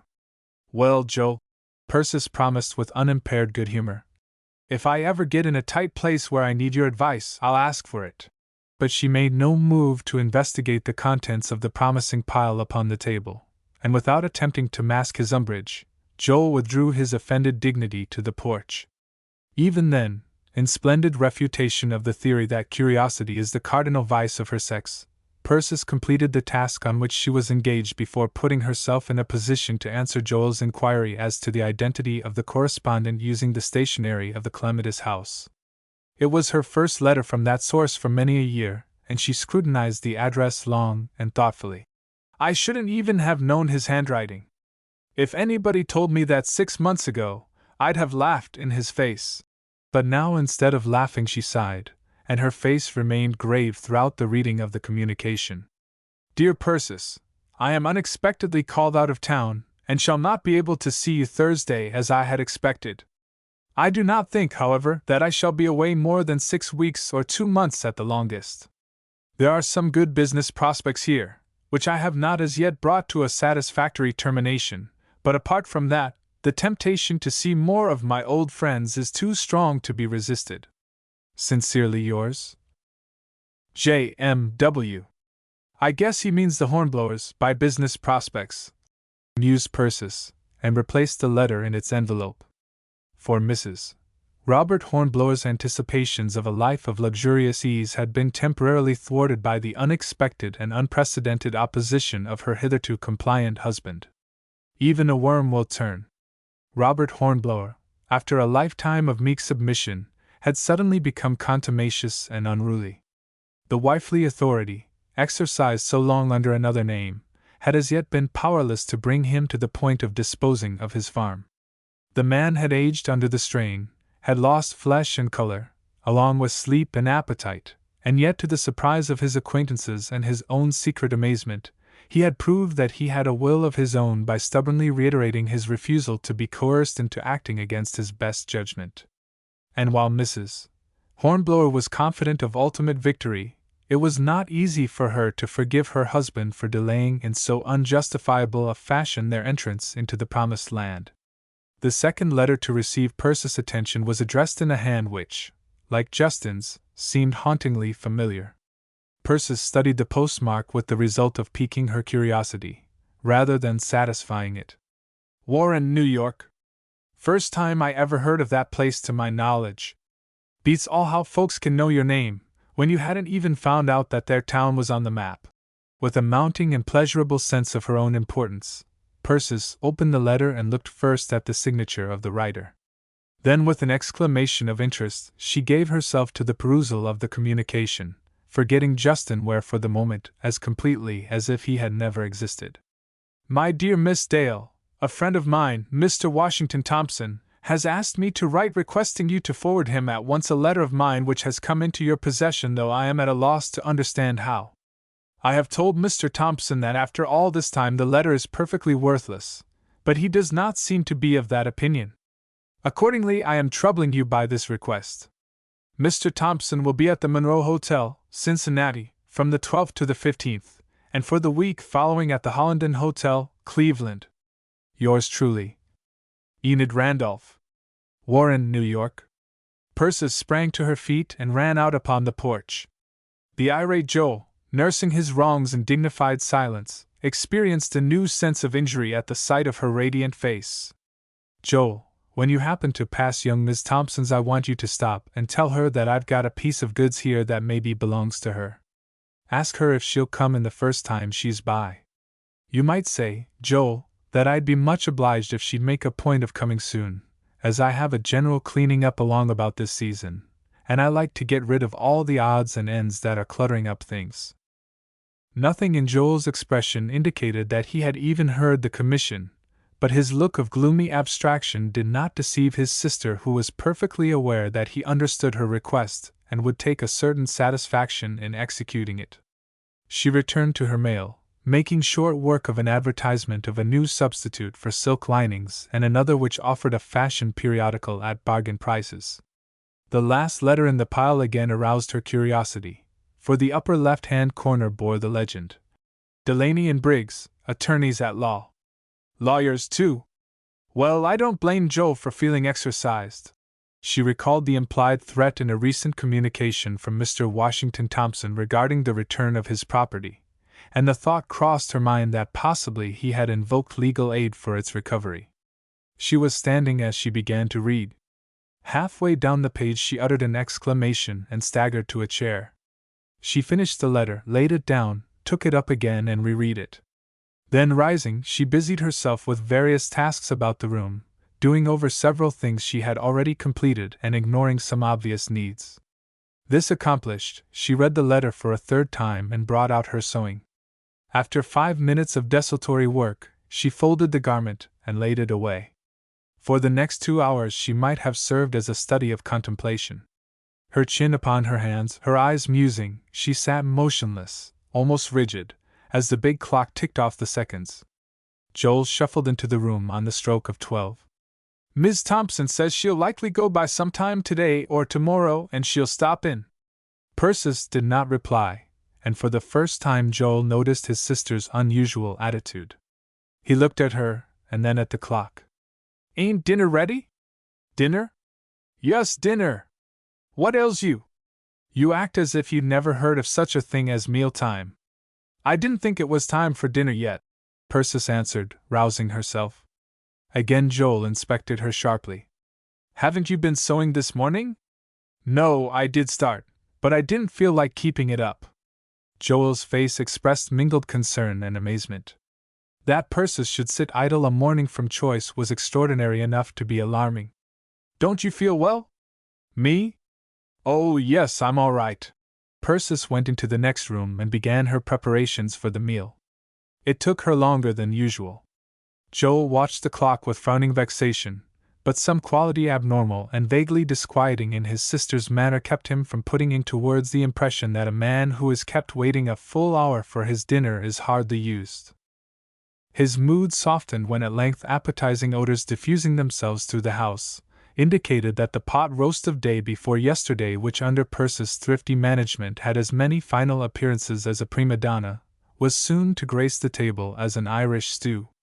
Joel dearly loved that savory concoction, and though he was on his guard against allowing her to suspect the fact, he privately placed his sister's dumplings on a par with Addison's poems. Forgetting both his grievance of the morning and his later anxiety, due to Persis' singular conduct, he gave himself up to cheerful anticipation. The problem which for generations has exercised the wits of amateur debaters was settled satisfactorily in this instance, at least. The joys of anticipation far exceeded the pleasure of realization. Joel took one swallow of the stew and dropped his spoon with a splash. What in Sam Hill? What kind of a mess do you call this? Persis took a hasty sip, looked incredulous, and sipped again. Slowly the shamed blood crept to the roots of her hair. Yet she spoke with a self-control fairly brazen. Looks as if I'd made a mistake and put in sugar instead of salt.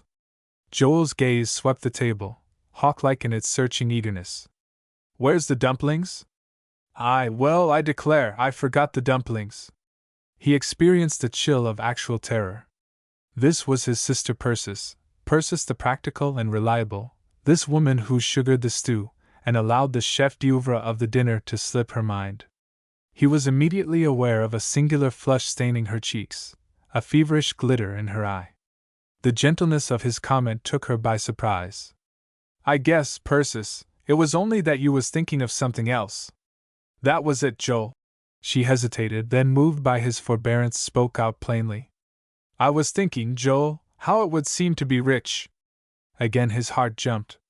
Such vague, vain wishing, so characteristic of many women, was absolutely foreign to his sister's temperament. He could not remember the time when she had overlooked the present satisfaction, however poor and meager, in favor of some joy of fancy. I wouldn't let my mind stray off to such things, he said uneasily. Well, Joel, I guess I'll have to face it. The fact is, you see, I am rich. Her words fell like a thunderbolt, confirming his worst fears. He sat aghast, unable to decide whether Persis had lost her mind, or this was the delirium incident to some acute seizure. In tones of such unnatural gentleness that his sister started as they fell on her ears, he offered the only suggestion which occurred to him at the moment. Hadn't you better go lie down, Persis? Me? Why, I feel all right. Well, even if you do, lying down won't hurt you. It's the best thing known to lengthen life. You'd ought to take better care of yourself, Persis. Half an hour a day. His sister interrupted him with a burst of laughter in which his preternaturally acute senses detected the wildness of mania. Joel, I know what ails you. You think I'm taking leave of my senses. It does sound that way, I own, for a Dale to be talking about being rich. I don't mean the Vanderbilt kind of riches, you know, but a nice little income so I can keep a servant girl and never do any more sewing and maybe buy an automobile. Persis Dale, exclaimed Joel. You're as crazy as a June bug. Look for yourself, then. Persis turned to the secretary where she had placed the letter she had received that morning. She felt more like herself than at any time since she had perused the contents of that final astonishing communication. In combating Joel's incredulity, she was able to set at rest certain disquieting doubts of her own as to her sanity. Joel's jaw dropped as he read. Mrs. Persis and Crawford. Why, that must mean Aunt Persis. Sure. The one I was named for. And I guess it's a good 25 years since we've had a line from her. She laughed a little hysterically, dabbing her eyes with her handkerchief. I don't suppose I'm crying because she's dead, seeing I took it for granted that she'd passed away years ago. And yet all the time to leave me her money. Ain't life the funniest mix-up? Yesterday I couldn't have afforded so much as a sick headache. And now if I want a run of typhoid fever or my appendix cut out, it's nobody's business. Joel laid down the letter with a gulp. The impression uppermost in his mind was the singular blindness of fortune in selecting the recipients of its bounty. It's a good deal of a responsibility for a woman, he said ruefully. Seeing I'm the oldest, it's rather odd Aunt Persis and didn't realize that I was the proper one to inherit. But I guess she thought it was all in the family, and you'd be guided by my advice. Persis' answer was irrelevant. Joel, seems to me that so far my life's been for all the world like a checked gingham, if you know what I mean. But Joel did not know. Checked gingham? I never heard such crazy talk. Made up of the same little things, all just alike, Persis explained patiently. And nothing especially bright or cheerful about any of 'em. I've a feeling as if I'd like a splash of color now, velvet as green as grass and fire red satin. Sounds as if you had the Scarlet Woman in mind, Joel said disapprovingly, and before Persis had time to explain, young Mrs. Thompson had knocked. She was a sorry figure for a wife of less than a year's standing, a drooping little woman, pale, listless, and heavy-eyed. Mr. Dale said something about your having a piece of my goods, she explained with such an effect of indifference that Persis wondered she had taken the trouble to call. Then her gaze went to the table and the untouched meal. I'm afraid I've interrupted you. Not a mite, Miss Thompson. Walk right in. Joel! Persis' authoritative glance in her brother's direction indicated the propriety of his withdrawal. Joel rose reluctantly. It was not a fitting that was in prospect, nor even a discussion of styles where questions might arise which could not suitably be debated before one of the opposite sex. But since Persis only wished to return the young woman a piece of goods that had been overlooked when her dress was sent home, Joel felt not unreasonably that he might have witnessed the transaction without offending the most rigid notions of what was seemly. Persis searched in her piece bag and produced an infinitesimal scrap of green voile. Young Mrs. Thompson accepted the offering with evident surprise. Yes, that's my goods, she acknowledged. But it's so little, I don't see how I can use it. You never can tell when a scrap like that will come in useful, Persis declared convincingly. And by the way, Miss Thompson, I wonder if your husband happens to have handy that ridiculous letter that was meant for another Thompson.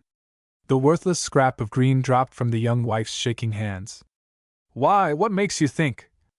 That letter, Persis explained steadily, was written to a Mr. Washington Thompson.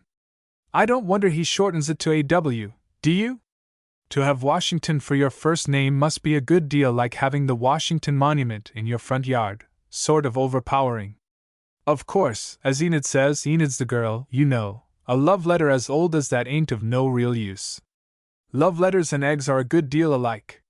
You can keep 'em in cold storage month in and month out, but while they don't exactly spoil, they ain't the same as fresh ones. Persis was talking to give the little woman time. From the pigeonholes of her secretary she produced the letters she needed, and meanwhile kept a wary eye upon the camphor bottle, always within reach for the benefit of sensitive patrons likely to succumb to the ordeal of fitting. To judge from young Mrs. Thompson's colorless face, she might need it at any moment. I own I kind of interfered with what was none of my business, Persis acknowledged with as pleasing a frankness as if such interferences were not in line with her normal activities. But I kind of worried over having a love letter wandering around that way and not getting where it belonged. That might make lots of trouble. But who was her? Demanded young Mrs. Thompson wildly.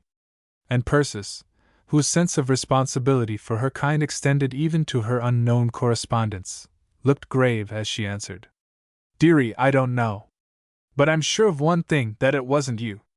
Here's his letter to me, madder 'n a wet hen, he was, too.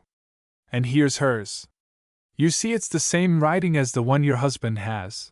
I'm glad she wrote her name right out plain, because I said particular that the Enid would be enough. Then Persis dropped both letters and caught Mrs. Thompson in her arms. The younger woman was small and slender, and under the stress of excitement Persis lifted her to the couch as easily as if she had been a child. Then she sprinkled the white face with water from the pitcher on the table and brought the camphor bottle into play, all the time murmuring words of endearment and sympathy whose restorative effect was possibly not second to that of her other remedies. Young Mrs. Thompson returned to consciousness to hear herself called a lamb and a poor dear. She opened her heavy eyes and gave back a rapturous smile to the other woman's comprehending gaze. I don't believe I ever was so happy, murmured young Mrs. Thompson. Then he did leave it in his pocket just for a joke. And oh dear Miss Dale, if it's a girl I'm going to call her Persis.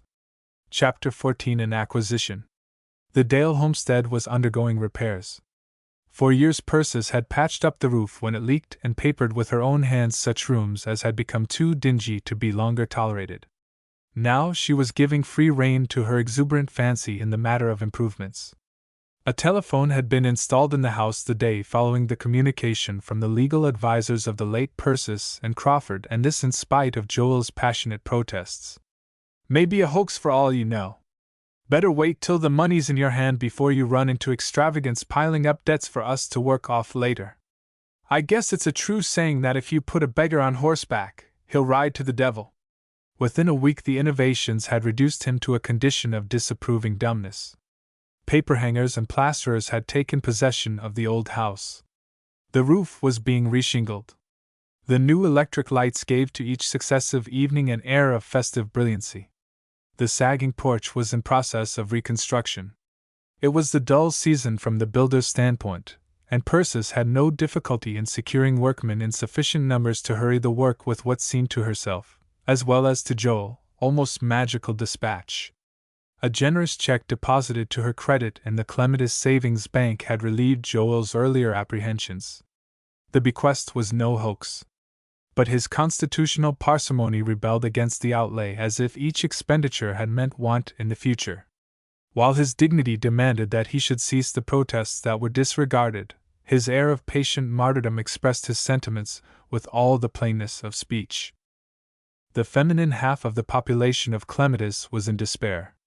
For Persis Dale had announced with every indication of finality that after she had finished the gowns in hand, her career as dressmaker would immediately terminate. Mrs. Robert Hornblower, bitter because Persis' fortune had materialized before her own, commented freely on the fact that Persis Dale hadn't the strength of mind to come into money without beginning to put on airs. Mrs. Richards, who was so far convalescent that she had been able to attend divine worship the previous Sabbath, rolled her eyes heavenward and deplored the effects of pomps and vanities on certain constitutions. Even so true and tried a friend as Mrs. West was driven to remonstrate. "I don't say that you ought to work the way you've done all your life, Persis, rushing from one dress to another, fit to break your neck. But it does seem as if after always being busy you couldn't be real happy to settle down to idleness." Persis smiled. "I guess I wasn't cut out for a butterfly, Ms. West, even if I'd got started in time. I'm not afraid but what I can find plenty to do. As far as the sewing goes, I feel like a man I read of who laid a wager he'd eat a quail a day for 30 days. Well, he got along fine. Didn't seem to mind it a bit. When it came the 25th day and everybody was congratulating him on making his money so easy, he up and quit. 'No use, boys,' he said, when they began to tell him what a fool he was. 'I've just naturally got to the stopping point, and it's the same with me. I've done my sewing and haven't fretted over it, though when I think of the millions and millions of stitches I've taken in 20 years, I wonder I haven't turned into a sewing machine. But I've got to the stopping point now. It's more than likely I'll buy my own clothes ready-made, after this.' In a month's time the old house was transformed beyond recognition, the fresh paint of the exterior holding its own bravely against the pretensions of the fresh paper and new carpets within. Thomas Hardin had sent to Boston for those carpets, the patterns in stock not satisfying Persis' exacting ideas. The transaction had been conducted with businesslike dispatch on both sides, though on one occasion Thomas relaxed his dignity sufficiently to say, 'Guess you're going to look pretty fine up there.'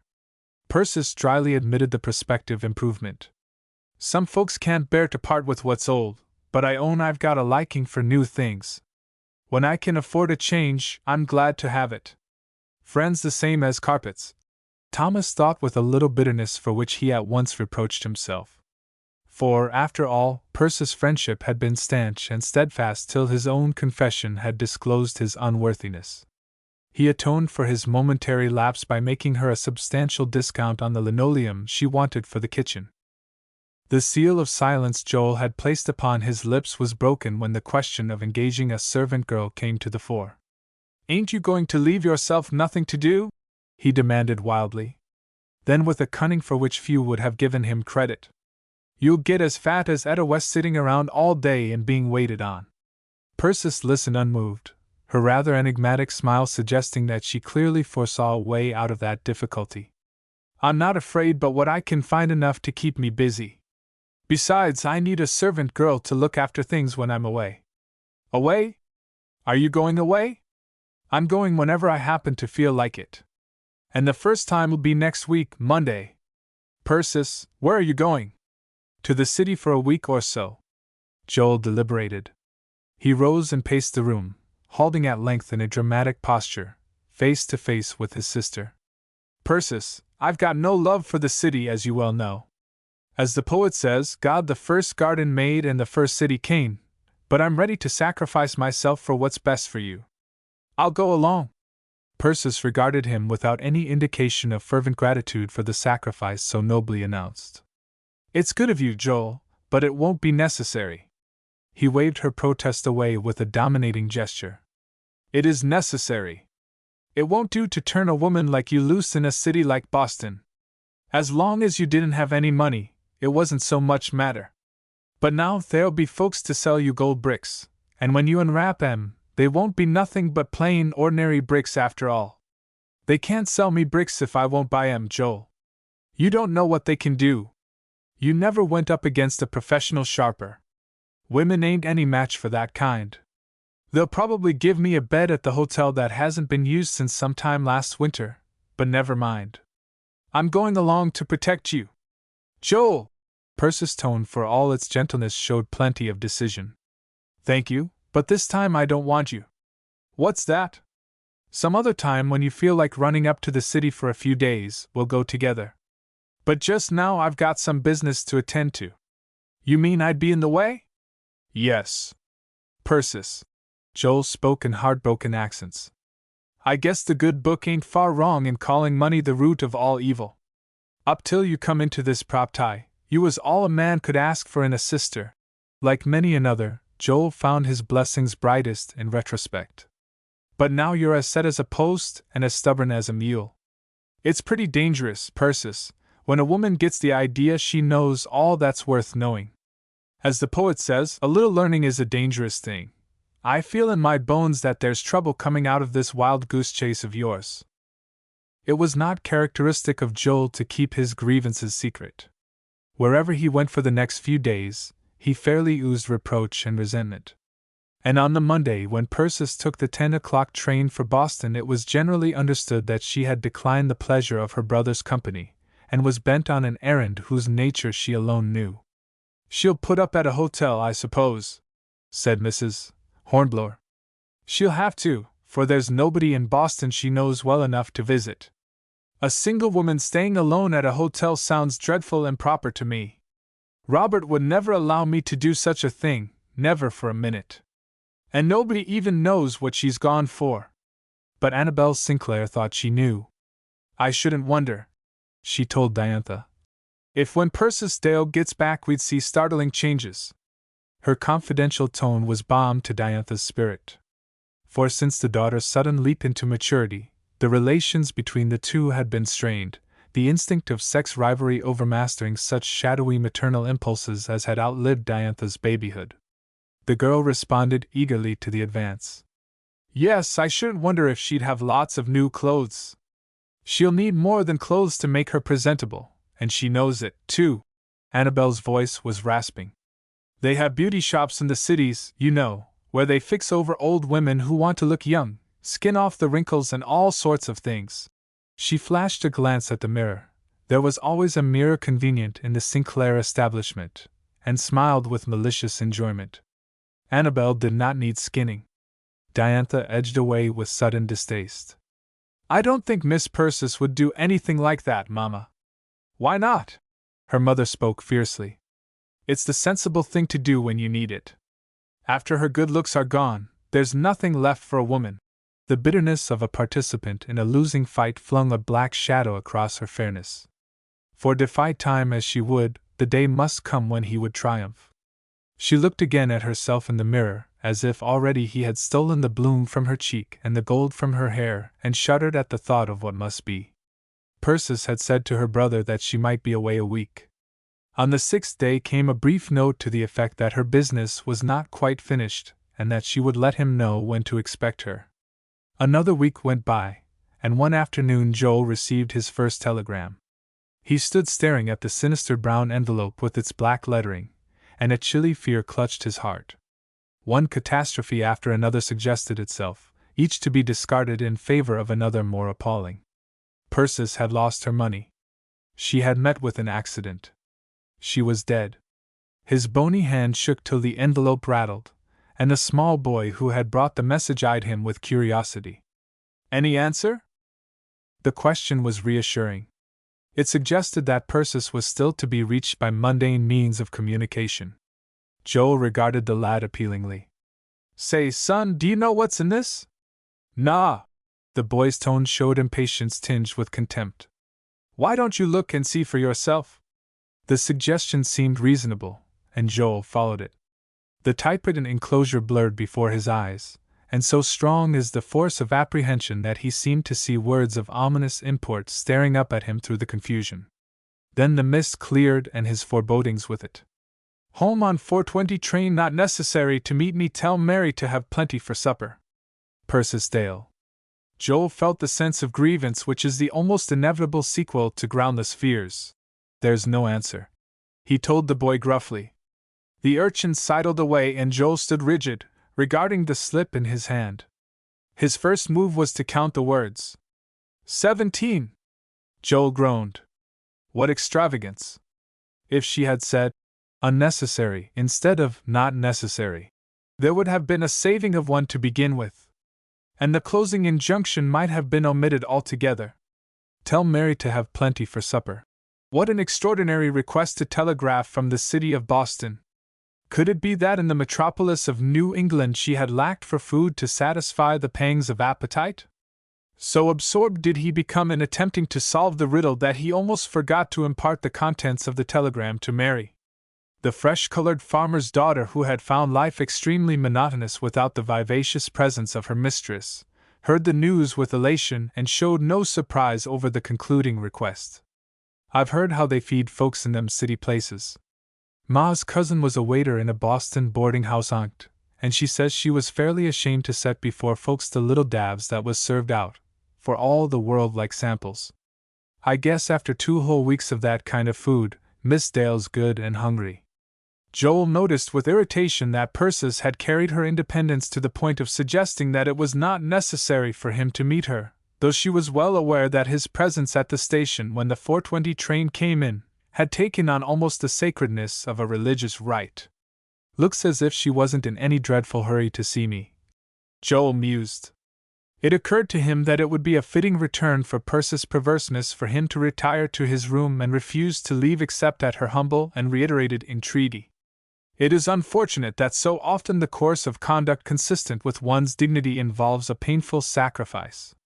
As train time drew near, Joel realized that he would not be equal to the ordeal of absenting himself, even for so worthy a cause as to teach Persis a much-needed lesson. There was the usual number of loungers on the station platform, and Joel was soon surrounded by an interested circle. As the brother of a woman of property, he had acquired a certain vicarious importance in the last few weeks.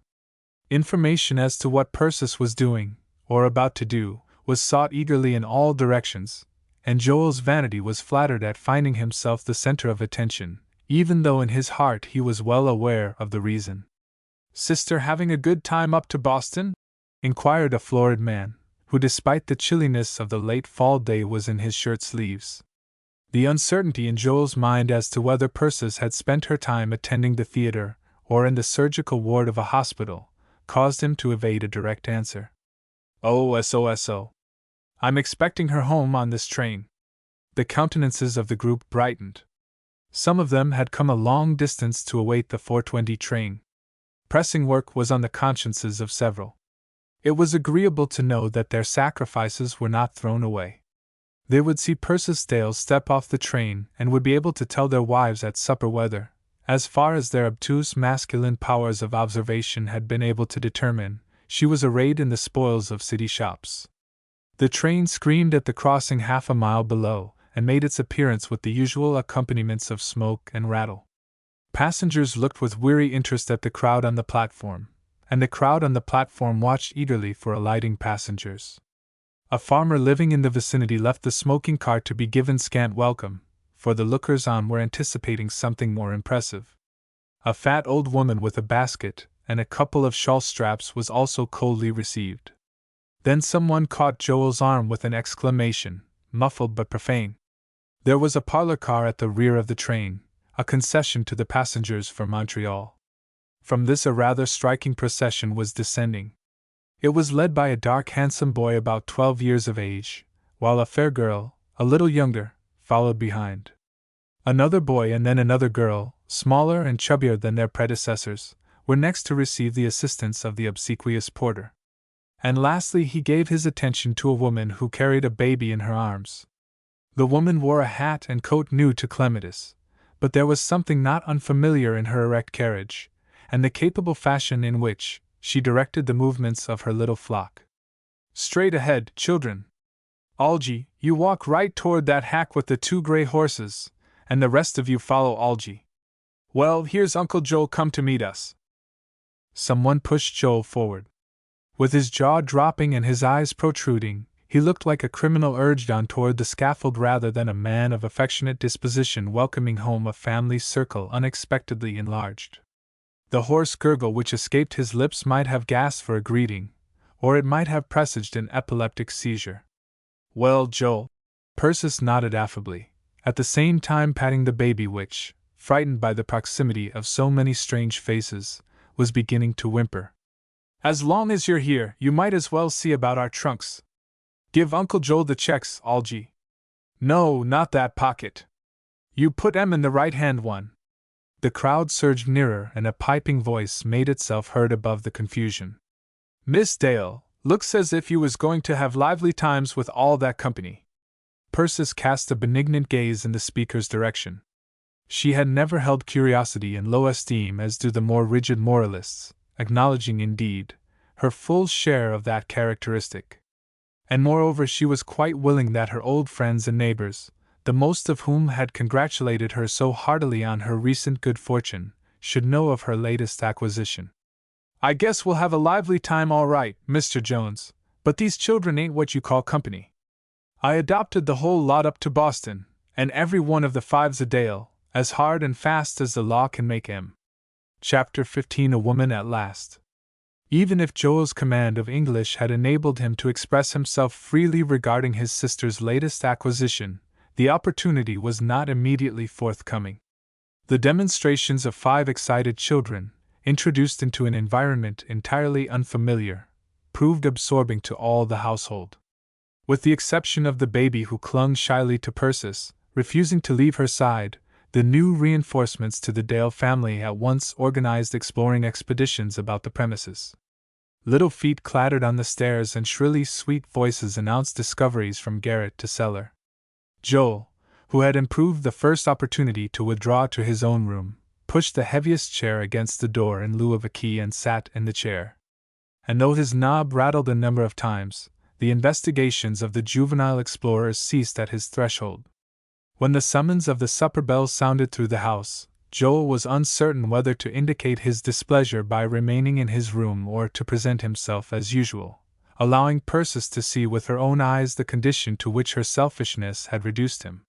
He decided on the latter course, not so much as a concession to his appetite as because he feared that in Persis' present absorption, his absence would hardly be noticed. Wearing the expression becoming one stricken by the hand of a friend, he left his room and faced the invaders below. The dining-room table had been extended to a length which carried his thoughts back to his childhood. The baby, a frail-looking child, between 2 and 3, had not yet attained the dignity of a place at the table but sat in a high chair at Persis' left and drummed with her spoon upon the adjustable shelf which served the double purpose of keeping her in place and supporting her bowl of bread and milk. The renaissance of the high chair was responsible for a curious surge of emotion through Joel's consciousness. Persis herself had once occupied that chair, and for a moment his sister's matronly figure at the head of the table was singularly suggestive of his mother. He dropped into his place with a hollow groan. "Has he got a stomach ache?" inquired 5-year-old Celia from the other end of the table. The echoing whisper was distinctly audible. Betty, 10 years old, pink, prim and pretty, blushed reproachfully at her new foster sister, while Mary, who was just bringing in the milk toast, was agitated by a tremor which imperiled the family supper. "S.H." Persis temporarily subdued the outbreaking of her new responsibilities by a lift of the eyebrows, and began to serve the milk toast with lavish hand. Joel waved away the plate Mary brought him. "I can't eat that truck. Truth is, I haven't got a mite of appetite, but just to keep up my strength I'll take a soft boiled egg. I've got to have something sustaining." "2 eggs, Mary," said Persis to her handmaid. "And give 'em just 2 minutes and a half." The order failed to attract the attention of Celia, absorbed at the moment in allaying the pangs of appetite. It was not till the eggs were brought in and placed by Joel's plate that the irrepressible infant was roused to the realization of the enormity of the situation. She dropped her fork with a clatter. "Oh, Aunt Persis, see what they've gone and done." "What is it, child?" "You said that little chickies came out of eggs." There was no further pretense of whispering on Celia's part. Her voice rose in a tragic wail. "And now he's going to eat up those eggs, and I wanted to save 'em to make chickies of." "Oh dear, dear! 'Tain't the right time of year for chickens, dearie," Persis explained soothingly. "We'll have plenty next spring." But Joel glanced at the objects which had called out Celia's protest with an air of extreme distaste. "It's enough to take away a hearty man's appetite," he complained. "I guess if my victuals are going to begrudge me, I'd better eat upstairs."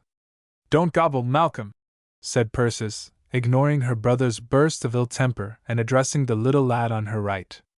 "And tuck your napkin under your chin so you won't get anything on your blouse." At this point the tactful Betty created a diversion by inquiring, "When shall we start going to school, Aunt Persis?" "Monday? Looks to me as if tomorrow'd be the best day. It's my idea that if a thing's worth starting at all, you can't start too soon. Some folks save up their good resolutions for the first of the year, but it's a better way to begin right off as soon as you think of it. And then when the new year comes, you're just that much ahead." "I'm going to study awful hard," declared Algy, with an air of putting this good counsel to immediate application. "Well, I'm not," announced Malcolm with equal decision. And then, as Betty emitted a protesting and shocked murmur, he explained, "Of course I'll study some, but I've got to save the most of my strength for playing football when I'm big." Joel pushed back his chair and took his egg cup from the table. "I guess I'll go to my room, Persis," he said in a hollow voice. "Maybe upstairs where it's quiet, I'll be able to eat a little. And tomorrow you'd better have Mary make me some beef tea. I've got to have something to keep up my strength." Slowly and solemnly he mounted the stairs, convinced by the increased animation of the voices in the room below that his departure had not cast an irreparable gloom over the cheerful spirits of the diners. This time he did not feel it necessary to barricade the door. Indeed, he left it a trifle ajar, and so was party to the cheerful confusion of getting the children to bed. The baby, Amaryllis was her impossible name, though she looked too fragile to sustain its weight, was to share Persis' quarters.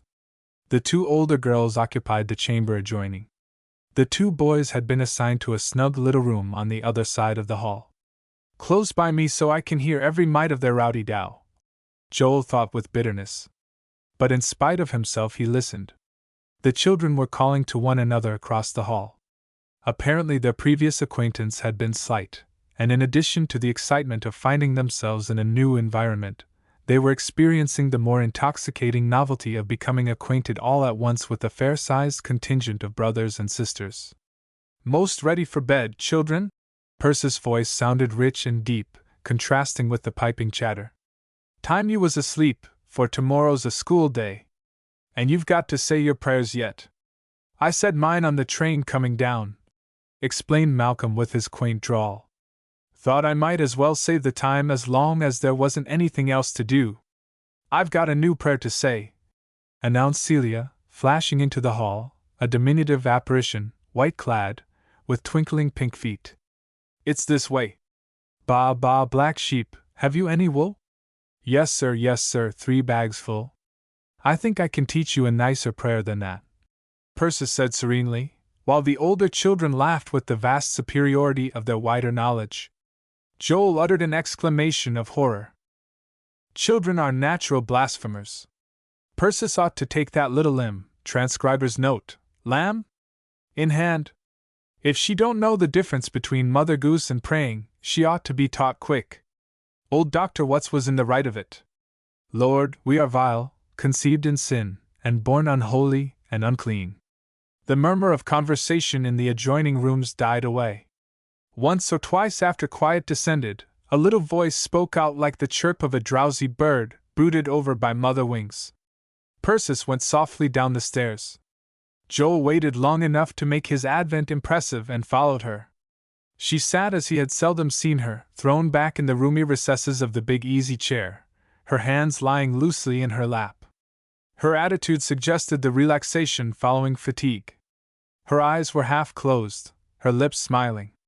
An indefinable rapture radiated from her. All her life Persis Dale had been a resolutely cheerful person. But that consistent, conscientious optimism was as unlike her present lightness of heart as the heat of a coal fire, carefully fed and tended, differs from the gracious warmth of June. Singularly enough, the sight of her satisfaction stirred her brother to instant indignation. Up to this moment a sense of grievance had been uppermost. Now he found himself shaken by hot anger. The instinct of the male to dominate, outlasting the strength which sustains and protects, spurred him on to have his way with her, to master this madness which threatened the peace of his life. Persis, he began in a loud, angry voice. What's the meaning of this piece of tomfoolishness? She opened her eyes and looked at him. After her 2 weeks' absence, their longest separation in 20 years, she saw him almost as a stranger would have done, a slight, undersized man with a bulging forehead which told of nature's generous endowments, and the weak chin, explaining his failure to measure up to the promise of his youth. His disheveled hair and burning eyes gave an unprepossessing touch to the picture. But the maternal feeling, always uppermost where her brother was concerned, had been intensified by the children's advent. Persis felt for the moment the indulgent disapproval of a mother toward an unreasonable child. Why, Joel! Her voice, with its new depth and richness, caressed the name it uttered. What's foolish about it? The gentleness of her answer misled him. He felt a sudden thrilling conviction of his ability to bring her to terms. What's foolish about it? What ain't foolish, you'd better say. Looks to me as if you'd taken leave of your senses. Filling up the house with pauper brats. The blood went out of her face. The smile lingered, but it had become merely a muscular contraction, like the smile on dead lips. The soul had left it. Yes, she said steadily. It's true they're poor. But it's not for you to fling that in their faces. A man who's lived on his sister's earnings for 20 years.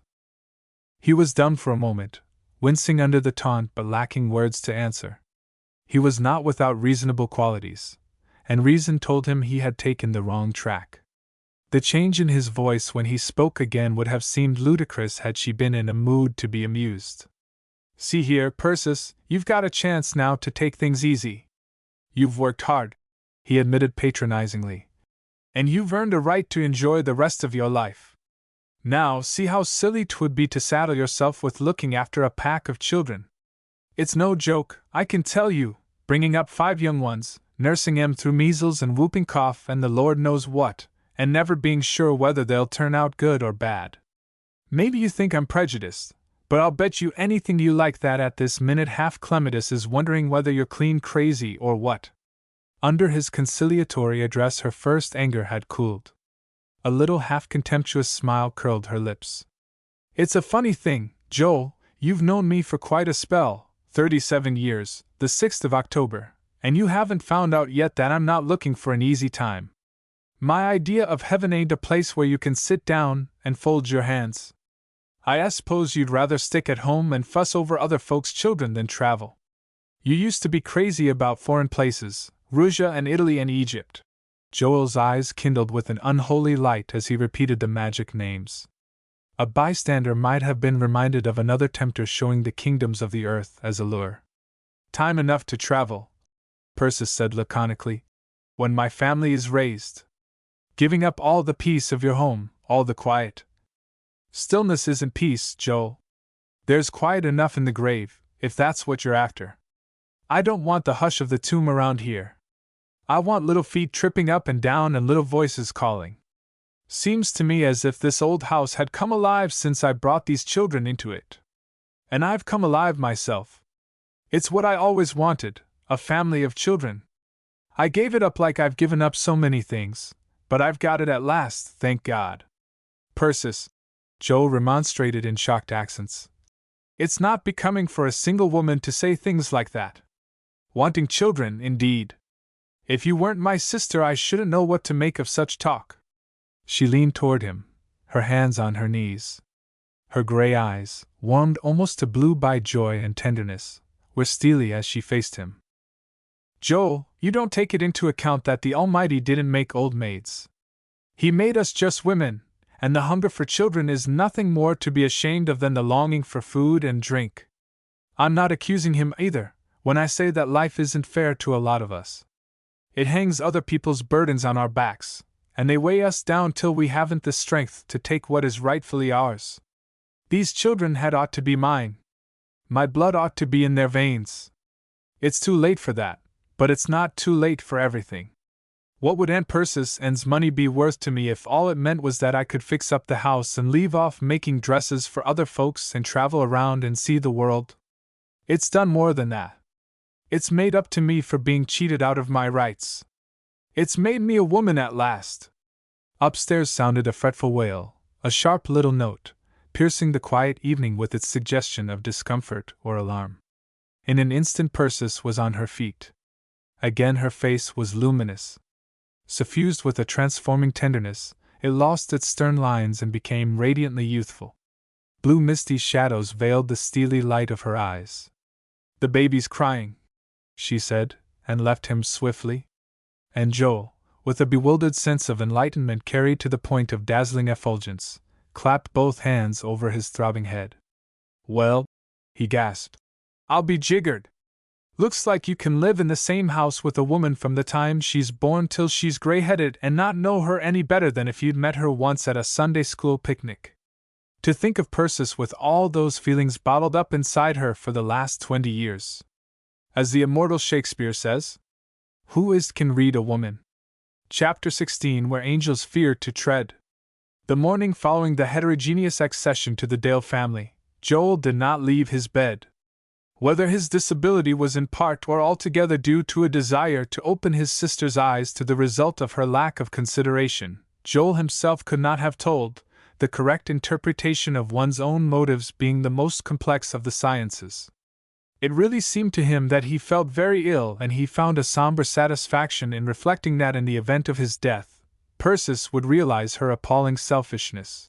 "'Twouldn't come much short of murder," he thought with gloomy relish. Joel's periods of invalidism had been too frequent and prolonged for this sporadic attack to upset the peaceful order of the household. Persis attended to his needs with her usual matter-of-fact kindness, though he suspected that her thoughts were with the new claimants on her interest, and found therein fresh fuel for his grievance. Later, when he called his sister in the feeble voice of the moribund and learned from Mary that she had gone out to enter the older children in school, he felt himself a much injured man. But this melancholy satisfaction was brief, for Persis was back in half an hour, looking in at his door to ask cheerfully if there was anything he wanted. "Nothing I'm likely to get," replied Joel, and turned his face to the wall. Then, too, the house was quiet. Occasionally the baby's fretful voice reached his ears or Celia's bubbling, irrepressible laughter, but the tumult on which he had counted confidently as a factor in his discomfort was lacking. At noon, indeed, the older children came in with a shout, brimful of communications too important to wait, so that the three all talked at once, each voice upraised in a laudable endeavor to drown out the other two. But just as Joel was telling himself that it was intolerable, enough to drive a man out of his seven senses, the announcement of dinner produced an agreeable lull in the uproar. And when the baby was taken upstairs for its nap and Celia cautioned to discretion, the quiet became even more profound. Joel found it necessary to prod his sense of grievance to keep it in action. He had been awake much of the preceding night, brooding upon his wrongs, and weariness at length asserted itself, and he fell asleep. He woke with a thrilled consciousness of a light touch on his forehead, and for a moment he thought himself a child again, with his mother bending over him. Demonstrativeness had never been a Dale characteristic. Indeed, the traditions of the community discouraged manifestations of affection as an indication of weakness. But few mothers, as they stand beside their sleeping children, can resist the sweet temptation to kiss the little unconscious faces. And Joel Dale, prematurely aged, selfish and embittered, woke nearer his childish self, and nearer heaven, than he had been in many a year. For a moment he lay bewildered, then opened an eye. An elfin voice beside him commented on the fact. "Half of you's awake and half asleep. Ain't that funny?" Joel's two eyes came into action long enough to perceive Celia, sitting in a chair drawn close to the bed. Her sturdy legs were crossed, her hands folded. She looked dangerously demure. "I gave you a kiss when you was asleep, a pink one. Do you like pink kisses?" "Pink?" he repeated, too startled by the choice of adjectives to realize how long it had been since any one had kissed him. "Aunt Persis let me have some jelly," Celia explained. "I like to lick my lips off, but I didn't so I could give you a nice pink kiss." He put one hand hastily to his forehead, thereby verifying his worst suspicions. It was sticky. Joel groaned. "Want me to pour you?" the fairy voice inquired with an accent indicating a sense of responsibility. A small hand moved over his unshaven cheek. "Poor Uncle Joel! Poor Uncle Joel!" cooed Celia. She interrupted her efforts to ask with interest. "Do you like your skin all prickles?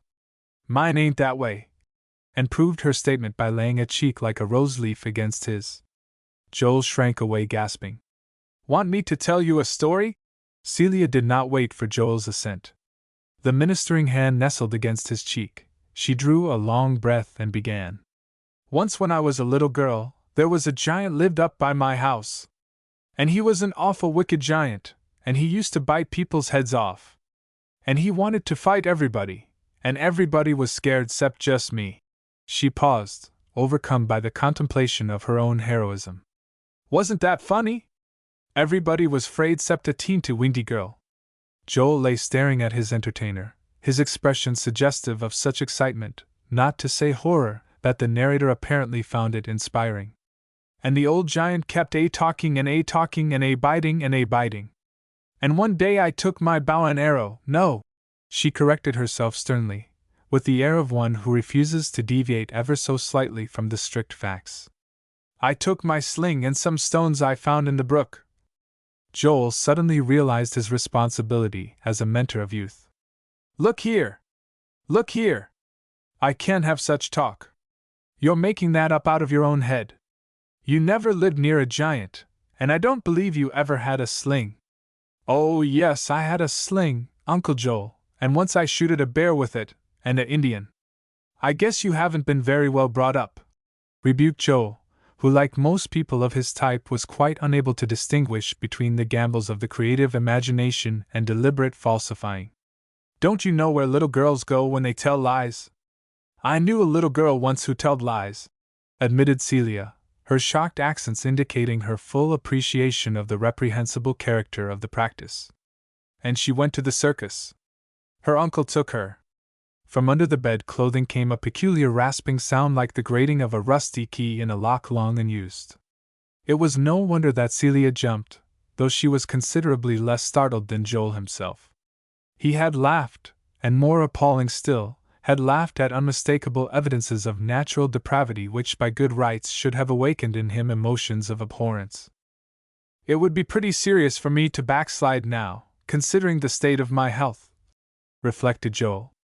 He attempted to counteract the effects of that indiscreet laugh by a blood-curdling groan, and this demonstration caused Celia to repeat her calming ministrations, smoothing his rough cheek with velvety hands, and inadvertently poking one plump forefinger into his eye. Joel blinked. He could easily have ordered her from the room, but he did not exercise this prerogative. He was vaguely conscious of an unwarranted satisfaction in the nearness of this pixie. Her preference for his society flattered his vanity. He observed her guardedly from the corner of his eye. Undoubtedly she was a very naughty little girl who told wrong stories and was painfully lacking in reverence. But at the same time, Joel chuckled again, his vocal cords responding uncertainly to the unfamiliar prompting. At the same time she was cute. At the supper table the evening before, for all his gloomy abstraction, Joel had noticed Betty's engaging prettiness, and had thought apropos of Celia. Persis never picked that young one out for her looks. Now through half-closed eyes he studied the small piquant face, and found his opinion altered. Celia was not pretty. Her straight black hair, just long enough to be continually in her eyes, was pushed back for the moment so as to stand almost erect like a crest. Her small nose had an engaging skyward tilt. She was dark and inclined to sallowness. But the twinkling black eyes under the level brows would have redeemed a far plainer face. Had Joel been of a poetic temperament, he would have compared Betty to a pink rosebud, and Celia to a velvety pansy, saucy and bewitching. Mary, coming up the stairs with a bowl of broth, stood in the doorway petrified. Under her spatter of freckles, her comely face was pale. Miss Dale thought. She seemed unable to proceed and stood swallowing. Celia straightened herself with a jerk. Oh, goody! We'll play tea party, Uncle Joel. No, we'll play mother. You're my little sick boy, Uncle Joel, and I'll feed you.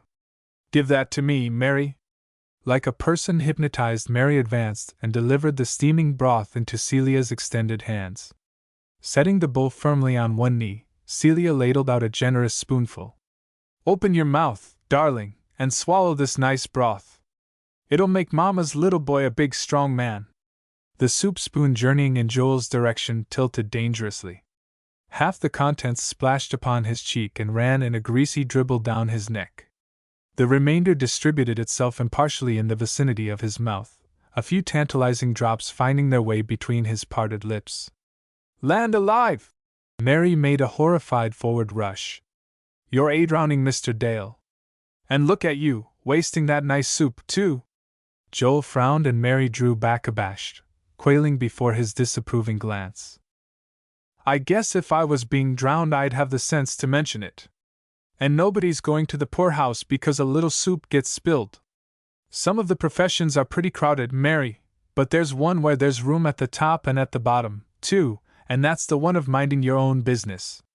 Poor Mary blushed till her proximity to things inflammable would have awakened justifiable fears of a conflagration. Joel gave his attention to his self-appointed nurse. Steady now! Better take a little less to start with. That's right. Now steer her straight. The second spoonful reached its destination without serious accident. Celia watched her patient as he swallowed and forgot the role she had assigned herself. Is it good, Uncle Joel? Pretty fair. Joel felt for his handkerchief and wiped the moist corner of his mouth. I'm going to taste it. Celia tilted the spoon to her own lips and sipped with appreciation. Uncle Joel, she said thoughtfully, if you're afraid this'll spoil your appetite for supper, I'll eat it. Again Joel chuckled. This made the third time in swift succession, and practice was giving him surprising facility. But unwarned by past experience, Mary put in her word. Poor Mr. Dale hasn't eaten scarcely a mouthful today, and here you've had bread and jelly since dinner. Joel's unaccustomed smile was at once obscured. Mary, a considerable spell back a wise man said, every fool will be meddling. If you aren't familiar with the author, Mary, it would pay you to read him. Again he gave his attention to Celia. We'll share this turn and turn about, he compromised. First you have a spoonful and then me. Mary withdrew unheeded. Though tremendously in awe of the impecunious and feudal Joel, Mary felt no sense of diffidence where the efficient Persis was concerned, and at once went to find her. But Persis, who sat in one of her new bay windows, the baby on her knee, was entertaining Mrs. West, while her benignantly maternal eyes watched three children playing outside. I declare you could have knocked me down with a feather, Persis, when I heard it, Mrs. West declared, her portliness rendering the figure of speech extremely impressive. I wouldn't have thought queer of one or even two, but a whole family. A family's what I've always wanted, Persis returned with the cheerfulness of a woman whose lifelong dream has come true. And if I could have found enough of the sort I was after, I'm not sure I'd have stopped short of a round dozen. It's a responsibility, sighed Mrs. West. They're kind of like playthings to you now. You'll feel it later. Persis looked at her with kind eyes. I haven't added any new responsibility in taking these children, Miss West. It was there just as soon as the money and leisure came to me, and I've made a start toward meeting it, that's all. We don't make our responsibilities, we just wake up to 'em. I must say you take to it like a duck to water, acknowledged Mrs. West in conciliatory accents. Some women are just as unhandy with a baby as a man. Sophia Warren's one. Once or twice I've seen her holding that newel baby that lives next door, and she looked as stiff and scared as if she was setting for her photograph. She leaned forward to watch the frolicsome children from the window. They're real nice looking, Persis, I will say that. 1, 2, 3 and the baby's 4. Somebody said 5. With a start, Persis recalled the suspicious peace which for some time past had pervaded the establishment. There's another, she said. Too little for school. Mary! Mary, do you know where Celia is? Mary approached. Her consciousness of being a bearer of important tidings communicated itself in some indefinable fashion to the other women. They looked up, alert on the instant. Celia's setting up in Mr. Joel's room. Mary gave her great news deliberately, as if to enjoy the full flavor. Persis started to her feet. Mrs. West raised her hands with an eloquent gesture. Has he got one of his bad spells? She demanded. And that child in his room? Well, fool's rush. She's playing he's her little boy, explained Mary, making the most of the sensation of being an actor in a real drama. She fed him his soup and slopped him, but he took me up sharp when I tried to stop her. He acts as if she's got him clean bewitched. Well, exclaimed Mrs. West, as Persis looked at her dumbly. I never expected to live to see that scripture fulfilled. The wolf and lamb lying down together, and a weaned child in a cockatrice's den. Are you sure he wasn't angry? Asked Persis, still a little pale and doubtful. Mary bridled. Go and see for yourself, Miss Dale, if you don't believe me. When I tried to stop her eating a good half of that broth, and chicken as high as 'tis, he the same as called me a fool for meddling. But you'd better go upstairs. You won't be satisfied till you've heard for yourself. In that Mary spoke truly. Her story was too incredible to be accepted without investigation. Persis' incredulity did not desert her till halfway up the stairs she was met by a child's voice, fond and confident. Uncle Joel, ain't God cruel to make some dogs without tails? And then as her brother's unfamiliar laugh reached her ears, Persis turned and went softly down the stairs. Chapter 17 Enid. If Persis Dale's extraordinary action in adopting a family en masse had stirred Clematis from center to circumference, that agitation was trivial in comparison with the flutter produced by Joel's capitulation. Mrs. West, backed up by Mary, told the news to auditors frankly incredulous who yet were sufficiently impressed by her sincerity to resolve on looking into the thing for themselves. Consequently, the Dale homestead became a magnet for the curious, and many a skeptic came and went away convinced that the day of miracles had returned. As a matter of fact, Joel's surrender was in accord with the most elemental of psychological laws. With the characteristic caprice of her sex in matters of the heart, Celia had taken a violent fancy to this pale-blooded hypochondriac, and made no secret of the fact that she regarded him as her especial property.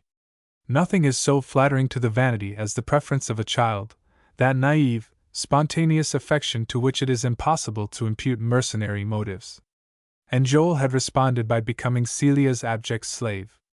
He ignored the other children for the most part, seldom betraying, unless perhaps by an impatient gesture or a frown, that he was aware of their existence.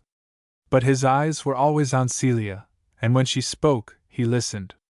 As was to be expected, that morsel of femininity improved every opportunity to parade her conquest. She took Joel to walk, holding tightly to his hand and entertaining him with an outpouring of those quaint fancies which have been the heritage of childhood from the beginning, and yet always seem to the older generation so marvelously new. She inveigled him into playing whatever role she assigned in fantastic dramas of her own creation. He was Celia's father or her little boy as the whim took her, the wolf which devoured Red Riding Hood's grandmother, or the hapless old lady herself, attacked ruthlessly by Celia as wolf. Crawling on all fours he played elephant, or with the handle of a basket between his teeth, he submitted to be patted on the head and addressed as Towser. Persis looked on with a wonder that never lost its poignancy. That the self-centered Joel should succumb to the innocent spell of childhood had never entered her calculations, and she reproached herself that she had so little understood him. The comments of Persis' acquaintances were characteristic. Mrs. West, on the occasion of a second call, hinted her anxiety regarding the future of the impromptu family. When you pick children up that way, you can't tell how they're going to turn out. And when you bring 'em into the world, remarked Persis dryly, and rear 'em yourself and never let 'em out of your sight when you can help it, You don't know how they're going to turn out either. There was in her manner an ingenious suggestion of having in mind the recent heartbroken confidences of Thad's mother, and Etta West blushed hotly and changed the subject. Mrs. Robert Hornblower looked upon the acquisition as practical rebellion against the decrees of Providence. In Percy's presence she said little, having a sincere respect for her ex-dressmaker's gift of repartee. But to Mr. Hornblower she expressed herself in no uncertain terms. If it's the Lord's will for a woman to raise a family, it stands to reason He'll send her a husband. This snapping your fingers in the face of the Almighty and gathering up children from here and there and anywhere looks downright impious. Seems to me, began Mr. Hornblower in mild expostulation, that Persis Dale. Yes, I know, Robert, interrupted the submissive wife. I feel just as you do.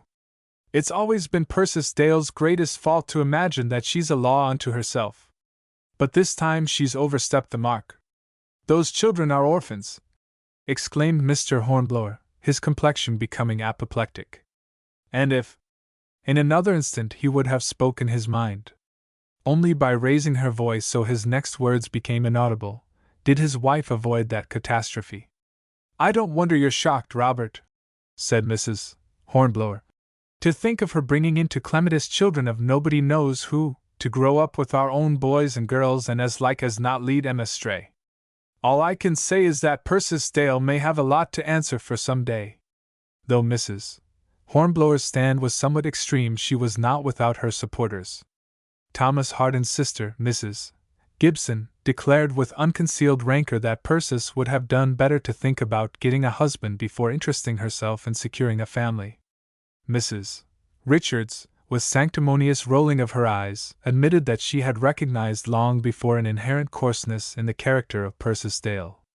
Others, like Annabel Sinclair, exclaimed over the folly of burdening one's self with juvenile responsibilities when free to seek distraction wherever one pleased.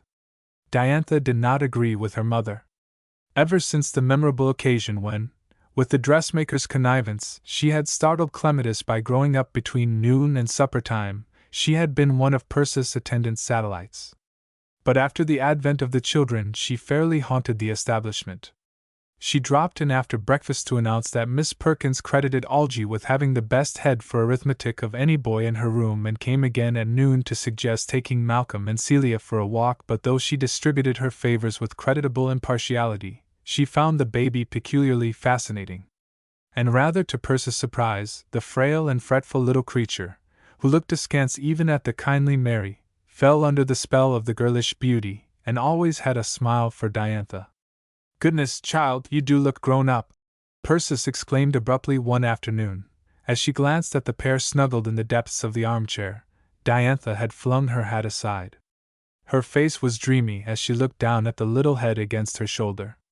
All her girlish coquetry, every trace of juvenile mischief, the occasional flashes of petulance which told that she was her mother's daughter, had vanished. She looked a brooding Madonna. Ordinarily Diantha would have fluttered at the compliment. In her present preoccupation, it drew from her only a thoughtful smile. She's going to sleep, she said, an exquisite softness in her voice. How nice and heavy their heads feel when they're sleepy, Miss Persis. Well, I'm going to adopt a lot of children some day. I always was crazy to have a crowd around. The way I've prayed for a sister, sighed Diantha, her face temporarily overcast. And then brightening. When I get old enough to do as I please, I'll make up for it. Persis, studying the rapt young face, made no immediate reply. Her sense of guilty complicity in Diantha's precocious womanhood distracted her attention from the girl's resentful speech. Apparently her silence proved stimulating to Diantha's impulse toward confidences. Do you know the latest notion Mother's got in her head? No.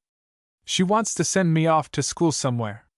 She talks to Father and talks to him, till I'm afraid she'll tire him into it. Thad West says any woman can get her way if she never stops talking about it. Persis regarded her keenly, and Diantha's color rose. For no apparent reason her blush became a conflagration. I didn't know you and Thad had much chance to talk things over nowadays. They won't let him come to the house. They say I'm too young. Diantha laughed mockingly. And Mother was only a little older when she married Father, and she was engaged twice before that. I suppose you keep on seeing him just the same. Course I do, Persis mused. Diantha was wrong, undoubtedly, and yet more sinned against than sinning. Cautions and expostulations were unavailing with this spirited young creature, smarting under continued injustice, and seeing with her uncompromising clearness of vision the selfish jealousy which would keep her out of her birthright indefinitely. You want to be real careful, Diantha, said Persis, realizing the futility of her words. Thad's a nice boy and you're a nice girl, but it don't look well for young folks to be meeting on the sly. She tried, but with little success, to exercise a certain supervision over Diantha that winter. Though the children came down with measles one after another, and Joel had an attack of rheumatism which kept him a prisoner in his bed for 7 weeks, it seemed to Persis that Diantha was never really out of her mind. She was surprised, on the other hand, to find how little Justin Ware was in her thoughts. Instead of returning to Clematis in a few weeks as he had intended, he had been called west unexpectedly. He had not written Persis to apprise her of his change of plans, and she heard of it only through Mrs. Hornblower. And the astonishing part was that she heard it with scarcely a pang. She had discontinued her practice of saying good night to the photograph in the plush frame with Justin Ware's return, but sometimes when the house was still, she took her stand before it and studied the pleasant, immature face intently, as if trying to read from its ingenuous smile a solution of some inward perplexity. The measles and the winter ran their course together. The children ventured out, and the daffodils ventured up. Joel hobbled about with a cane and took Celia in search of violets. The baby, who had come very near dying, decided apparently that since recovery was in order she might as well make a thorough job of it, and began to grow fat and sweet-tempered and to acquire dimples. And Persis made the pleasing discovery that in the months during which she had been a woman of property, she had not spent her income, and resolved at once on rectifying this needless opulence. I've done considerable plotting in my time, I wouldn't mind a little skimming for a change, thought Persis. Next to a family, she had long craved an automobile. The surplus of her income was sufficient for the purchase of one of the cheaper grades of cars. Persis decided on a visit to the city, with a view to making this investment.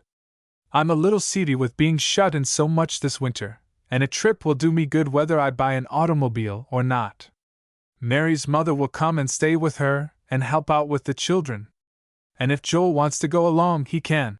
But apparently the protective impulse which had moved Joel to offer his company on the occasion of her previous visit had waned during the winter.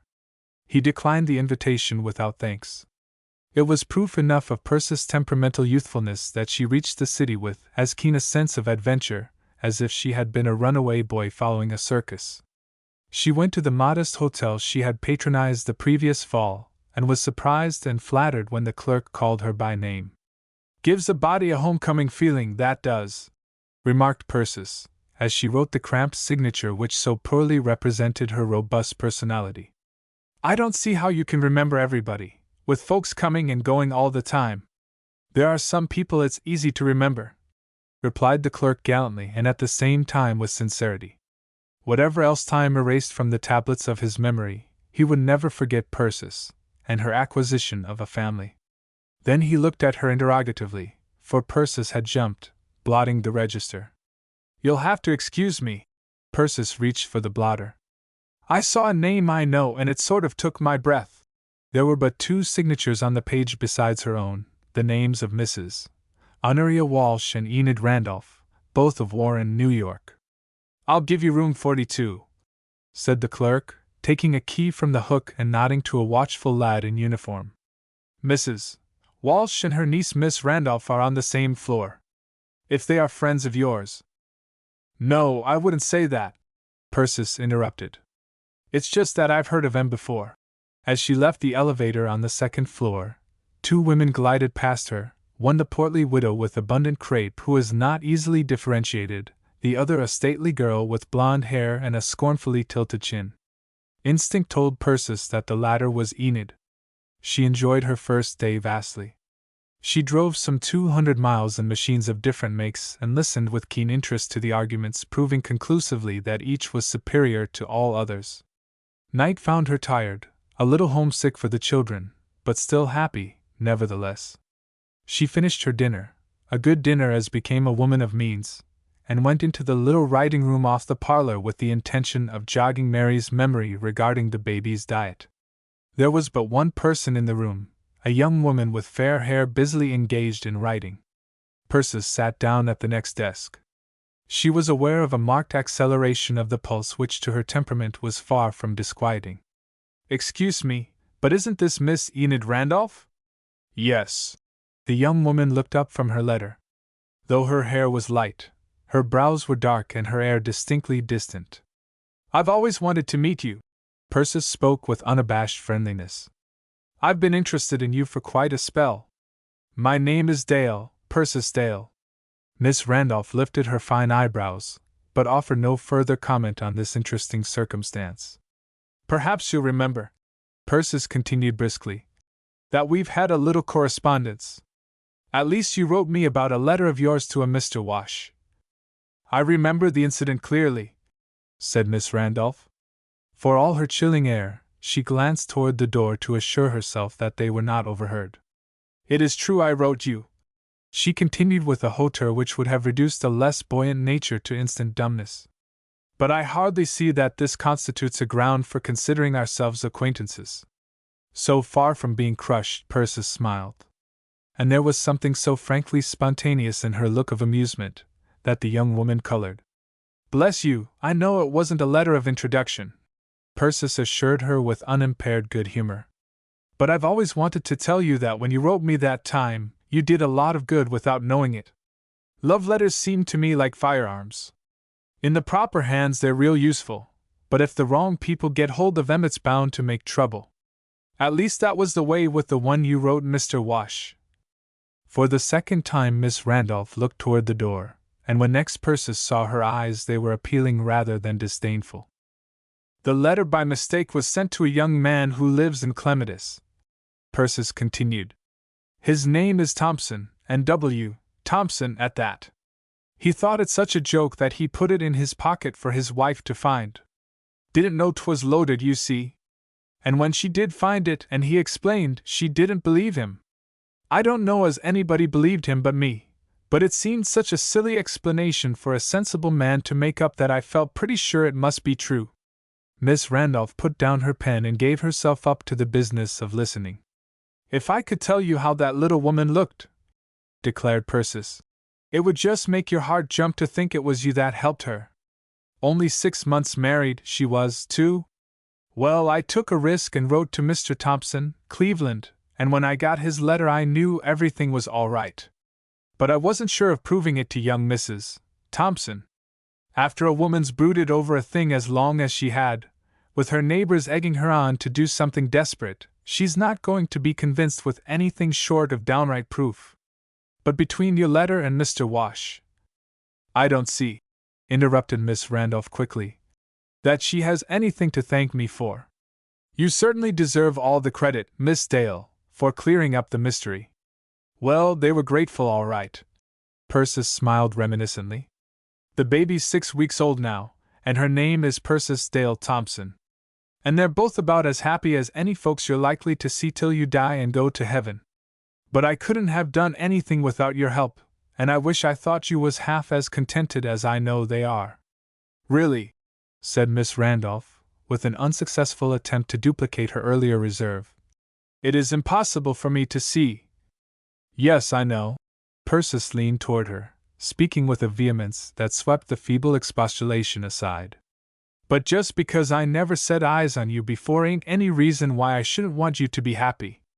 I've laid awake nights thinking about that letter of yours, so loving and so sorrowful. Dearie, if love pulls you one way and conscience the other, there's only one thing to do, and that's the right thing." "Really," began Miss Randolph, and then her eyes unexpectedly filled, quenching the incipient fire of her indignation. She had recourse to her handkerchief, and Persis patted her shoulder, and in that instant the two were friends. "You don't quite understand," explained Enid in a muffled voice. "Tommy isn't married. Her is Auntie." Persis drew a sigh of such unmistakable relief that the girl looked at her amazed. The older woman's face was shining. "Well, that's a weight off my mind," She smiled. Nothing but your aunt. Thank goodness. A weight off your mind, Enid repeated. But you didn't know me. No, but I knew you were a young thing in trouble, and that her gave me many a bad minute. Enid's fingers reached gropingly toward her newfound friend. Their two hands clasped and held fast. Andy took me when I was a little girl. I was an orphan. She's been everything to me, and she adores me. But she doesn't like Tommy. Why not? She hasn't anything really against him except that he's poor. It would kill her to have me leave her to marry him. I can't bring myself to do it. And yet I can't bring myself to give Tommy up. She was crying in earnest now, and the clasp of Percy's hand tightened. You can't and you oughtn't. There's too much sacrifice of love these days. Young fellows, instead of having homes of their own, are supporting 2 or 3 grown-up sisters and getting crabbed and bitter. And girls the Lord meant for wives and mothers stay at home because the old folks don't want to spare them. 9 times out of 10 it's like Abraham sacrificing Isaac, and there's a he-goat somewhere round in the bushes that would do just as well. But it would seem so dreadfully ungrateful to disappoint her, gasped Enid Randolph with the air of one who longs to be disproved. After she's done everything for me. Bless you, child, if you love and are sure of him, the mother who bore you wouldn't have a right to say no, and what's more, if you're sensible enough to go your own way, she'll probably end up by thinking he next thing to made the world and taking all the credit for the match. You're 21, of course. 23. Then I wouldn't have any more of this underhanded business. Talk it out with your aunt, and unless she can show you good reasons for giving up your young man, you've got the best reason in the world for taking him. Enid deliberated. Then very slowly she tore her letter to bits. I was saying goodbye to him forever, for the 29th time. She smiled somewhat palely. But I rather think, Miss Persis Dale, that I'll take your advice. Chapter 18. A Stalled Engine. Well, I don't expect to be any nearer flying till I get to heaven and they fit me to a pair of wings. I might try a little jaunt in an airship some day, but I don't feel as if I'd relish that for a steady diet. For this world, an automobile is plenty good enough for me. Not for many a year had Persis been possessed by such a sense of buoyancy and youthfulness. The road lay straight and smooth before her. The little car, obedient to her strong, capable hand, spun along the shining track, counterfeiting by the swiftness of its motion the breeze lacking in the languid spring day.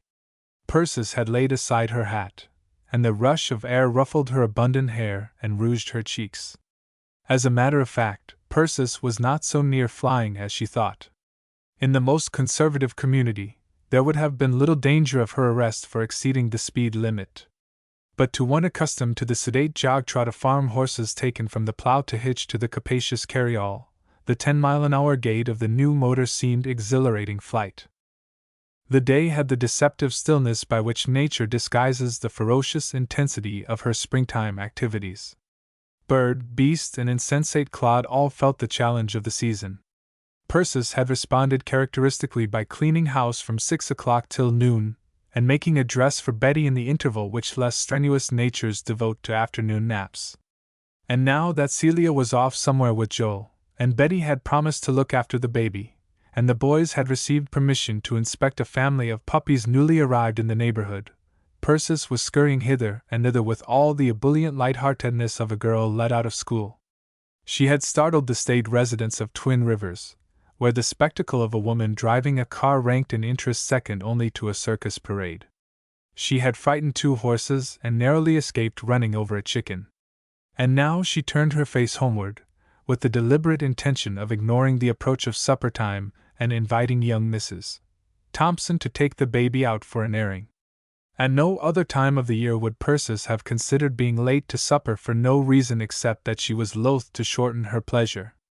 Without doubt the momentous interview between Mother Eve and the most subtle of beasts occurred in the spring when the moral defenses need reinforcement. Against the deepening gold of the west, a black speck showed, emerging rapidly into distinctness as the vehicles approached. The slower moving of the two was still at too great a distance for Persis to distinguish its occupants when she began to slow down, her dread of causing an accident through frightening someone's horse counteracting her unwanted feeling of irresponsibility. The car had come almost to a standstill when out of the recesses of the still distant buggy Persis caught a flash of pink. She had the trained eye for color characteristic of her profession. And this peculiarly trying shade of pink she always associated with Diantha Sinclair, who had an audacious fondness for testing her flawless coloring with hues capable of turning the ordinary complexion to saffron. Prompt action is characteristic of the intuitive. Logic takes time. Persis never attempted to account for the unreasoning certainty which on occasion took command of her actions. It was impossible for her to recognize Diantha's companion or to know, indeed, that the opalescent flash of pink stood for Diantha's nearness. Yet she was sure of both things and of much besides. And with her conviction that the case was serious, an adequate plan of action instantly presented itself. The car stopped with a jerk, and in the middle of the road, so that the oncoming driver would have to exercise caution in passing. The panting engine became silent. Persis alighted. She made several tours of inspection of her property, her face expressive of gravest concern. Occasionally she touched a screw or lever tentatively, and then shook her head. Finally, dropping on her knees in the dust, she thrust her head between the wheels and gazed inquiringly at the bottom of the car. Thus occupied, she was too engrossed to notice that the thud of horses' hoofs was coming very near. Suddenly the sound ceased. "Why!" cried a girlish voice. "It's Miss Persis." Persis gave up her unavailing scrutiny and climbed slowly to her feet. As she dusted her knees, she welcomed the occupants of the buggy with a fine blending of surprise and relief. "Well, I venture to say I know just how shipwrecked folks feel when they're off on a raft in mid-ocean and they sight a sail. Ain't this a funny fix, 4:30 in the afternoon and me 10 miles from home? And to make it worse, I wrenched my knee a mite cleaning house this morning." This last statement was strictly accurate, though her limp as she advanced toward them was exaggerated. "I don't know what I'd have done," declared Persis, "if you hadn't happened along." Diantha's face reflected the pinkness of the gown which had betrayed her. Thad West looked frankly sulky and quite at a loss. "That's the worst of those doggone things," he exclaimed, scowling at the object blocking his way. "They're always giving out just when you need them most. I wouldn't take one as a gift," he added savagely, and only the enthusiastic motorist will understand what it cost Persis not to refute his words on the spot. "Have you tried everything you can think of to make it go, Miss Persis?" Diantha asked, her troubled tones indicating how much she took to heart her friend's misadventure. Persis' glance implied affectionate appreciation. "Well, you see, dearie, they gave me lessons in the city on how to run a car, but I suppose it's too much to expect that I'll know everything about it right off from the start. I dare say some real smart person could fix it in a jiffy." She was so certain on this point that she quaked for fear Thad might begin experimenting, but that young man's confidence in his mechanical ability was luckily limited. He sat scowling and twisting the lines in his hands, while his horse looked back over its shoulder, as if it shared its master's impatience of the delay. "I didn't relish the idea of sitting here in the road all night," explained Persis, still with an air of relief. "Seems fairly providential you're coming along in the nick o' time. Fact is," said Thad sullenly, "we're not going home for a while." "Well, I'm in no real hurry," Persis returned obligingly. "If the children get hungry, Mary'll feed 'em. They're all too little to worry if I'm not home on the minute, and Joel ain't the worrying kind." "Truth is, Miss Persis," exclaimed the goaded lad, "it isn't what you'd call convenient for us to take you along this evening." "Thad!" cried Diantha in accents of unutterable reproach. "Well, I don't mean to be impolite, but it's not convenient and you know it. Thad West, Miss Persis is just about my dearest friend in Clematis. And if you think I'm going to leave her here alone 10 miles from home, with an automobile that won't go, and getting dark, and a lame knee— well, of course, if you feel that way about it," returned the unhappy young man, "there's nothing more to be said. But you know yourself." "I guess I'd better light my lamps before I leave," remarked Persis briskly. She attended to that little matter and hobbled toward the buggy. Thad alighted and assisted her to climb in with so poor a grace as to make her suspicions an absolute certainty. "Now, children," Persis settled herself and slipping an arm deftly behind Thad's back, she took Diantha's slim hand in hers. I never was one to be a killjoy. You drive round as long as you feel like it and don't mind me, no more'n if I was a coach dog running on behind. Thad! Exclaimed Diantha in peremptory fashion.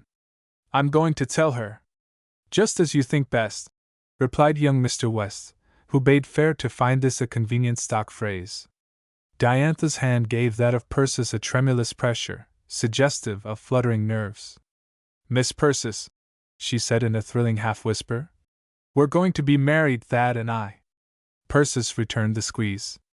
I thought as much, dearie. I've seen you look at him, and him look at you, and that made it plain enough to a body with eyes. And I'm glad to hear it. For all I've missed it myself, I believe marriage is about the best thing there is. Thad's got his faults and you've got yours, and it stands to reason you're going to do better at mastering 'em if each helps the other than if you struggle along alone. There's nothing easy about marriage except for lazy folks and cowards, but things that are hard are the only ones that pay. Some people will tell you it's a risk, and so it is, but most things are when you come to that. I believe in getting married and in early marriages too, and so I'm glad to know that someday you and Thad. Thad West gave his horse a quite unnecessary cut with the whip. In the voice of a dying zephyr, Diantha interrupted.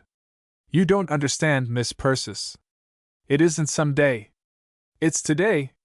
We're running off to be married. Oh! Persis' hold on the fluttering little hand tightened. Her silence seemed to imply reflection. Well, that puts a different face on it. I suppose it's because I think so much of marriage that I hate to have it mixed up with things that are underhanded. My idea of husband and wife, you see, is just two folks helping each other to make a better man and a better woman, instead of backing each other up and lying. Lying! Exploded Thad. Who's going to do any lying? Diantha's not 18 yet, and you haven't got her parents' permission for her to marry you. The only way you can manage it is to lie about her age and start your new life with that hanging over you. And all because you can't wait one little year. Looks like Thad's afraid he will change his mind about Diantha, and Diantha's in a hurry for fear she will find somebody she likes better than Thad. Two vehement protests mingled in inextricable confusion. They won't let me see her except on the sly, cried Thad, making himself heard at last. They've said I wasn't to come to the house. And I won't stand it. Of course you won't, Persis agreed.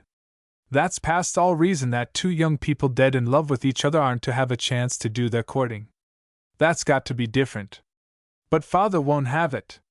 Tomorrow I'm going to drop in and have a talk with your father. I'm not afraid of obstinacy in a man that's got ordinary sense somewhere in the back of his head. It's the brainless sort of folks that can't be moved after they've once got set. Stanley Sinclair knows enough to listen to reason. And he's got to do it. But mother, began Diantha, and then sobbed. His face sternly set, Thad gulped. Even the self-contained Persis found her eyes moist. Yes, child, I understand.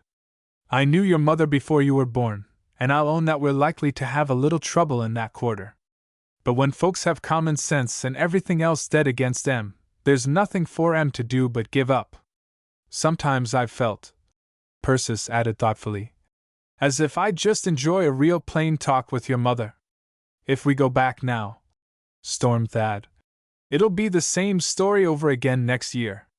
They're never going to let me marry Diantha unless I run off with her. Next year she'll be of age and her own mistress, and you'll have no cause to run. Diantha's the sort of girl that ought to be married in church with bridesmaids and the wedding march and pews full of folks looking on. 'Tain't only about once in a generation that a bride as pretty as Diantha comes along, and the idea of marrying her in some minister's back parlor, with the student lamp turned low to save oil and the servant girl called in for a witness, is a plain case of casting pearls before swine. Not that I've got anything against ministers, Persis added, in hasty amends to the cloth. The weeping Diantha was sobbing less violently. Persis was sure she was giving close attention. Possibly Thad was impressed by the same view of the case, for he spoke with the aggressive confidence of one who feels that his cause is imperiled. Church wedding!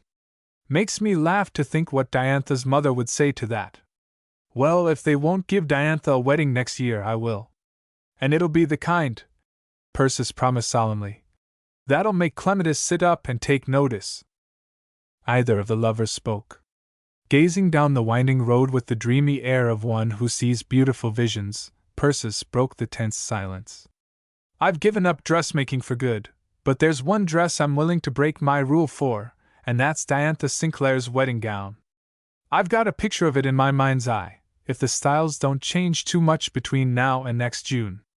And if anything could make Diantha look sweeter than she does now, 'twould be that wedding dress. And the making of it ain't going to cost her a cent. Diantha leaned behind Thad's back and left a damp kiss on her friend's forehead. Persis knew her battle was won. Thad knew it too, and a hollow groan escaped him. By the way, Thad, I'm going to arrange with Mr. Sinclair to let you call on Diantha twice a week, and if you should happen to feel like seeing her between times, she's pretty likely to be at my house along in the afternoon. If you should drop in most any day about 4 o'clock, you'd probably find her. And now suppose both of you come home with me for supper. I'll telephone Diantha's folks where she is, so they won't worry.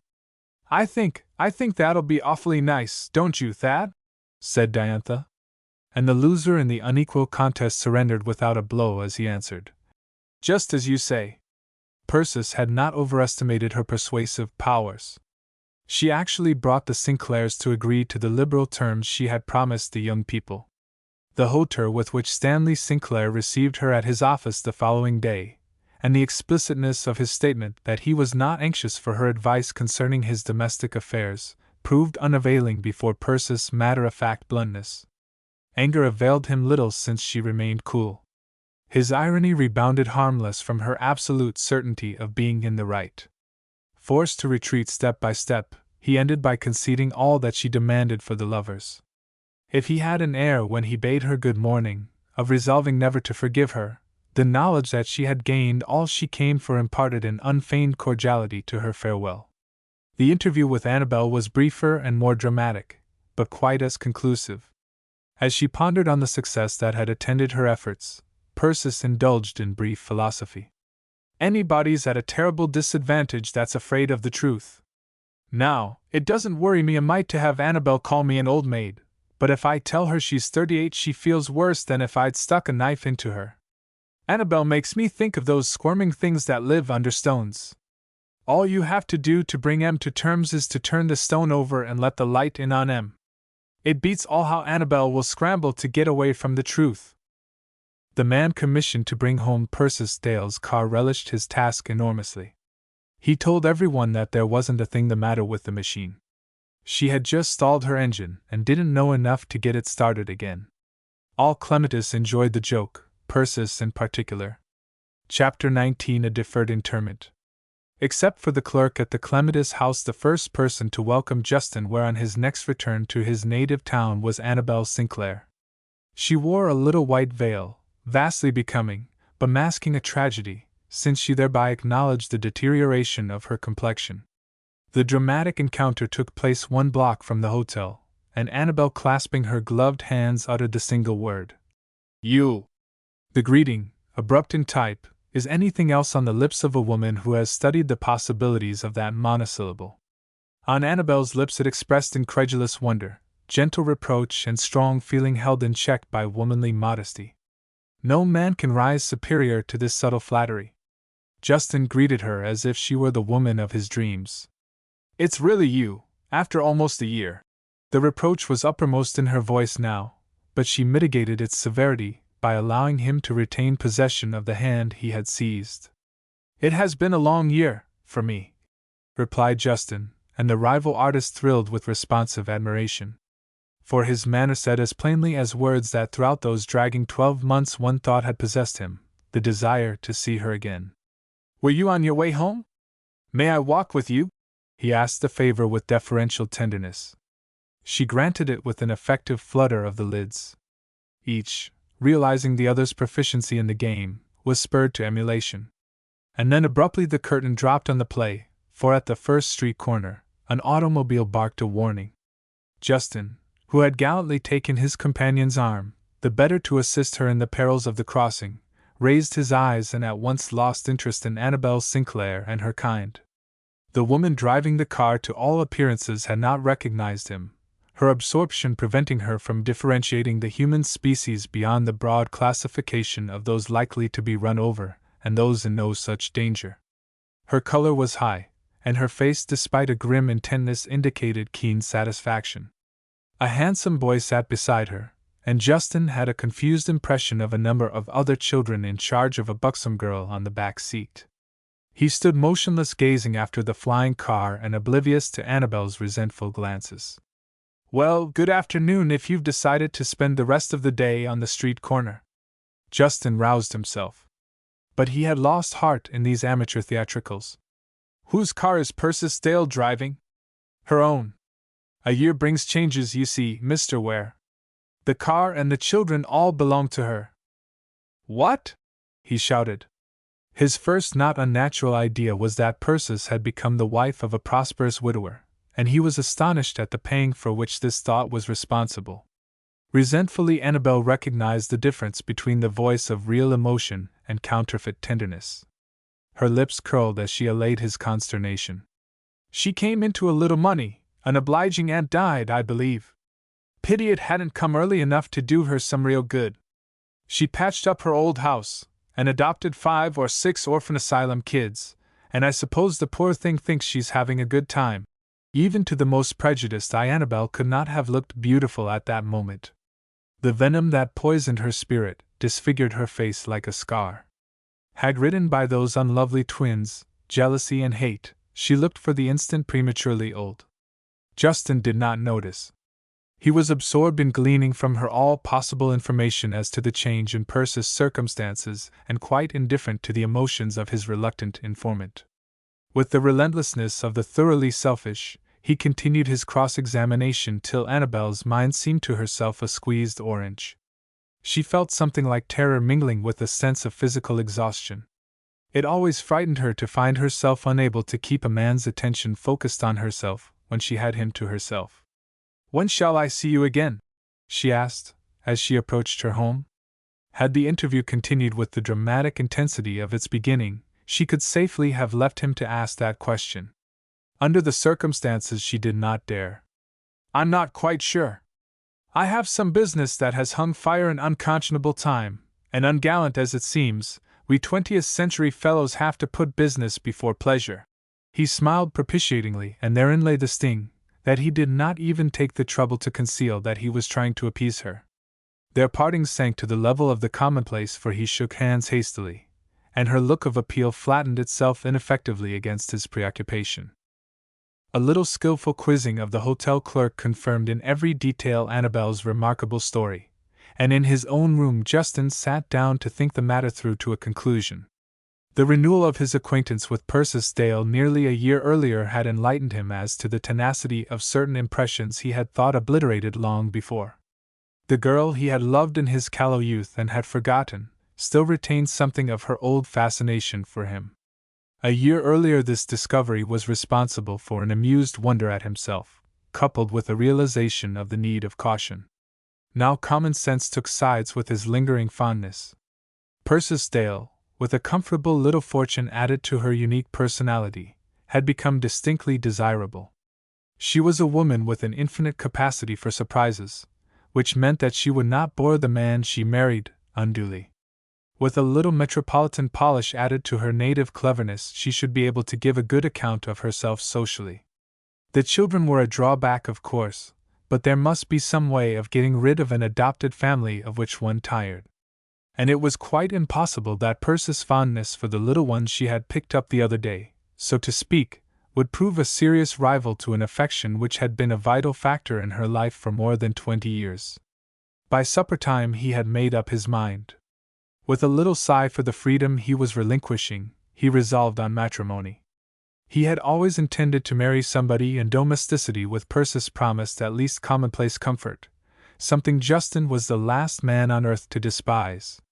With the children disposed of, Joel sent adrift, and Persis' money wisely handled, there was no reason why they should not get on better than the majority of married people. Justin ate an unusually hearty supper as if to fortify himself for his wooing. He had made up his mind to ignore the change in Persis' circumstances, that his call might seem a spontaneous tribute to her personal attractions. but the change in the house and its furnishings was so pronounced that he judged it bad policy to pass it over without comment. I thought for a minute I'd come to the wrong house, Persis, and I felt positively alarmed about myself. I knew if I couldn't find the Dale place blindfolded, I needed the services of a nerve specialist. He laughed a little with an air of catching himself up before he had said too much, something he had found effective with many women. She smiled upon him gravely. It was the improvements that mixed you up, I suppose? There was a spot on the ceiling of Mother's room where the rain leaked through the winter she died. After the papering was finished, I missed that spot as if it had been human. Time and again when I went into that room I'd jump as if I'd got into somebody else's house by mistake. Her voice lost a subtle pensive quality as she added, "But the new furniture ain't the best of the changes, Justin. I wish I could show you the children, but they're all in bed and asleep. I'm not sure I'm sorry." Justin's voice was low and caressing. "It's always been hard for us two to have any time alone. I used to wonder when I came here who would be sitting by and listening to every word we said, your father or your mother or Joel or some other young fellow who'd discovered the most charming girl in Clematis. If fate has granted us an evening to ourselves at last, let's be thankful." He thought it a very fair beginning. The reference to their early love affair could not fail to soften her. The implication that the interference of interested third parties was responsible for keeping them apart was cleverly done. It was a distinct surprise at the end of an hour to find himself no further along than at the start. Justin had no intention of offering his hand and heart to any woman without a reasonable assurance of a rapturous acceptance, and singularly enough, he was far from certainty. He had been making love in a restrained and subtle fashion for the better part of an hour, and was ready for an avowal of his devotion as soon as Persis showed any intention of meeting him halfway. But up to this point, she had skillfully disguised any such intention, and while showing no displeasure at the sentimental tendency disclosed in his remark, had so persistently injected a tincture of matter-of-factness into the conversation that he seemed as far as ever from coming to the point. With it all, her air was friendly. He suspected her of playing with him, taking her revenge by keeping him in doubt overnight. Resistance seldom detracts from a woman's value in a man's eyes. When Justin rose to go, he was almost ready to believe himself in love. He was a little angry, slightly amused, and more in doubt as to her state of mind than he often felt regarding his opponents in the eternal duel. When Persis gave him her hand for good night, he held it in both his own for a moment, and raised it to his lips. The curious rekindling of a burned-out tenderness, due to her lack of responsiveness, gave the act an effect of sincerity which impressed him, even while he thrilled with honest passion, as an excellent move. He looked into her eyes and found them gravely contemplative. "Justin," she said, "there's something I want to speak to you about if you're not in a hurry." He tingled with triumph. Women were all alike. She could play the coquette for an hour, but she could not let him leave her till she had heard the words he had been trying all the evening to speak. He put down his hat. "You know, of course," he said with an air of repressed feeling, "that I am at your service now and always." And as her eyes fell, he laid his hand on hers. It was not easy to restore the balance, but Persis did it. "The property my aunt left me," she began in her most matter-of-fact voice, "brings me a pretty fair income, but nothing's good enough as long as it might be better. Only yesterday I got an offer of $10,000 for some waterworks stock in a place out west where Aunt Persis and lived for a good many years." Justin put his hands in his pockets, the character of her opening rendering sentimental advances ludicrously inopportune. "Have you any idea what income you get from that stock? Last year it was $1,050. Why, that's over 10% on what the fellow offers you," Justin exclaimed, and Persis nodded. "Yes, about 10%, and in the Apple of Eden Investment Company I'd be guaranteed 25% by the 10th year, with a good chance to double my money even before that. I didn't stop you to ask your advice, Justin, for I can see you'd feel a little delicate about urging me to invest in your company. But what I've heard from Ms. Hornblower makes it plain enough that the best thing for me to do is to turn my property into cash as fast as I can and put every penny into apples." Justin crossed his feet, reflecting impatiently that it was high time for Persis Dale to have a husband. His elation over all that was implied by her consulting him on so personal a matter was almost lost in his feeling of annoyance. This made it plain that he must lose no time, but marry her offhand. What with her penchant for orphans and for foolish investments, she would make ducks and drakes of her fortune unless a man peremptorily took the helm. It would be a pity to be precipitate, Persis. An investment that pays 10% isn't to be sneezed at nowadays. And this fellow's offer just now looks as if the stock wasn't in any danger of depreciating. He glanced at her, and was annoyed to find her face stubborn. Had she been the type of woman to accept masculine counsel as akin to divine guidance, his task would have been easier. Her evident lack of yielding forced him to take a superior tone. My dear girl, you will admit that I am a little better versed in business matters than you are. And my advice is to hold on to your stock unless you should have a better reason for selling than appears at present. 10% looks pretty well alongside the savings bank, I'll admit. But why shouldn't I get 25? I've got these children to educate. I can use considerable more than if I just had myself to think of. He gulped down his vexation. Raising apples is a science, Persis. The weakness of the American investor is to imagine that he can do whatever any other fellow has done. Because some horticultural shark doubles his money on his orchard in a banner year, you fancy you can do the same every year. Gracious, Justin! I'm not going into apple raising. I've got my hands full enough without that. I'm going to leave the company to run my orchard for me. All they ask is 25% of the net profits, but you know that without my telling you. And suppose there comes a year like 1896, when apples didn't bring enough to pay for the barrels they were packed in. You can't count on top-notch prices every season. No, but I can count on the company's guarantee. An oath, a tribute to her obstinacy, winged through his brain. In his exasperation he forgot caution. That guarantee. Well, there's nothing to hold us after you've become the owner of the property. If we find that running your orchard isn't profitable, as we might easily do after 1 or 2 bad seasons, we could slip from under, and you could use the guarantee, as you call it, for curl papers. That's all it would be good for. He was glad to see that he had shaken her foolish stubbornness at last. She caught her breath like one jerked back from an unrealized danger by a friendly hand. I guess it's lucky I consulted you, Justin. It's foolish for a woman to think that she's up to all the tricks in business nowadays. The slight trembling of her hand tempted him to kiss it, though he compromised by merely taking it again. If I've helped you a little, Persis, dear girl, I'm very happy. I only wish you were willing to make use of me always.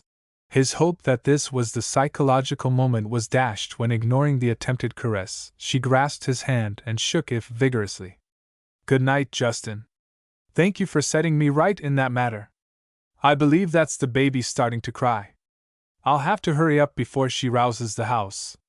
But she got no farther than the foot of the stairs on this errand, and Justin, letting himself out, gave voice to the oath he had thought more than once that evening. Persis stood listening as he made his way down the walk, but upstairs all was still. She returned to the living room rather slowly. Through all the various changes in the household, indicative of increased prosperity, the photograph in the blue plush frame had triumphantly retained its post of honor on the mantel, a landmark of constancy. Now she took it up with hands that trembled. It's not that I've got anything against you. She addressed it as if there were an intelligence back of the vacuous pleasantness of the young face. It's only that there's not any you and hasn't been for I don't know how long. It's so much deader than death. All ashes to ashes and dust to dust, and the spirit turned into something different. And then Justin's hopes would have soared high had he seen her, for she kissed the lips that smiled at her, a strange kiss in which pity blended with forgiveness. Holding fast to the blue plush frame, Persis passed through the house to the woodshed, found a trowel among the garden tools, and then made her way into the night. The sky was overcast, hiding the stars, but the flitting fireflies outlined strange constellations against the velvety darkness. Persis groped her way through the dewy grass toward the syringa bush, guided as much by the odor of blossoms as by sight, and falling on her knees used her trowel industriously for many minutes. And when the grave was deep enough, she laid the plush frame into its recesses, hiding the smile she once had loved with heaped-up earth. Since so many of her girlish hopes were covered by that same earth, it is not strange that her tears fell upon the little mound. "I'm going to miss that picture same as if it was alive. It was always smiling so cheerful that it cheered me just to look at it.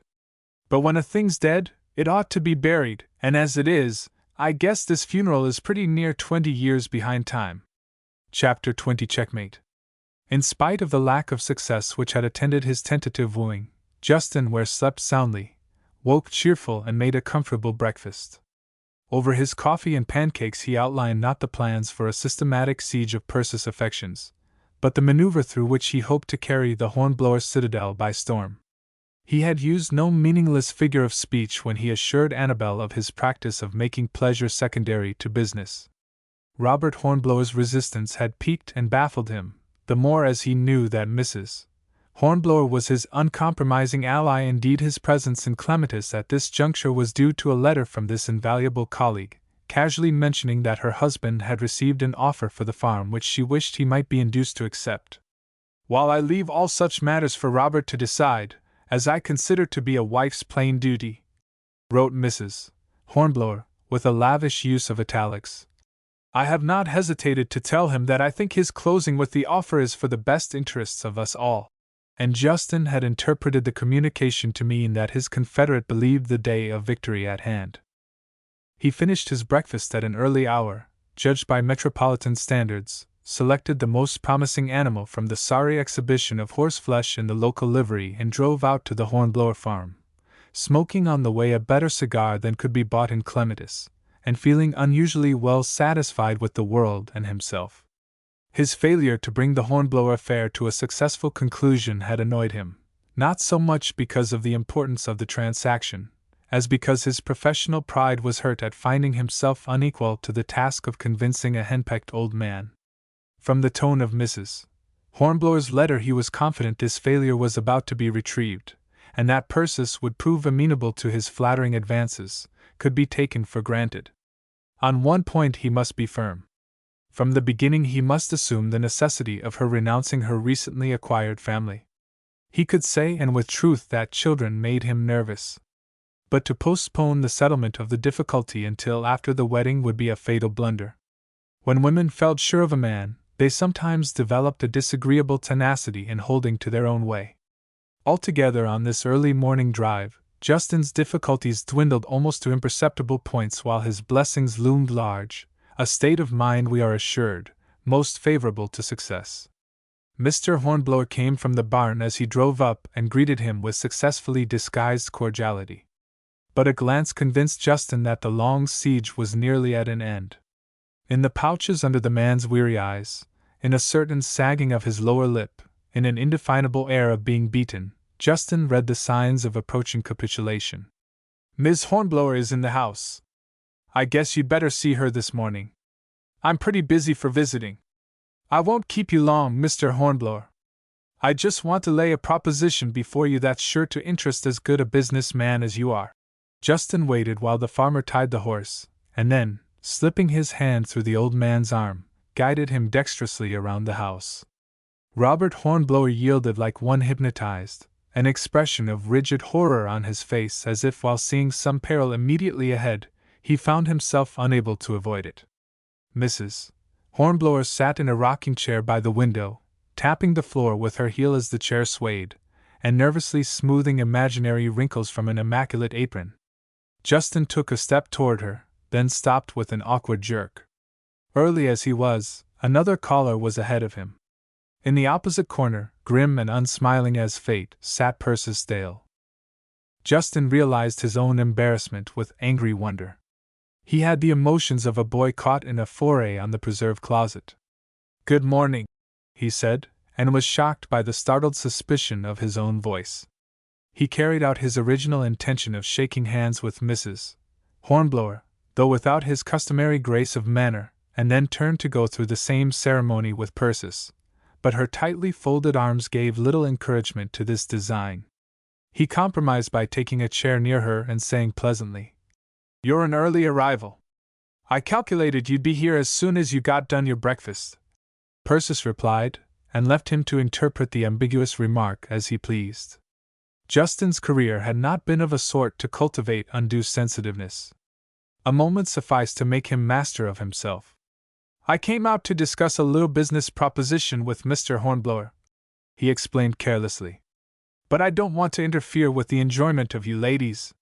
Some other time." "Don't mind me," interposed Persis. "Ms. Hornblower and I haven't anything special to talk about. We're interested in your business proposition, both of us." "I don't know as I care to hear it," interrupted Mr. Hornblower, speaking with a certain wildness, an indication that he had almost reached the limit of resistance. His voice was shrill and unnatural. "All I want is to be left in peace on the farm where my father lived and died before me." "Robert," said the submissive Mrs. Hornblower witheringly, "I'd be ashamed to talk as if I'd been born an oyster instead of a man." "Of course, Mr. Hornblower," Ware began soothingly, "I should be very unwilling to overpersuade you. If my proposition does not commend itself to your own good judgment, you are perfectly justified in turning it down. Or if you are not in the mood for talking business today, some other time." "There's no time like the present," said Persis Dale. "And if you don't like what he's got to offer, you can say no, Mr. Hornblower, and stick to it. Your no is as good as his yes, I'm sure, when it's your business that's being talked of." She had suddenly become the dominant figure in the room. Mrs. Hornblower glanced at her uncertainly. The promoter smiled propitiatingly. The old man shuffled toward her with an evident hope that through proximity he might profit by her sturdy strength. "I don't mind listening, Persis," he said tremulously. "I'm a reasonable man. What I object to is being nagged and badgered as if I didn't have a right to say my soul was my own." "I'm sure, Mr. Hornblower," Ware interrupted, "that Miss Dale will tell you that I have no wish to hurry you into any decision you will regret. In our business, satisfied patrons are our best asset. I only want to call attention to a little matter that may have escaped your attention and then leave you to think it over." Though his remarks were addressed to the farmer, his appealing gaze was fixed on Persis. He was disagreeably uncertain as to her attitude. Possibly she had come with the purpose of doing him a favor. And possibly, but he dismissed the alternative before it had taken shape in his thoughts. On the evening before he had made plain his willingness to take up their acquaintance just where it had left off, 20 years before. And if he knew anything of women, nothing would induce her to imperil the renewal of that relation. In spite of this conviction, his manner showed embarrassment as he began his explanation. The smooth phrases he had used so often that he could have spoken them in his sleep came readily to his lips, but even to himself they sounded hollow and unconvincing. He was embarrassed, too, by Persis' tendency to ask questions, to inform herself as to every detail of the plan he was unfolding. So persistent was she in her cross-examination that Mrs. Hornblower showed signs of irritation. "Goodness, Persis, it ain't necessary for Mr. Ware to go into all those points. It ain't as if this was the first time we had ever talked over the matter. It's just as well to have things plain," Persis replied imperturbably. Justin noticed that she looked less youthful and comely than on the occasions when he had previously seen her. She had the gray and careworn look excusable in a woman approaching the 40th milestone who has spent a wakeful night. He was conscious of a sense of annoyance in noting the distinctness of the triangle formed by her firm mouth and the lines that slanted obliquely back from its corners. Her persistence, too, troubled him. He was well aware that there is no more serious flaw in a wife than the habit of asking questions. In spite of interruptions, he finally finished his story and folded the papers from which he had used certain figures to give his statements an authoritative air. Mr. Hornblower squirmed uneasily, looking at Persis as if appealing for help. "As I said before, Mr. Hornblower," Justin assured him with an air of gentle consideration, "I am not at all desirous of hurrying you in the matter. If you prefer to think over what I have said, and then when you reach a decision—" "I don't see," exclaimed Mrs. Hornblower, from her seat near the window, "why it shouldn't be settled today. We've got a good offer for the farm now, but if Robert keeps Mr. Jeffries hanging by the gills, the chances are that he'll satisfy himself somewhere else. And it isn't as though we hadn't talked this over from A to Izzard. You've got to make up your mind sometimes. Persis Dale corroborated her. I always feel as if 'twas a relief to get a thing settled. Mrs. Hornblower, who up to this moment had seemed to regard Persis' presence as an affront, smiled upon her almost affectionately. Robert Hornblower had an air of feeling himself deserted. Justin was not sure. But before you get the thing all settled and signed, Persis continued smoothly, there's one little thing I'd like to have Mr. Ware explain. If this investment is such a good thing for you, why isn't it just as good for me? A tense silence followed, which Mrs. Hornblower broke. For you? She pushed her spectacles up on her forehead as if she found the lenses an obstruction to vision rather than an aid. Have you been thinking of putting any money into apples? I asked him last night about investing $10,000 in this company. He talked against it, strong. He gave me to understand that if I was getting 10% on my money I was lucky. Justin sat with his eyes on the floor, making no effort to explain. It was checkmate, and he knew it. The love of his youth had played with him, tricked him, used him for her purposes even while he believed her on the point of capitulation. It was small consolation at that moment to realize that greater men had lost greater stakes through that little illusion of being irresistible to the sex. He turned sick with humiliation, hot with hate. He had prided himself on his sophistication, and this countrywoman had laid a trap for him into which he had obligingly blundered. To attempt an explanation would be folly. Checkmate. 10%! Mrs. Hornblower's voice rose shrill and frightened. Why, in the Apple of Eden Investment Company. Yes, I reminded him about the 25% by the 10th year, and he laughed at me. Said the guarantee you set such store by might as well be used for curl papers, if the company got sick of its bargain. Why don't you say something? Mrs. Hornblower turned on Justin furiously. What do you mean by letting her run on in this crazy fashion and never wagging your tongue? Underneath her anger sounded a note of despair. No one who knew Persis Dale ever doubted her absolute truth. And unless she had lied, the thing was beyond explanation. Before Justin could reply, Robert Hornblower was on his feet. Another startling transformation had come over the old man. Years and decrepitude fell from him like a discarded garment. As he advanced upon Justin, his fists clenched, he actually looked a formidable figure. You get out of my house, you sneaking lying swindler! You clear out and never open your head to me one word about your damned old company, or I'll. Robert! Shrieked Mrs. Hornblower in hysterical protest. Ware rose with as much dignity as the situation permitted. Few men can feel themselves the target of the scorn of three honest people and not wince, and Justin, whatever his weaknesses, did not lack sensibility. If you wish to accept Miss Dale's version of the matter, it is immaterial to me. I have given you more time than I could well afford to spare so small an investment, because I remembered you as my boyhood friends. I shall be glad to drop the matter. And then, quite against his will, he looked at Persis. She sat straight and pale, her eyes steely, her lips grim. And once he had kissed those lips, and those contemptuous eyes had poured into his, faith and love unstinted. As he stumbled toward the door, the thought crossed his mind that the boy who had won the love and respect of Persis Dale was not the poor dolt he had thought him. The years had brought loss as well as gain. Good morning. He made an effort to speak with his customary easy self-possession, and Mr. Hornblower's answer was to slam the door upon him. Good riddance to damned bad rubbish, he roared. Robert! Screamed Mrs. Hornblower. Profanity at your age. Twice in 5 minutes. Hold your tongue! The mental collapse of Mrs. Hornblower was physically evident. Flabby and shaken, she sat looking with unfeigned terror at her metamorphosed lord and master. And Mr. Hornblower, puffing out his chest, looked very much like the oldest son of the individual he had appeared an hour previous. I've got a word to say to you, Lena, remarked the reconstructed Mr. Hornblower.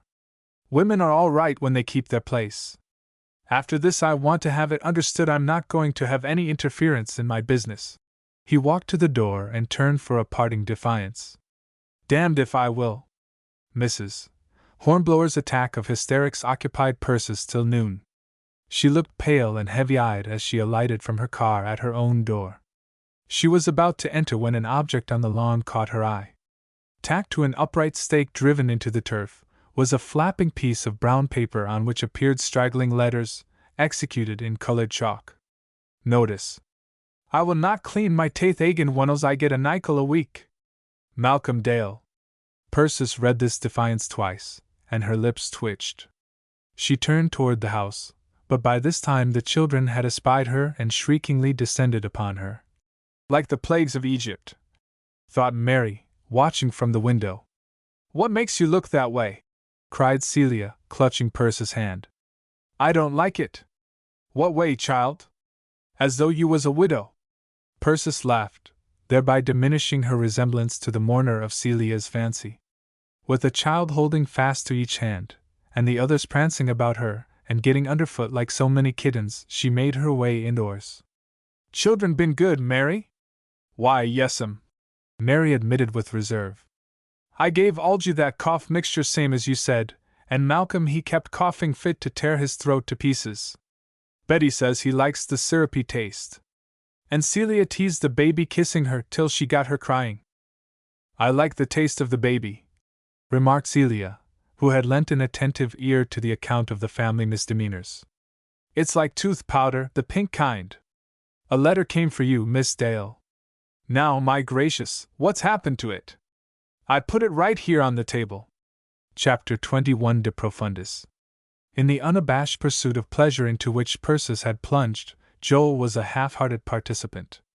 His lifelong habit of standing scornfully aloof while his fellow beings strove to enjoy themselves proved no match for Celia's artless appeals. Please come, Uncle Joel, she would coax. It's lots more fun with you along. And to the open amusement of his neighbors and his sister's ill-concealed wonder, Joel submitted to long automobile rides, to briefer excursions on the river and lake, and to eating picnic luncheons with his back against a tree and on his face an expression conveying his unshaken conviction that there were ants in his sandwich. It is unlikely that Joel's presence on these occasions added in any marked degree to the general hilarity, but Celia's satisfaction was unmistakable. She always sat beside him with an air of proprietorship, digging her sharp little elbow into the sparse cushioning of his lean thighs, or when weary, dropping her frosy head against his shoulder with an engaging certainty that it was there for that very purpose. Like many another who has defied capture till after middle life, Joel atoned for past immunity by the thoroughness of his surrender. But on this particular August morning, when an all-day expedition had been planned to Huckleberry Mountain, Joel revolted. Whether he had really been surfeited with picnics, or only feared that he might grow to enjoy such puerile forms of entertainment, and so lose some of the austere dignity which had hitherto distinguished him, it is certain that he came down to breakfast with his mind made up. Even to Celia's coaxing he was adamant. You mustn't tease Uncle Joel any more, Persis finally admonished the child. You don't want him to go if he wouldn't have a good time.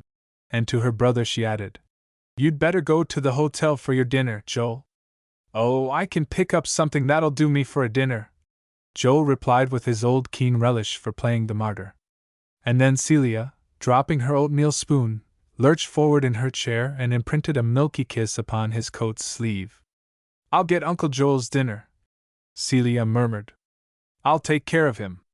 But you're going on the picnic. No, Aunt Persis. Celia resumed an upright position with a suddenness that endangered her half-emptied bowl of porridge. I don't like picnics without Uncle Joel. I'd rather stay with him. Joel groped for the toast. The plate was directly in front of him, but he could not see it for a blinding rush of tears. Never in his life had he known such sweet elation, never such humility. There is an irresistible flattery in the preference of a child. Except for the love of his dead mother and for his sister's affection, the latter a curious blending of duty and traditional sentiment which would have kept on working automatically whatever he might have done, Joel had never inspired a single unselfish attachment until Celia came into his life. The thing was overwhelming. His hand shook till his fork clattered against his plate. What was he to have won the heart of a child?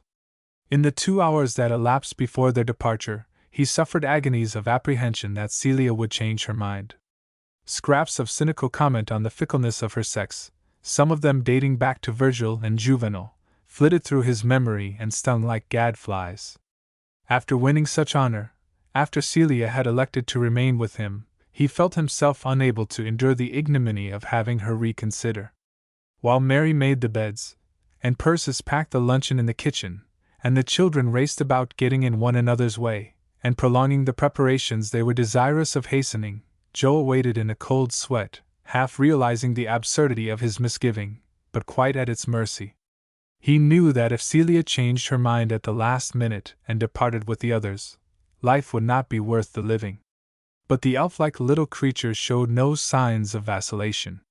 After rendering valuable assistance in getting the others ready, including the feat of breaking a fruit jar containing the lemon juice and sugar, she came and stood at Joel's side, serenely contemplative and content. Even toward Celia Joel had never been demonstrative. But as the picnic party took possession of the machine, and half a dozen hands waved a farewell, he slipped his arm about the child's shoulders and drew her to him. The day was edged with gold. The warm August sunshine seemed to reach the very depths of his heart. He had a confused impression that he had done life an injustice. "Tell me a story, Uncle Joel," commanded Celia, nestling closer. "Tell me about Miranda and Ariel and that horrid old Caliban." For to reduce Shakespeare to the juvenile comprehension had been one of the tasks imposed on Joel by his new fealty, nor did it seem to him, as once it might have done, a base perversion of the matchless creations of the English tongue that in diluted and modified form, they should interest and entertain a little maid of 6. The morning was a long rapture for the two strange comrades. Joel told stories till Celia tired of a passive role and entertained him with some of those flights of fancy compared with which the most audacious attempts of the adult imagination seem tame and groveling. Then they took a walk, hand in hand, after which Celia discovered that she was hungry and a raid was made upon the pantry. Perhaps nothing so conclusively proved the completeness of Joel's subordination as the overthrow of his dietetic theories. The first course of their meal was bread and molasses, and it wound up with honey and ginger snaps. By this time the sun had taken full possession of the front piazza, and Joel pulled his chair around to the shady north side of the house and sat there in after-dinner tranquility, while Celia played about on the lawn. Joel's eyes followed every movement of the quaint little figure. He remembered with wonder that other people thought Betty the prettier of the two girls. To him that small piquant face with the unruly hair, the straight black brows and the wonderful kindling eyes, embodied all that was beautiful. His selfish middle-aged heart ached under the strain of accommodating this wealth of sweet, swelling tenderness. Celia had wandered across the grass toward the clump of maples which once had shaded the big barn erected in Joel's youth, and never rebuilt after the fire. She turned to kiss her hand, and he kissed his back, the first time in a matter of some 35 years that his dignity had so unbent.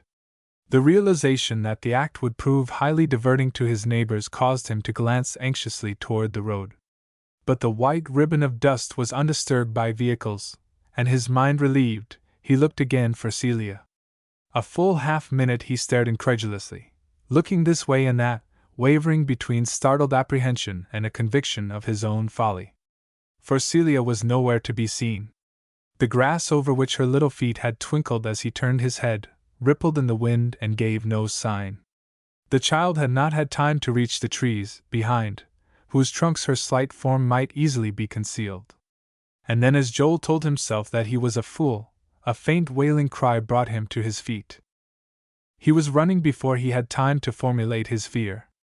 And then a startling memory spurred him to more desperate haste. He recalled the old well by the barn, boarded over years before and later so concealed by the encroachment of grass and weeds that its very existence had been forgotten. But time had taken its toll even from the stubborn oak, and at last it had yielded under a child's light weight. Joel knew it as he ran, but the sight of the splintered irregular opening, across which the clover heads nodded serenely to one another, gave a poignant anguish to his realization. He tore the rotting planks aside, and looked as it seemed, down into unrelieved blackness. Then his sun-dazzled vision adjusted itself to the gloom and he saw the dank, slime-covered stones that formed the sides of the well, and below the black gleam of water and something pink and white, that struggled and went under, and showed again. "Celia! Celia!" Joel shouted. Don't be scared. Uncle Joel's coming. He had been a coward all his life. In his boyhood he had shrunk away from risks which to Persis were exhilarating and delightful. The ill health of 20 years had tended to confirm and increase that native weakness. Yet at this supreme moment no thought of his own danger crossed his mind. The saving of Celia was all. He kicked off his slippers and, gripping the curb for support, lowered himself into the pit. A rush of cold air like a breath from an open grave enveloped him. Finding foothold in the crevices of the green damp stones, digging his fingers into slimy crannies, panting, slipping, bruising his flesh without feeling the hurt, this frail hypochondriac went to the aid of the child who somehow had blundered into his heart. The water in the well reached Joel's armpits as he stood on its bottom and lifted Celia to his shoulder. She clung to him for a little with a suffocating grip, strangling, sobbing, panic-stricken. And as he strove to soothe her, for the first time fear laid its cold hand upon him. He looked up to the circle of blue sky so terrifyingly distant, and it seemed incredible that he could ever have made that precipitous descent. Unencumbered he had accomplished the miracle, but he knew he could never climb back to the warm peace of the upper air with Celia in his arms. The child's sobs were quieting. She was perched upon his shoulder, her arm wound tightly about his neck. Even at the moment, when all the tragic possibilities of the event crowded on his mind, he felt the tremor of her rigid little body, and thought anxiously that Celia was in danger of taking cold. With an effort he took a grip upon realities. Gently he loosened the pressure of the child's encircling arms. Celia, honey, don't hold Uncle Joel so tight. He's got to get breath enough to holler, so somebody will come and take us out of this. He had shouted till he was hoarse before he realized his folly. There were no neighbors near enough to hear his cries. The sensible thing was to husband his strength till some vehicle passed, and then call lustily. Again he addressed the child. Celia, dearie, keep your ears open. When we hear wheels coming, we'll holler for all we're worth. They listened till they heard upon the road the rhythmic footbeats of horses, and the rattle of some farmer's wagon rumbling homeward from the village. Then together they screamed for help. But the hoofs went on beating their tattoo till the sound grew faint, and the rattle of the wagon died in the distance. Again and again the sound which told of human nearness woke hope in their hearts, only to die in the ensuing silence. Uncle Joel, Celia wailed. I'm cold. Her sobs echoed uncannily as if the well were filled with the ghosts of weeping children. Again he gazed at the disk of blue sky overhead. He seemed to himself to be viewing it from some indeterminate halfway house between life and death. And yet of the two, the invisible world seemed nearer than the earth roofed over by that placid sky. As time passed his suffering became acute.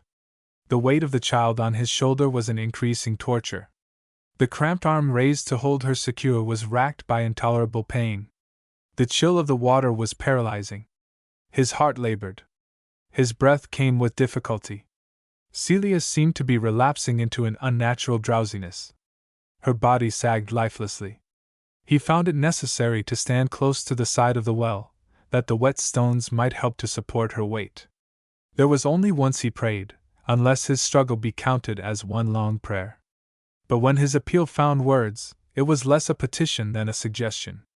She's so little, Lord, for it to end here, and she's had a hard time so far. The fun's just beginning. It showed no lack of wisdom, perhaps, that his prayer ended there. His mind must have wandered a little later. It seemed as if his mother were beside him, encouraging him as she had done long before in his boyhood when he had wrestled with a difficult task. And then he was out in the woods with a crowd of his boyhood companions, and the wild geese were flying south. Honk! Honk! Honk! Guess that's why it's so cold, Joel said, addressing the shadowy assembly. Winter's coming. The sound of his own voice brought him back to reality. What he had heard was the horn of Persis Carr. She had returned. And the love of life woke in him and gave him strength to scream lustily again and again.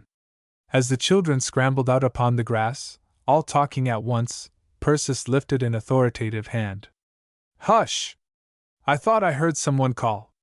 I don't hear nothing, Miss Dale, said Mary tranquilly. Persis again enjoined silence. As her gaze swept uneasily over the peaceful, familiar scene, her eyes were arrested by one of the rotting boards which had formed the cover of the unused well. Joel, wrenching it from its place, had flung it out into the clover. It had not been there that morning, Persis knew.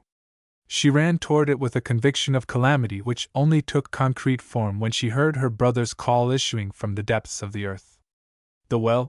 She cried with self-accusing anguish. The old well. But when she stood by its edge and sent her voice ringing down into its depth, it was steady and strong. I'm going for help, Joel. 'Twon't be much of any time now. Just a little longer. Mary and the children had never seen the Persis who came running toward them. They shrank back from her stern presence, half afraid. Mary, take the children into the house and keep them there. Call up the doctor and tell him to get here as quick as he can. And have that coil of new rope that's in the shed ready for me by the time I'm back. She had leaped into the machine while she was giving her orders. It described a dizzy circle in the grass, shot down the driveway, and sped screaming along the dusty road.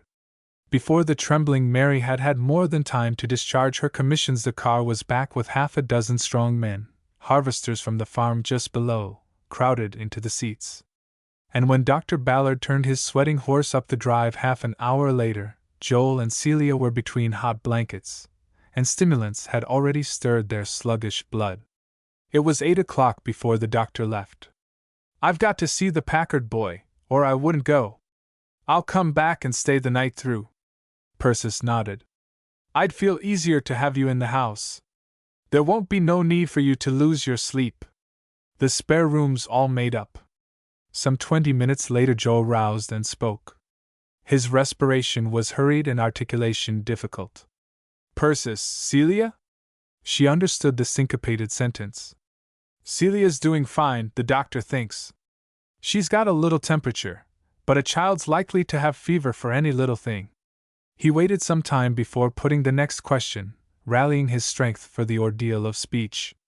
Don't suppose 'twould do for me to see her? Persis looked at him with a curious tightening of the lips, in her eyes an unaccustomed blending of tenderness and pride.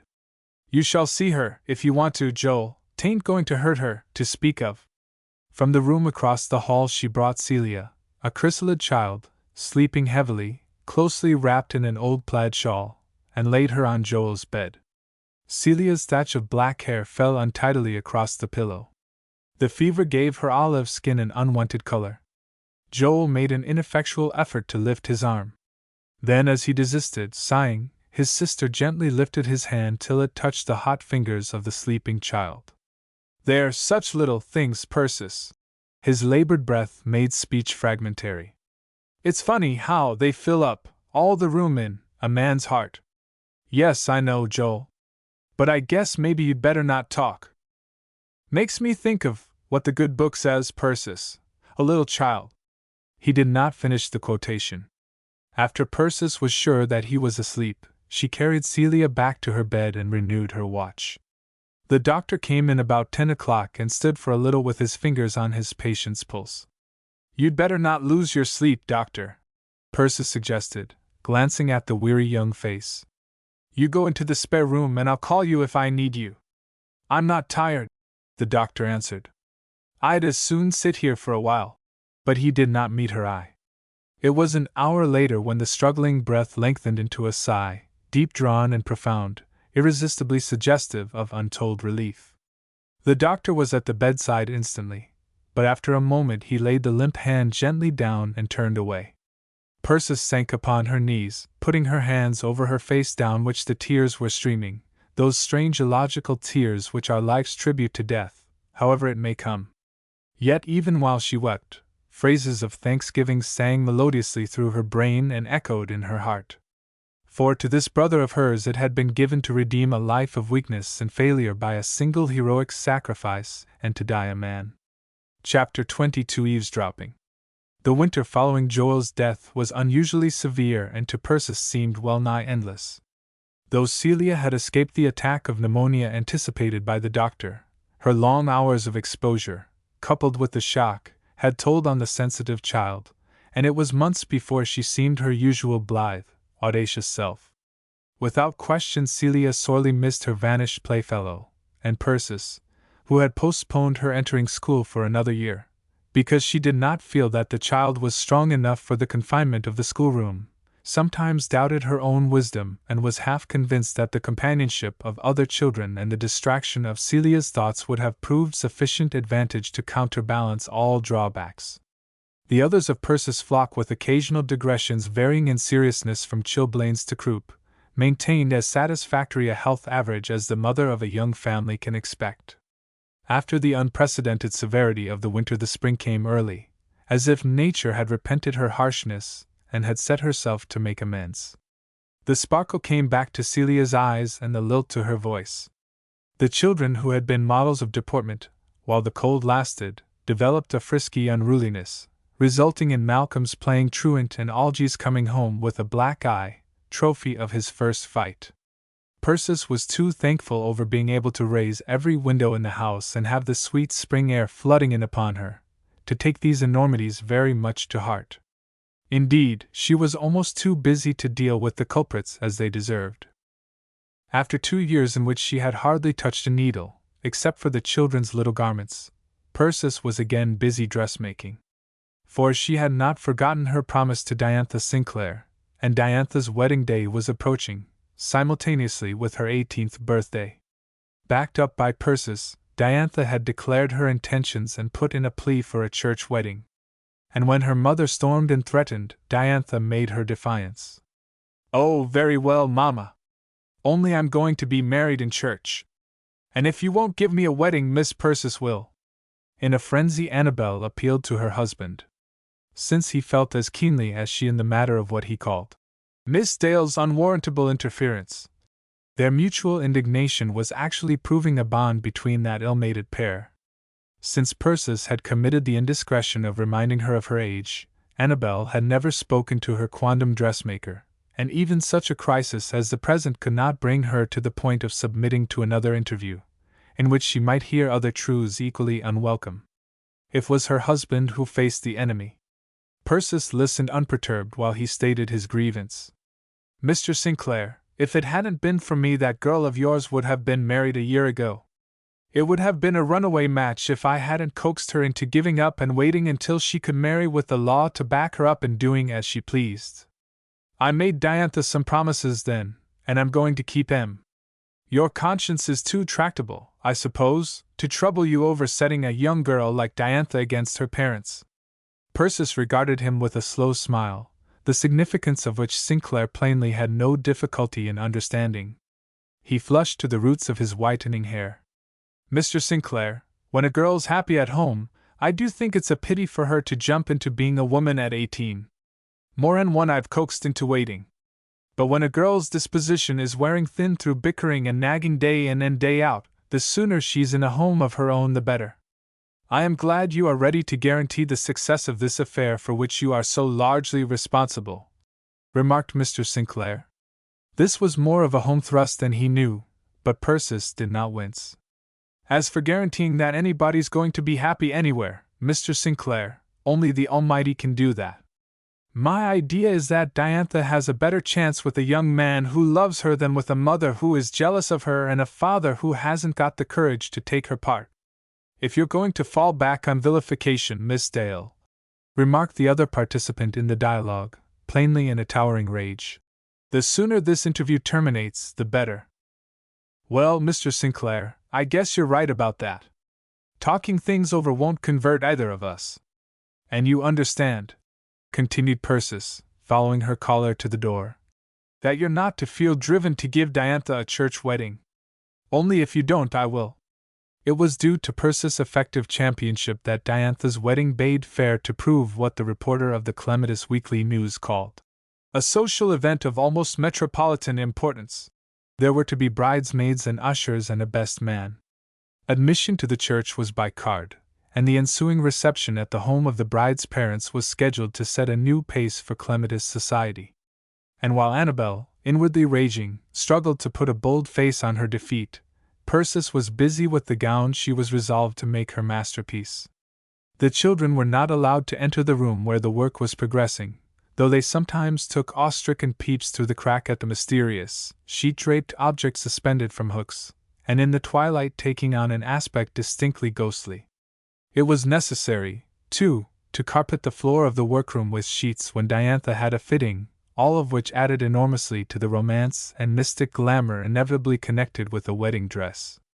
The children, with whom Diantha had always been a prime favorite, instead of rushing tumultuously to meet her, now stood off when she presented herself, and looked her over, as if, like the dress in Percis's workroom, she had become enveloped in mystery. Mingled with the scraps of white satin which littered the floor were scraps of black silk. After the wedding day had been fixed upon, the mother of the groom swept down upon Persis, wheedling and peremptory by turns. "Persis Dale, I don't care if you are worth enough to buy and sell me twice over, you've got to make me a dress to wear to my boy's wedding. It's no use for you to shake your head, Persis, I ain't had a waistline since you went out of business. And when I think how Annabelle Sinclair's going to be rigged out, I'm worried for fear Thad will be ashamed of me. They say she's going up the city every week for fittings, just as if she was going to be the bride stead of Diantha." It was clearly reprehensible in Mrs. West, after throwing herself on Persis' sympathy and carrying her point, to be late to a fitting. Persis, who planned to clear the cobwebs from her tired brain by an exhilarating spin in her car at 4 o'clock, had appointed 2 for Mrs. West to try on the black silk. By 1:15 she was fidgety, and as the clock struck the half-hour, she waxed indignant. "Now, Etta West needn't think I'm going to put myself out to make her dress if she can't keep her appointments. Folks that ask favors ought to be particular not to make any more trouble than they can help." Another 10 minutes of waiting quite exhausted Persis' store of patience. She stepped into the kitchen where Mary's sister was helping Mary with the extra work due to Persis' engrossing activities. "Keep an eye on Celia and the baby, girls. If they say they're hungry, try 'em with bread and butter without any sugar. I'll probably be back before the rest get home from school, but if I'm not here, tell them not to go away. We'll have a good ride before supper." The West dwelling had that look of peaceful complacency characteristic of well-ordered establishments in mid-afternoon. Persis entered by the unlocked kitchen door, carrying Mrs. West's skirt over her arm. "Ms. West," she called challengingly. "Ms. West." And then, as the silence remained unbroken, she found her irritation evaporating in anxiety. Could anything be wrong?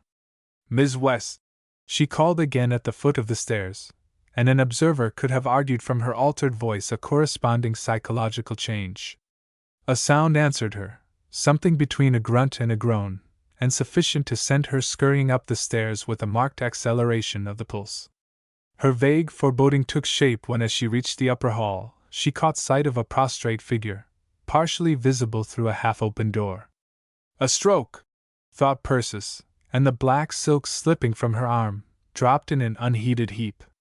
The recumbent figure did not move as Persis flew down the hall, but as she entered the room, the head stirred slightly as if to look in her direction. Persis dropped upon her knees. "Can you understand me, Etta?" She spoke with terrifying gentleness. "Don't be a fool, Persis Dale." The vehemence of the rejoinder was startling. "Why shouldn't I understand? Then it's just a fall, is it?" Mrs. West hesitated before replying. "No," she returned in a tone of marked irritability. "I didn't fall." "Then what's the matter?" "I didn't say there was anything the matter, did I?" Mrs. West's ill humor seemed to be gaining on her. "I suppose if a body wants to lie down for a while, in her own room, after her day's work is done, her neighbors haven't any real call to make a fuss." The amazed Persis continued in a kneeling position, her bewilderment rendering her incapable of movement. "You mean that you're lying here, because you like it? On a warm day," said Mrs. West with dignity. "A floor's cooler than a bed and it saves musing the spread." Persis studied her thoughtfully. "I can't say you look cool, Miss West.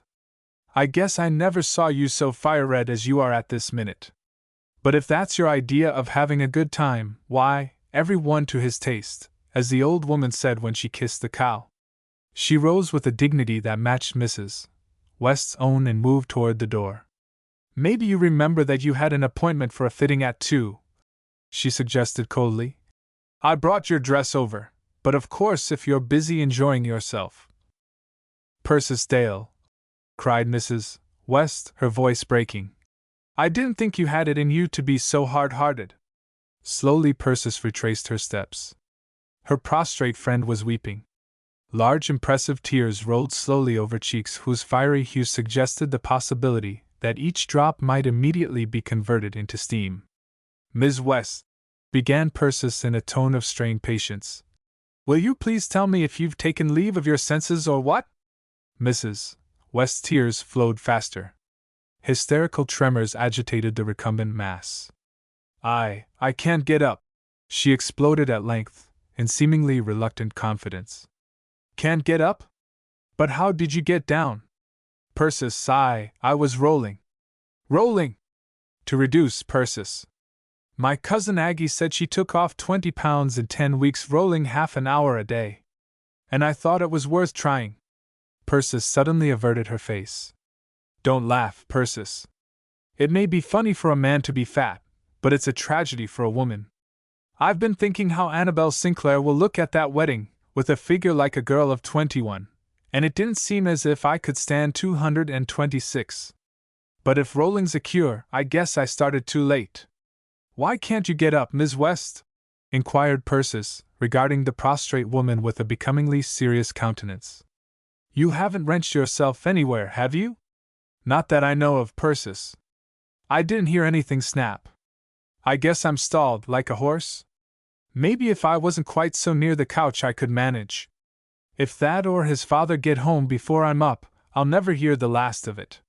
Realizing that her friend's apprehension was well grounded, Persis brought her strong muscles and resolute will to bear upon the problem. She had lifted many a sick patient too weak to turn upon his pillow, and she knew the trick of making every ounce of energy count. Inspired by her example, Mrs. West put forth all her strength, and as a result of their combined efforts she rose with ponderous slowness into a sitting position. The rest was easy. With Persis boosting and panting encouragement, the unhappy exponent of other people's theories regained her feet and tottered to a chair. Goodness gracious, Persis, I'm as limp as a wash rag. No more rolling for me, not if I get up to 300 pounds. She looked at her friend appealingly. Don't ask me to stand up and be fitted, Persis. There's no more starch in my knees than if they were pieces of string. Persis made haste to disclaim any such intention. What you want is a fan, Ms. West, and a cup of tea, to quiet your nerves down. You've got to get braced up before Mr. West comes in, or he'll be at you to find out what the trouble is. And when a man gets a little joke like this on his wife, he's bound to make it last the rest of his natural life. Leaving her friend to compose herself, Persis hurried to the kitchen and brewed the restorative cup of tea she had recommended. As she carried it to her patient, the telephone lifted up its voice. Mrs. West counted the rings. 1, 2, 3, 4. That's Nellie Gibson's call, Persis. I wish you'd listen and see if you can find out if Josephine Newhall has got there yet. Nellie's been talking of that visit all winter. Persis complied unhesitatingly.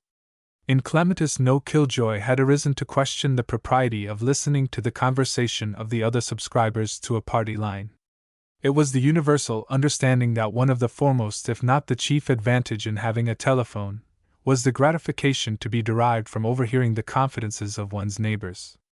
To have denominated this eavesdropping would have aroused general indignation. Persis took down the telephone without a qualm and instantly recognized the high-pitched voice of Mrs. Gibson, Thomas Hardin's sister.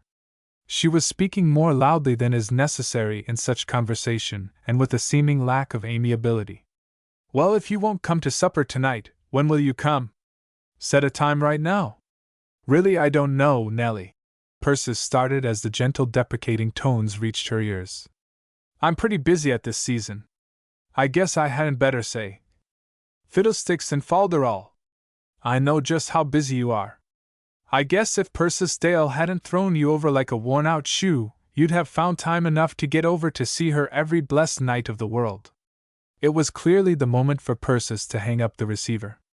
Regrettable as it is to record, she listened with a seeming accession of interest for Thomas's reply. But his only answer was a discreet silence. When you talk of being busy, Mrs. Gibson continued witheringly, I know what's in your mind. You mean you won't come to this house while Josephine is here? Still silence on the part of Thomas. Thomas Hardin, his sister burst out. Why don't you say something?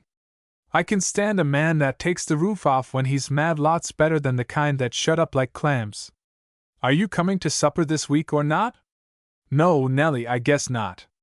You mean you're not coming near the house while Josephine stays? Be a man. Speak out plain. Nellie, said the goaded Thomas, acting on her counsel. I haven't got a thing against any friend of yours, but I'm tired of your matchmaking. Matchmaking, Mrs. Gibson repeated, like most who adopt that most thankless of the professions, ready on the instant to repudiate it. Me? Yes, Nellie, I'm not a suspicious man, but a child in arms could see through your little game. I dare say you mean it kindly, but when a man's not looking for a wife, it's embarrassing to have first one woman and then another thrown at his head. I suppose, commented Mrs. Gibson acridly, you'd rather end up your days a pitiable old bachelor, mooning over the woman who played with you for a dozen years and threw you down at last. If she threw me down, 'twas because I deserved it. Deserve nothing. You haven't the sense to go in when it rains, Thomas Hardin, and a week-old kitten would beat you for gumption. But for all that, you're a long sight more of a catch than most men. This impassioned tribute apparently left Thomas dumb. Mrs. Gibson followed up her advantage. I suppose you'd rather sit in meeting and look at the back of Persis Dale's bonnet than to have a nice wife of your own in the pew beside you. Well, since you asked me, Nellie, I would. She's made you a laughing-stock. She don't care any more for you. Of course she don't. Why should she? A woman like her. Then I wash my hands of you. Mrs. Gibson's voice suggested tears. Thank you, Nellie, Thomas returned gratefully, and his sister's receiver slammed into the hook. Thomas followed suit, and last of all, Persis Dale, after assuring herself that she was not likely to hear more, returned the receiver to its place and went to satisfy her friend's curiosity. Well? Mrs. West had emptied her teacup, and the soothing effects of the potion showed in her altered voice. Yes, Josephine's there, Persis replied to the elliptical inquiry. But I gathered from something that was let drop that maybe she wouldn't stay long. So if you want to visit with her, you'd better not waste any time. Chapter 23 Wedding Bells. The wedding dress was finished and a success. I guess it'll have to be my valedictory, Persis said with ill-concealed elation. I'm never going to beat that if I dressmake till I'm 100. As for Diantha, her ecstasy implied that whatever the risks attached to the matrimonial venture, they were abundantly offset by the privilege of arraying one's self in habiliments of such transcendental charm.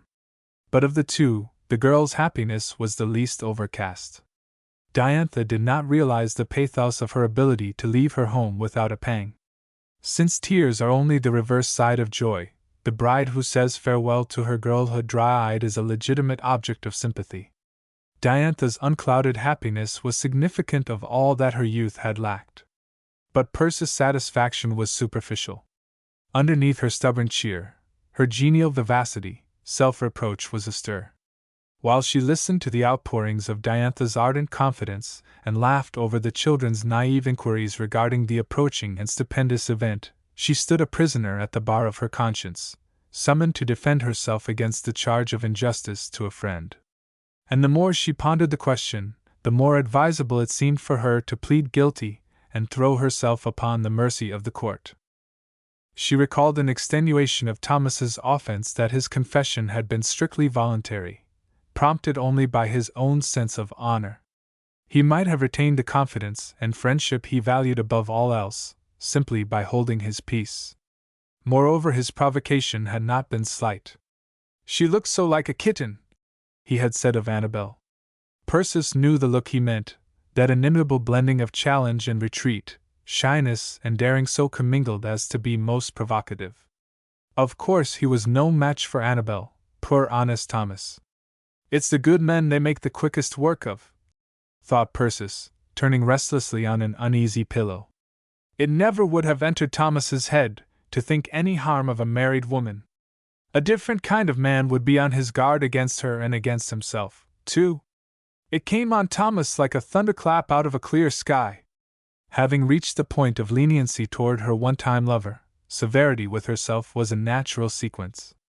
"'Tain't as if I was a girl," Persis owned, in sorrowful compunction. "I'd ought to know what men are by this time, and that the best of them need to be braced up by some good woman's backbone." She could not escape from the painful conviction that she had failed her friend. He had turned to her for help, and her hurt pride had rendered her oblivious to his need. And pride was still to be reckoned with. Even now, when she realized her fault, she shrank from extending the olive branch. Thomas loved her, and had always loved her. The episode of Annabel Sinclair had not altered his loyalty by so much as a ripple on the surface. And yet to show by a lifted eyelash or a hand held out that she was ready to let bygones be bygones seemed among the impossibilities.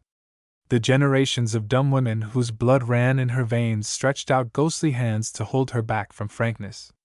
That was a woman's lot, to endure silently and leave the initiative to the man. June came and found her vacillating and uncertain. Mystic fragrances, still whispery nights, dewy mornings, gay with flowers, were flung into the scale. And when Diantha's wedding was but 2 days off, Persis suddenly capitulated. "I've always said that folks who'd let their lives go to smash for want of speaking out deserved all they got. And now it looks as if I was that sort of a fool myself." Algy, apparently apprehensive that common sense would again yield the field to tradition, she flew to the window. "Algy!" she shrieked. The boy came on the run.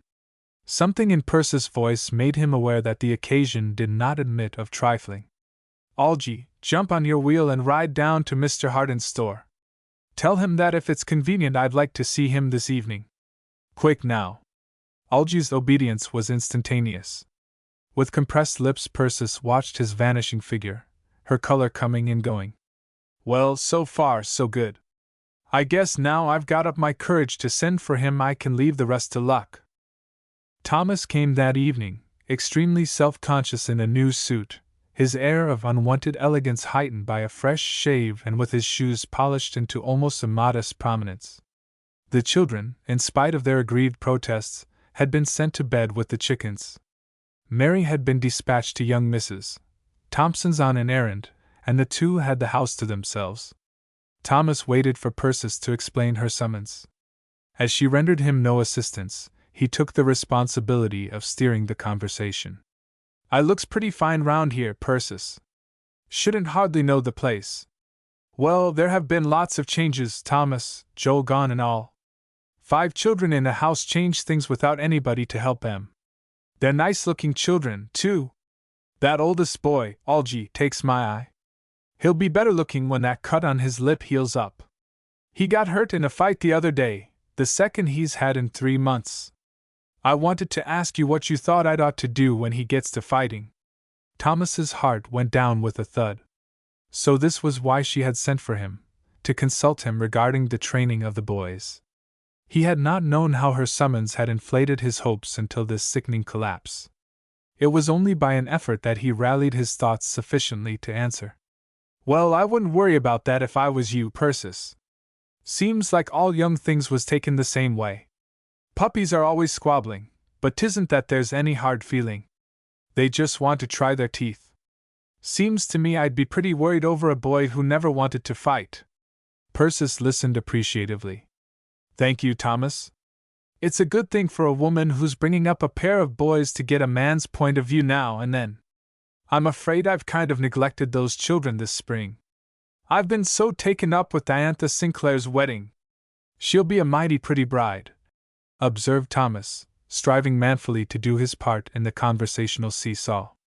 "She looks a lot like her mother when—" He broke off, overwhelmed by the realization that he had introduced the one topic which should never have been mentioned between Persis and himself. Choking with mortification, turning deeply crimson as all the blood in his body seemed rushing toward his brain, he sat motionless, an unhappy martyr consumed in the fires of his own sensitiveness. But something had given Persis a clue. She leaned forward, quite forgetful of her recent shrinking. "Thomas, you remember what you told me about Annabel Sinclair the last time you were here?" "Lord!" he panted, but her gaze held him mercilessly. "I'm not likely to forget it. What I want to know is this. How old was Annabel when you kissed her? Thomas drew out his handkerchief and mopped his damp forehead. Why, I suppose she was 15 or 16. She wasn't as tall as Diantha is, and I guess she was a few years younger. Persis did not reply. When he ventured to look in her direction, she was regarding him with strange dilated eyes. Thomas, you said she was Stanley Sinclair's wife? Well, she is, isn't she? Why, you don't mean… He interrupted himself, his look changing. What kind of a man do you think I am, Persis Dale? He challenged her angrily. If you've known me all your life and think I'm the sort to be carrying on with other men's wives, well, I guess I'd better be going. He got to his feet and then sank helplessly into a chair. He had never seen Persis cry before. He had not realized that she could cry. Yet without doubt those were tears upon her cheeks. But if crying, Persis was smiling too. His heart fluttered, and performed some extraordinary gymnastic feat, when she held out her hand. Thomas, I was in the wrong, I'll own it. I never favored jumping at conclusions and less than ever now. Maybe if I hadn't thought so much of you, I'd have been slower to think evil. He did not trouble himself with the feminine lack of logic indicated in her closing words. He had clasped her hand in both of his and was holding it last, as if he never meant to let it go. Persis, you weren't fair to me in that, but I don't lay any claim to being all I'd ought to be. There's no end of things you'd have to forgive. I don't know as I've ever told you about the time Ed Collins and I… A movement on the part of Persis' disengaged hand checked his confession. Thomas, she protested while she smiled. If you own up to any more things, I declare I believe I'll have to even up by telling you how old I am. And that's one thing a woman don't like to mention, except, of course, to her husband. 2 days later Diantha Sinclair was married at 8 o'clock in the evening. The church was crowded. Wide-eyed girls took in every detail and dreamed of acting the star role on a similar happy occasion. Complacent matrons, in their Sunday best, exchanged voluble comments. The wedding party was a trifle late, and the guests were all early, which gave opportunity for soul-satisfying gossip. Ain't those flowers lovely? I never saw anything to beat 'em except maybe at Elder Larkin's funeral. They say Persis Dale went over to the Lakeview florist in that car of hers and brought back flowers enough to fill a wash tub. Ms. West looks real nice in that new black silk. There's nothing like black for toning down a fat woman. There's Eddie Ryan in a dress suit. Wonder if it's his own or just borrowed. It hangs kind of baggy. Shouldn't wonder if his cousin up to Boston let him take his. Annabel Sinclair's slight girlish figure was the center of interest until the entrance of the bridal party. She must have guessed how the tongues were wagging, but her color did not fluctuate under the ordeal. At last Annabel had come to the point of assisting nature. The carmine had been applied with artistic restraint, and she had never looked lovelier, but her happiness in her beauty had vanished. To retain the admiration which was the breath in her nostrils, she must henceforth resort to artifice, covering up and hiding what would sooner or later be revealed in spite of her. She was not thinking of Diantha as she sat looking straight before her, but only of her own hard fate. Annabel Sinclair might be the bride herself, remarked one kindly matron on the other side of the church. Beats all how she keeps her looks. Ain't that a handsome dress, though? Sighed her companion. She had it made in the city. But Persis Dale made Diantha's dress, and somebody who saw it told me it was the handsomest thing she ever clapped her eyes on. Persis Dale sets everything by that girl. If the occupants of the pews enjoyed the long wait, not so Thad West. Pale and perspiring, he looked more like a patient about to be conveyed to an operating table than a bridegroom on the threshold of his happiness. What do you suppose is wrong, Scotty? He clutched the arm of the friend selected to stand by him in this ordeal. It's way past time. Oh, well, girls are always late, returned Scotty with soothing intent. Thad thought wrathfully that it was all very well for him to take that tone. He wasn't going to be married, hang it. Ring all right, Scotty? Sure thing.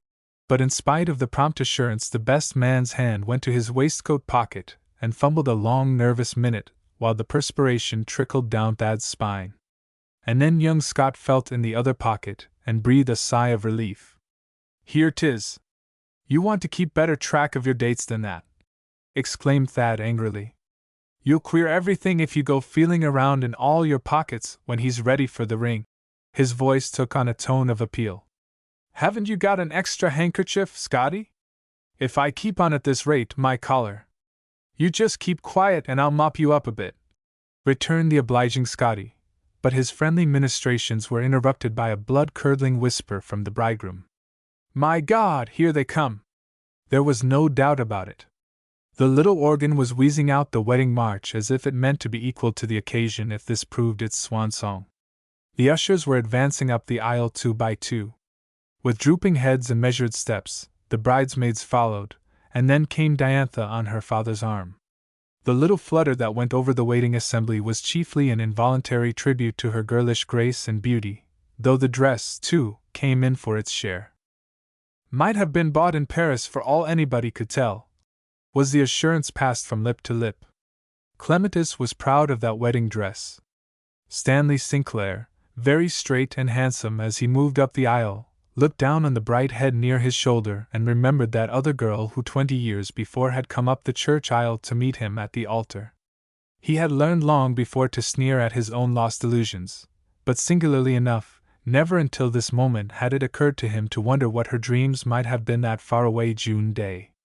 To his discomfiture the query brought a pang, and he had thought himself beyond such weakness. The petrified heart has a certain advantage over that of flesh, though possibly the ache which proves it human is a ground for felicitation. 10 minutes later Thad was wondering what he had been afraid of. Why, it was nothing. He could hardly believe that a matter so momentous could be disposed of in so few minutes. And yet it was true, and Diantha's little hand was in his, to have and to hold till death did them part. Diantha's composure throughout the ceremony had suggested that being married was an everyday matter to a person of her wide experience. Her poise and self-possession were the occasion of wondering comment among the many who were hardly able to realize even now that she had really grown up. It was not till the reception, when Persis with Thomas following bashfully in her wake came up low proffer her good wishes, that Diantha relapsed into youthfulness. She flung her arms about her old friend's neck and kissed her tumultuously. Darling Miss Persis, how perfectly lovely you look! Did you get that beautiful dress just for my wedding? The composition of Persis' reply apparently took a little time. She did not speak for a minute. Yes, I made it for your wedding, she returned at length. But I used it for my own, too. Thomas and I slipped over to the minister's after supper and got married. So we'll both wish each other joy, my dearie. It was a shock, of course, but Clematis was getting used to that where Persis was concerned. And Mrs. Hornblower voiced a feeling of more than herself when she commented on the affair at the next meeting of the Woman's Club. Persis was not present. She and Thomas had gone on a wedding trip to the seashore, and taken all the children. It's a kind of backhanded way of getting a family, said Mrs. Hornblower. Picking up one child here and another there, and then winding up with a husband. But I must say it'll take a load off my mind to see a man at the head of Persis Dale's pew. Chapter 24 Fair Play. The late October sunshine poured its prodigal gold into the little room of which Annabel Sinclair was the sole occupant, and as its single door and window were both closed, the resulting temperature was suggestive of mid-July. The room itself was plain and bare. The cottage Thad West had purchased the year following his marriage was needlessly spacious for the immediate requirements of the two young people, and for that reason, several of the rooms had been left unfurnished or nearly so, until time should justify Thad's foresight. As a rule, Annabel had a feline instinct for comfort, selecting the easiest chair and the pleasantest outlook almost unconsciously. Today her discomfort and the convent-like austerity of her surroundings failed to impress her. She was hardly aware of them. She was not in her daughter's home of her own volition that October morning. She had yielded as the most self-willed must on occasion to the assumption of her little world that this was the place where she would wish to be. But the first glimpse of Diantha had convinced her that her shrinking recoil had been well-grounded. Diantha, deadly pale and yet with little flickering, unsteady smiles, Diantha, quiet and self-possessed, with nothing but those white cheeks to show how flesh and spirit shrank from the approaching ordeal, was terrifyingly a stranger. But that she was a woman there could be no doubt. And this woman, soon to be a mother, was her child. The little, bare, remote room seemed a refuge. Annabel closed the door and would have locked it, but the key was missing. She sank into the single chair, her face storm-swept, transformed by her emotion almost beyond recognition. The natural assumption would have been that she was enduring vicariously the suffering of her daughter, bearing for the second time the pangs that had given Diantha life. As a matter of fact, Diantha's pain and peril were remote from her mood. Her mind had room for one thought. "Hast thou found me, O mine enemy?" As she stared before her, hand gripping hand, her bloodless lips moving inarticulately, she saw the monstrous folly of her self-deception. She had played at youth, listened to the love-making of undeveloped boys whose mother she might have been, and made herself believe that she could cheat time. And time, too, had had his fun. For the moment it almost seemed to her that her girlish prettiness had been his merciless concession to add to the spirit of the game, as a cat lets a mouse run with a sense of recovered freedom, only to pounce again. And now she was to be a grandmother. She made a futile effort to face the thought, to adjust her idea of herself to so astounding a development. But it was like the effort to imagine herself belonging to another race, Ethiopian or Oriental. It was unthinkable. She had a clearly defined conception of grandmothers, persons with a generous waistline and white hair. Undoubtedly they were useful people in their way, and worthy of regard. But she found it impossible to realize that she herself might belong to their number. As if recalling some experience far distant, she fell to reviewing the events of the previous evening. Her caller had been a young fellow with a carefully nurtured and on the whole a promising mustache, and with a lurid taste in socks. She had enjoyed the call. The boy's crude efforts at veiled sentiment, his languishing glances had been incense to her vanity. But tomorrow, "How is your little grandchild, Mrs. Sinclair?" he would say. Or no, he would not say it. He would not come again. He must realize, as she was doing, the absurdity of their acquaintance. He would laugh at the old woman who had painted her cheeks that she might look a girl and had let him kiss her hand as though granting a priceless favor. Annabel moaned faintly as she writhed. Every one would laugh. Every one must have been laughing for years over her silly pretenses.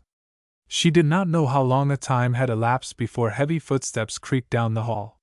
She shuddered and her body stiffened. The knock was twice repeated before she could utter an audible, "Come in." Mrs.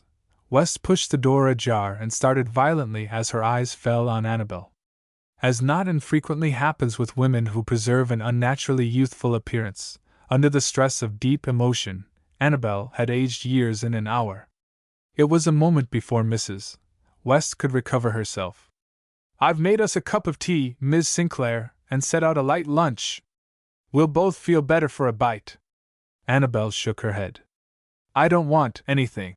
It took an effort to stifle a frenzied appeal to be left to herself. This was far from Mrs. West's thoughts.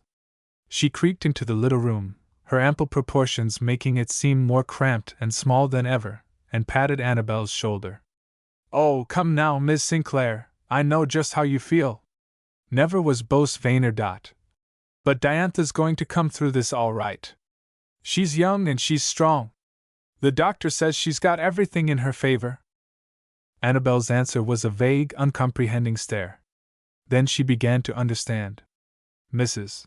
West supposed her consumed with anxiety for her daughter's safety, whereas the possibility that Diantha might die had hardly occurred to her.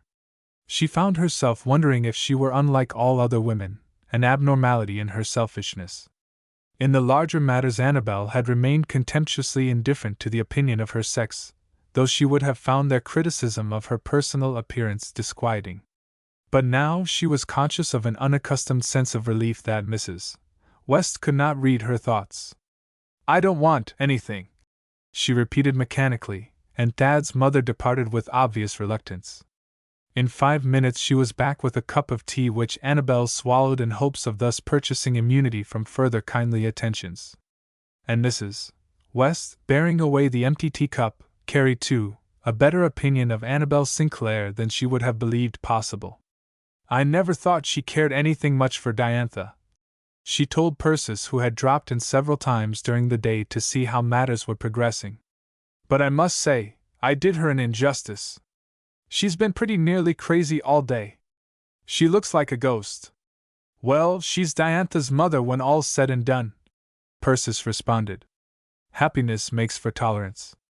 With all her charity for the wrongdoer, Persis had made an exception of Annabel Sinclair. But now the years of fatness, following instead of preceding the lean years, the overflowing fullness of her heart and life had taught her new indulgence. She was capable of believing that there was good in the woman. The afternoon dragged cruelly. Now and then some faint sound reached Annabel, vaguely suggestive of the battle which must be waged for every new existence, and each time the sagging body of the woman stiffened, and her breath grew hurried. Once Thad passed her window, his young face set and white, and his eyes reddened as if from weeping. Annabel shrank away, fearful that his glance might fall on her, but the fixed eyes of the young husband saw only his wife's girlish face as he had seen it last, colorless, quivering, undaunted. It was not far from 4 o'clock when the sound of hurrying feet quickened Annabel's lagging pulses. A door shut quickly, and then another. Someone was hurrying down the hall, someone who brought news. Annabel found herself on her feet. And then, instinctively she caught at the back of her chair to support herself, for the floor was undulating and the sunny room had grown dark. Out of the shapeless blur in which her surroundings blended, a face took shape, the face of Mrs. West, wet with tears and radiant with smiles. It was she who had sped so lightly down the long hall as if joy had given wings to her feet. "It's a boy!" She laughed out the 3 exultant words and hurried back to some interrupted task. Annabel continued to stand when at length she released her grip of the chair. Her fingers were numb and stiff. The thought crossed her mind that now she was at liberty to go home, since her grandson had come into the world, but the effort seemed beyond her strength. She sank into the chair again, half closing her eyes. The poignant pain of the past hours had changed to an overwhelming listlessness. She was too tired to think any longer, too tired even to suffer. A brisk knock at the door roused her from her apathy sufficiently for a resentful wish that they would leave her to herself. Then the door opened and Persis entered. Her face wore the look that had impressed Annabel on the face of Mrs. West, that look of supreme satisfaction, blended with a curious, vicarious pride, and with it all, something that told of tears held back.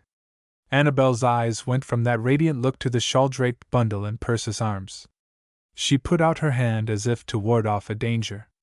Persis halted, gazing in consternation at the wreck of Annabel.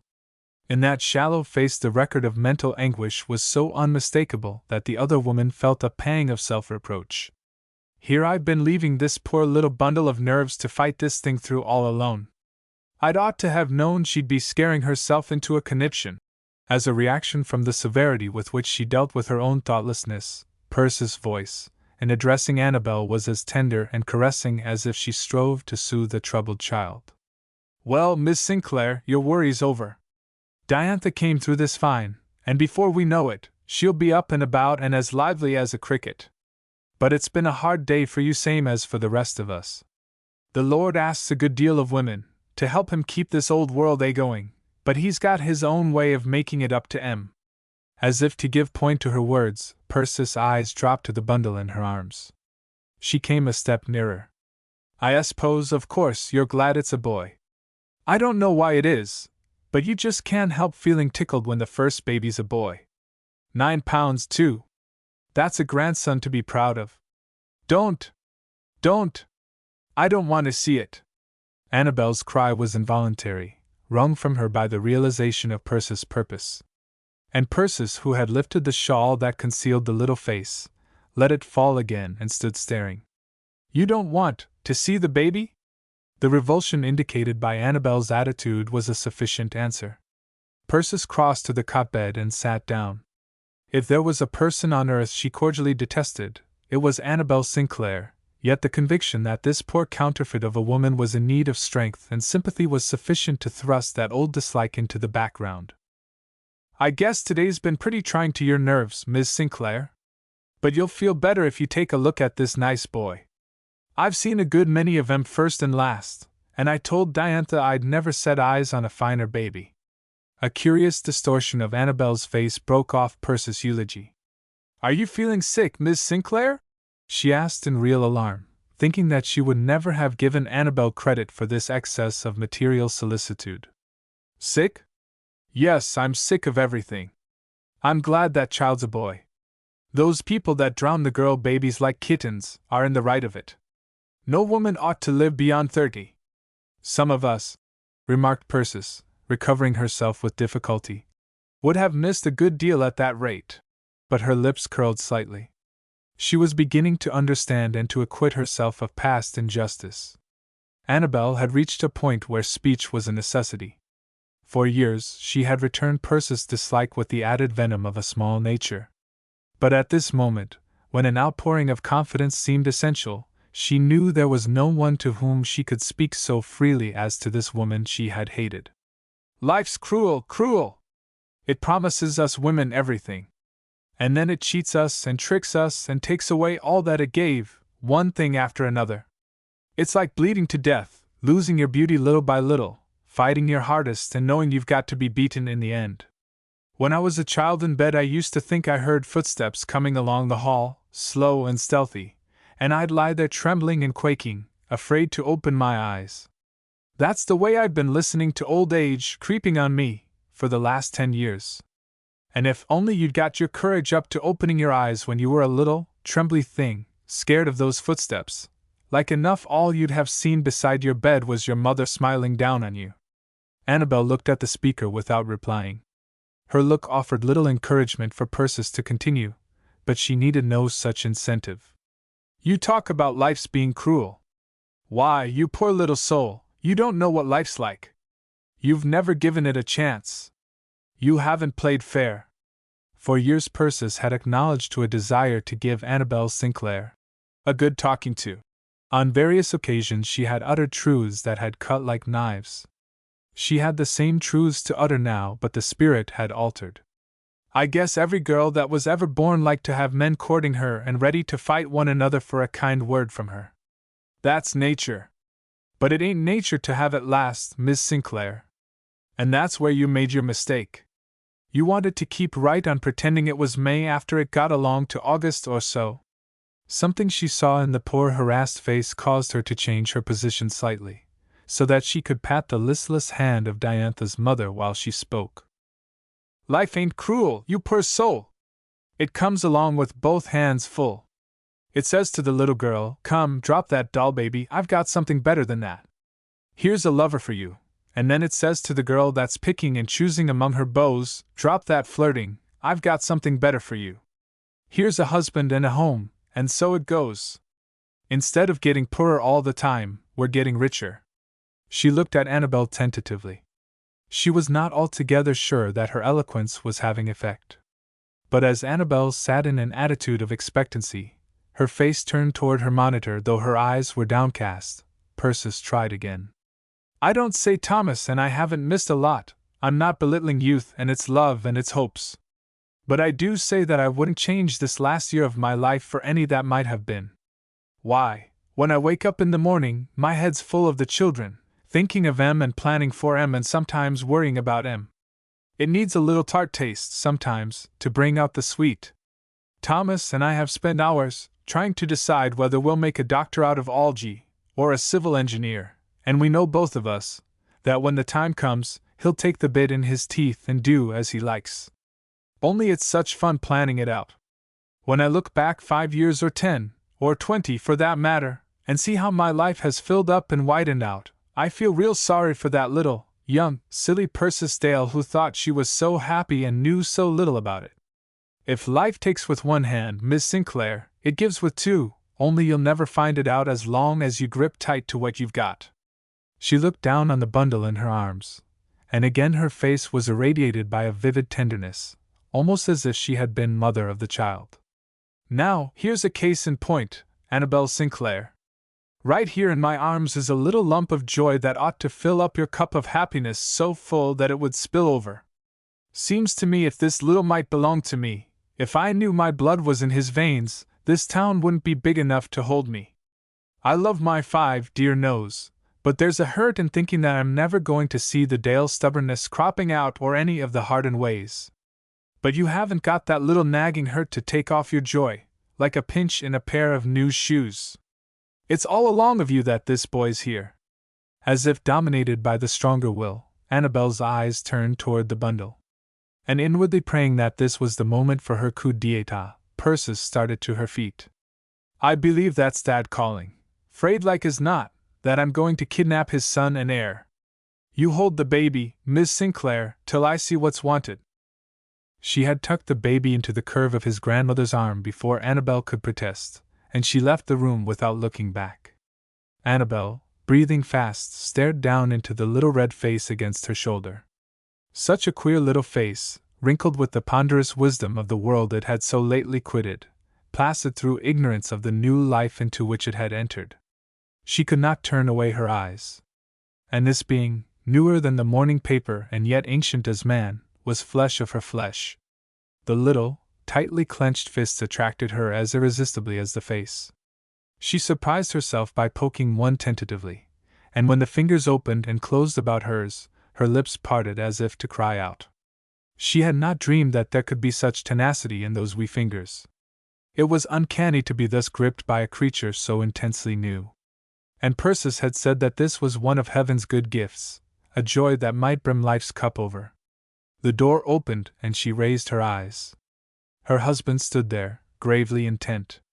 She had never looked less beautiful than in her pale disorder, but the pathos of her drooping figure and bewildered face touched him strangely. Or perhaps it was the child in her arms. It's holding to my finger, Stanley. See! Annabel's features twisted in a strange, distorted smile. Our little grandchild. He moved nearer. For all his efforts, he found it impossible to make his voice altogether matter-of-fact. You've had a hard day, I'm sure. You'd better speak to Diantha and then let me take you home. She rose to her feet unsteadily, holding the child with the peculiar awkwardness of the woman in whom the maternal instinct is lacking. But as she passed on before him, her husband saw that the tiny hand still curled tendril-like about her finger.